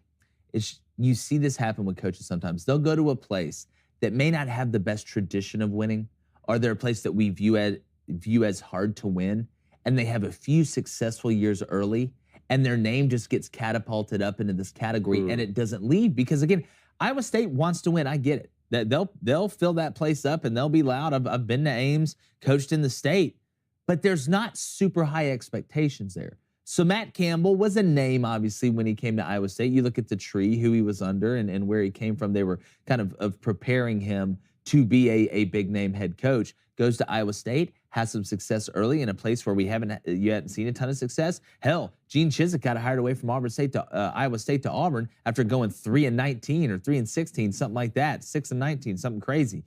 So Matt Campbell goes in there, has success early as a young guy. Name just gets super elevated. And you're right. Every time, when Notre Dame was open, we were hearing all these big time places that are open that we're hearing it. I think he is overrated. I think he had a few good years. He is a good coach, but he is not an elite coach. I don't think he's this guy that everybody builds him up to be. Mid. He's mid. He's 45. He's 45 and 38. 45 and 38 at Iowa State. I mean, it's mediocre. But I do think Texas is the best team in the Big 12. You think still Texas is the best? You think Texas? Yeah, I do. Really? And that game's still coming up, right? This game will be at Texas. TCU goes to Texas this year. Gotcha. And let's go. No, Texas Tech lost. Let's look back. I don't think Quinn was back for that. Nope. No, Quinn was not back for that. And I know you're having close games, close wins. Basically, an Iowa State guy dropped a wide open pass to lose a game against Texas. But these are how all the games are in the Big 12. When teams like this, especially in the upper echelon, when they meet each other, it's usually going to be a one-possession game. We saw that with TCU, Ohio State. We'll probably see that with TCU, Kansas State. Oklahoma State, excuse me. I still think I lean on Quinn Ewers as being the best quarterback. I know Max Duggan's doing great, but give me Steve Sarkisian schematically, absolute witch. And that game is at Texas. Yeah. So I feel like Texas, and I know it sucks you lost to Texas Tech without your starting quarterback. Hudson Card played okay, but I still think Texas wins that game, and they walk in with 2 losses. All right, boom. Let's get to the SEC. We disagree here. You've got Tennessee, number 1, which I think there's a good argument for that. And obviously, we both had Vanderbilt at number 2. It's funny. The best and worst team are from the same state in yours. In ours, we have Georgia still as the best team and Vanderbilt as the worst. What put Tennessee over Georgia in your mind? It's that offense. I mean, I don't see that. What they play Georgia in, I think, a couple weeks here in Athens. I do not think that Georgia, they've got a good defense, not as good as last year. I think that Hendon Hooker is going to be able to put up points on this Georgia defense. And I don't know if Stetson Bennett and company on offense can keep up. I mean, it's going to be a balanced game. But I think right now, after Tennessee just beating Bama and with Georgia's struggles against Mizzou, and I know they didn't cover the spread against Kent State, I got to go with the Vols, Rocky Top. I mean, they're the talk of college football right now. Yeah, I mean they've navigated a pretty decent schedule too. When you look at other teams, Smoked LSU at home. Yeah. Well, LSU did a really good job losing that football game too. But the only thing, this has Stetson Bennett hero card written all over. Is this where he pulls the sword out of the stone again? The first mistake from a guy who learned this is doubting Stetson Bennett in big time moments and big time games. The only difference I see in this game at Georgia is Georgia's going to be able to get to Hendon Hooker. Yeah. All right. They will not like Bama did okay, not a great job of getting to Hendon Hooker, but Georgia, especially in the interior, will push that pocket into Hendon Hooker. So I want to see how Hendon plays when it comes to that. Georgia's going to be able to run the ball a lot, extremely well. They're going to slow the pace down. And Georgia has the best defense. Alabama's secondary has been sus all year. They've been sketchy all year. Go back to the Texas game. They've been sketchy. This Georgia secondary is good. This Georgia defense is good. Obviously not good as that NFL team that had out there last year. Yeah. But this game is at Athens. This game will be absolutely electric. And Tennessee, I'm worried because I don't know who Tennessee has this weekend. But UT Martin. UT Martin. Okay. Well, they're going to win that game, but still, you're coming off such an emotional win against Alabama. You just can't let this be a one-time big game type of thing. So you have to, and that's when experience comes in with Hendon Hooker, which is huge. But Georgia's defense and Stetson Bennett going against the grain, being doubted, has a Georgia win written all over. So you think even Bama having Will Anderson and Dallas Turner, you'll get a better pass rush for Georgia, but you're saying the pass rush is going to come from the interior. Yeah, you're gonna push that pocket into Hendon, so then he has to start bouncing the pocket, and those easy. The secondary Georgia is better than the one in Alabama, and that'll create coverage sacks. Exactly, because the guys will be covered more. So I mean, Boomer, one thing, the question of the week is about Alabama making the playoffs. So if Alabama finds a way to win the West, we were talking about this yesterday. If they find a way to win the West, they'd either play most likely a Georgia team who they lost the national championship to, or a Tennessee team that they just lost to in Knoxville. Either way, it's a Nick Saban revenge tour with the former Heisman Trophy winner at quarterback. Will Alabama make the playoff? Yeah, I think they probably will. I mean, I think that this is the first time maybe that you could argue that Tennessee, Georgia, and Alabama are the three best teams in the country. I think that either of those teams would beat Ohio State, Michigan, or Clemson pretty handedly. So I do think Alabama, they'll find their way into the playoff. They always do. They get the benefit of the doubt. Even if I think they'll win the West. I don't think Ole Miss is as good as some people are talking them up to be. So yeah, I could see them making the playoff again. Yeah, I mean, I don't think it's a bad bet. You know, it's betting against Nick Saban. It's kind of like betting against Tom Brady, you know, even if he's not with Giselle, who is 100% witch. I do want to ask you before we let you go, Boom, UCLA at Oregon, massive game in the Pac-12, because if UCLA drops this one, I don't think you're going to see a Pac-12 team get in the playoff. Yeah, no, I mean, if you take out that Georgia game, I mean, Oregon is playing great in the Pac-12, and I know UCLA, they've looked great against Washington and Utah. I mean, I'm still trying to decide who I'm going to pick here. But, I mean, with DTR and Charbonnet, like if they can run the ball like they have against other teams, I mean, it's going to be tough for Oregon. I'm leaning towards Oregon here because it's a home game. UCLA struggled. I mean, they haven't really, I don't think they've played a road game so far this year. So they played at Colorado, so that was their one test. But yeah, I'm going with the Ducks right now. Yeah, I'm with you. I think Bo Nix has a big game. I haven't decided 100% who I like here because I love Charbonnet, and to shoot DTR to me stands for down to ride, the way that guy's been playing lately. But Boomer, you're always down to ride, my friend. Tell everybody where they can find your stuff, and make sure you check us on Instagram for a collab post later. Yeah. Find me on Instagram, Twitter, YouTube, just Big Game Boomer, doing stuff all year long. It's crazy. We're in week 8 right now. I mean, I know. I don't even want to talk about it. I know. It's sad. Go by too fast. But hey, guess the NBA starts tonight. Great. But all right, Boomer, appreciate it, my friend. All right, y'all. Boomer said, oh God. All right, Blanene. Yeah. Chat. Ice Dragon King. Ice Dragon He's here? King. $50 donation. In the chat? In the chat, Ice Dragon King? Thank you. Ice Dragon King. Well, I am the flaming Dragon King. So hashtag square. Oh, wow. This could It's a Game of Thrones showdown. situation. This has to just say meme written all over. I can already see the meme being. We got a question for the one and only Heisman candidate, David Cohn. Okay. Who, me? That's you, bud. Okay. You think that JJ can actually elevate Michigan? Or is he only a touch better than who we had last year? And Michigan will still live and die by the run on the offense. Also, Flaming Dragon, I'm coming for you. Oh, if you're a Michigan fan right now, you have to be so excited about three things. One, you're playing good football. Two, you're undefeated. And three, J.J. McCarthy has not played his best football game yet. I know he threw for over 300 yards on the road at Indiana, but he has not blown the doors off of this thing yet the way that C.J. Stroud has at Ohio or the way that Hendon Hooker is right now at Tennessee. So if you're sitting there looking and you're like, man, we're winning football games like this with Blake Corum running the football. Our defensive line has improved. We're getting pressure on the quarterback. Even the secondary against Penn State, that's been my biggest question about Michigan, especially as you go and have to play someone like a C.J. Stroud, or you'd have to go and play a Bryce Young in the playoff, is the secondary. Secondary played much better against Penn State. So to me, J.J. McCarthy is the type of quarterback that could break out in the middle of the season. Some of these overthrows he's having on deep passes, some of these missed throws he's having in the bubble game, I think that's something that he could fix in the middle of a season. And if he does, Michigan's even better. And if he doesn't, and we get the same J.J. McCarthy for the rest of the season, Michigan's still a really good football team. do you know who he reminds me of? The college version of? Russell Wilson.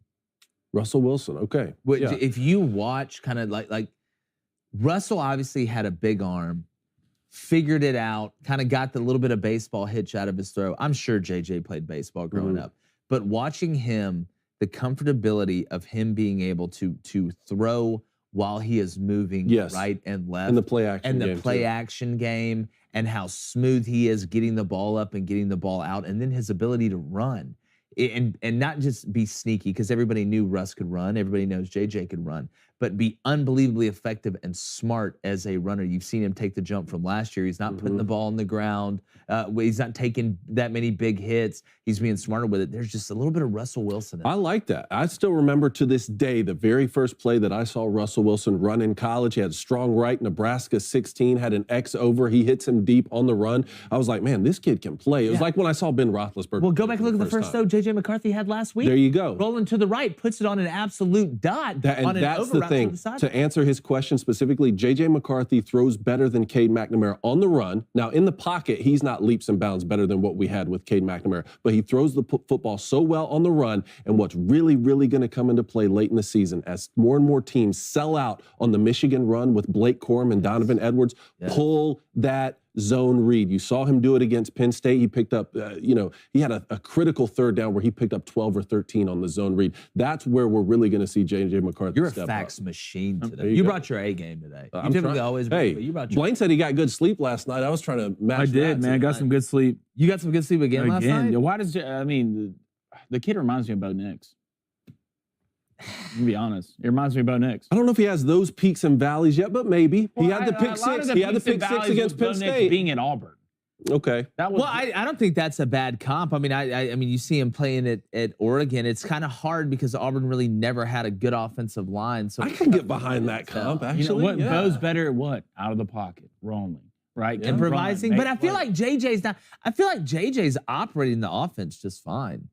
Yeah. I feel like he's not having to do crazy things outside of that's what happens Bo's not when you have a nice run game at Oregon. Yeah, that's when you have a nice run game. Well, the run game makes everything easier. That's especially exactly the quarterback right. position. Exactly right. All right, let's go to Travis Elrod. What's up, Travis? He says, I think Tennessee wins. Hendon Hooker is a Manziel-like player, which with better pocket skills and better arm on a better team. Okay. What's the best comp for Hendon Hooker? For Hendon Hooker? What is the best comp? Oh, I do know he's the most dangerous hooker since Eileen Warnos. I do know that. Man, you look around, just kind of the way he plays. I mean, I don't. Nothing really jumps off the mind to me. One guy, and I guess it's because they throw so upright. I remember watching Josh Freeman, who's a monster. He throws very upright, like Hendon does. There's not a lot of bend in his knees, but just from being able to run the ball, to me, he is a better Geno Smith. Yeah, he looks like Geno throwing the football. No, like his throwing motion is similar. I would have never said this a while ago, but now that Jalen Hurts is throwing the football better in the NFL, is he kind of like Jalen a little bit? I feel like he's a little bit further ahead of where Jalen was as a passer in college. He definitely is that. Style-wise, He definitely is that. They're heavy runners. They're faster the longer they go. Now, Jalen wasn't as much of a long strutter as And Jalen's stockier. And Jalen's stockier, but I mean, I don't think that's a That kind of, and the reason I asked that because it brings me to this. All right, Malcolm Martin, which QB transitions best to the NFL? Hendon Hooker reminds me of Deshaun Watson in college. I think Deshaun was a little bit more explosive in the run game. I feel like Deshaun was a little bit more of a game breaker in the run game. When you look at throwing, I was like, Deshaun Watson's really good. Really good. He was really, really good. Hendon's really good, but Deshaun, to me, is ability-wise is just next level when you combine the run game with the pass game. But their stature's a lot more similar, though. Stature's a lot more similar. But if you want to combine watching with listening still, you need to head over to the Daily Wire Plus. Remember, we'll keep just the audio here. Become a member while you're over there. Listen on Apple, Spotify, wherever you get your podcasts. Subscribe, leave a 5-star review, and share it with all your friends and the people you haven't met yet, because maybe that's how you actually meet. We'll be right back.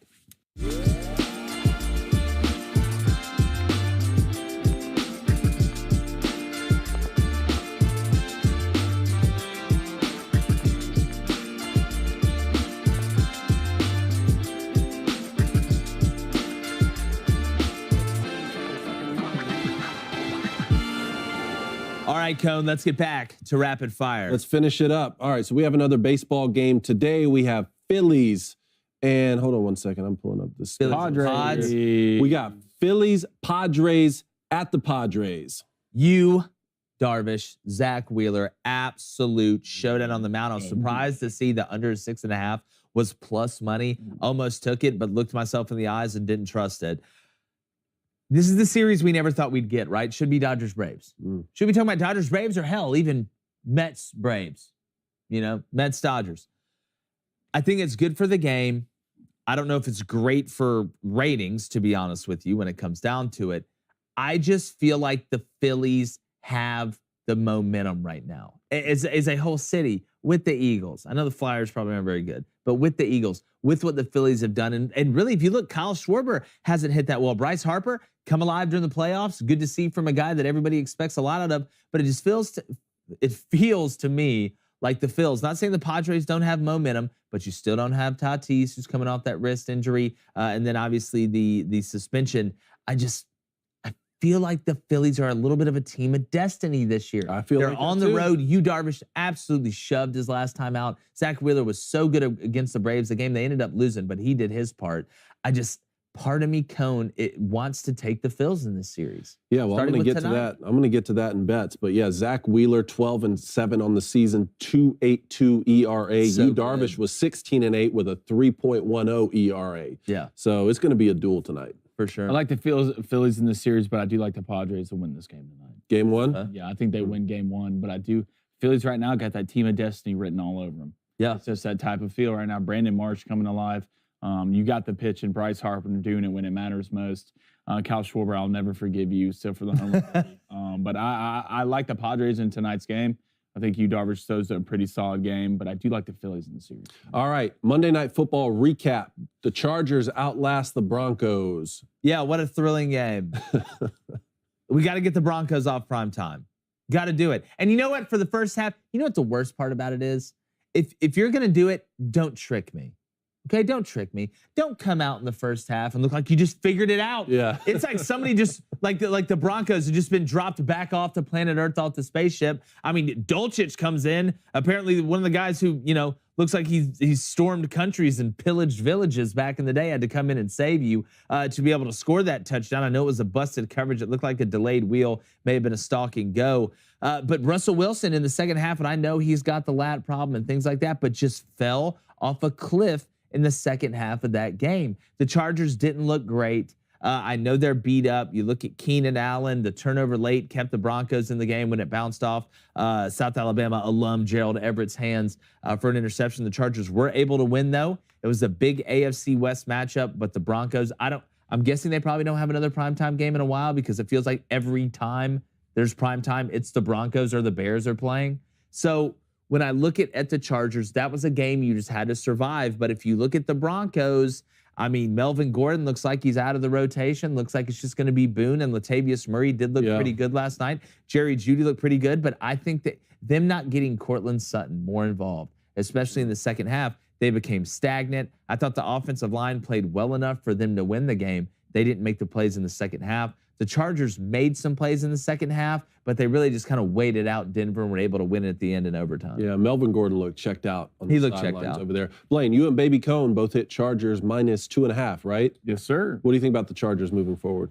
Thought this was a good win for them. It's never easy to win these games, especially the way the Broncos have been playing. But the thing about the Broncos right now, you were one of the worst red zone teams in the NFL, and you're one of the worst third down teams. Yeah, it's not a good combo. It's bad. But you're beat up right now with your Charger. I thought Austin Eckler played a good game. I know you'd probably want to see him in the end zone. I think you had him twice. He did score one. I thought he did score another one. 24 fantasy. If Baron Browning doesn't run down that screen from about the 35 on the backside, if you look from behind Austin Eckler, he's going to score. But I hate to, be that guy, but a healthy Chargers team, especially their D-line, if they get Bosa back, you get the guys back that they have. I mean, Ingram.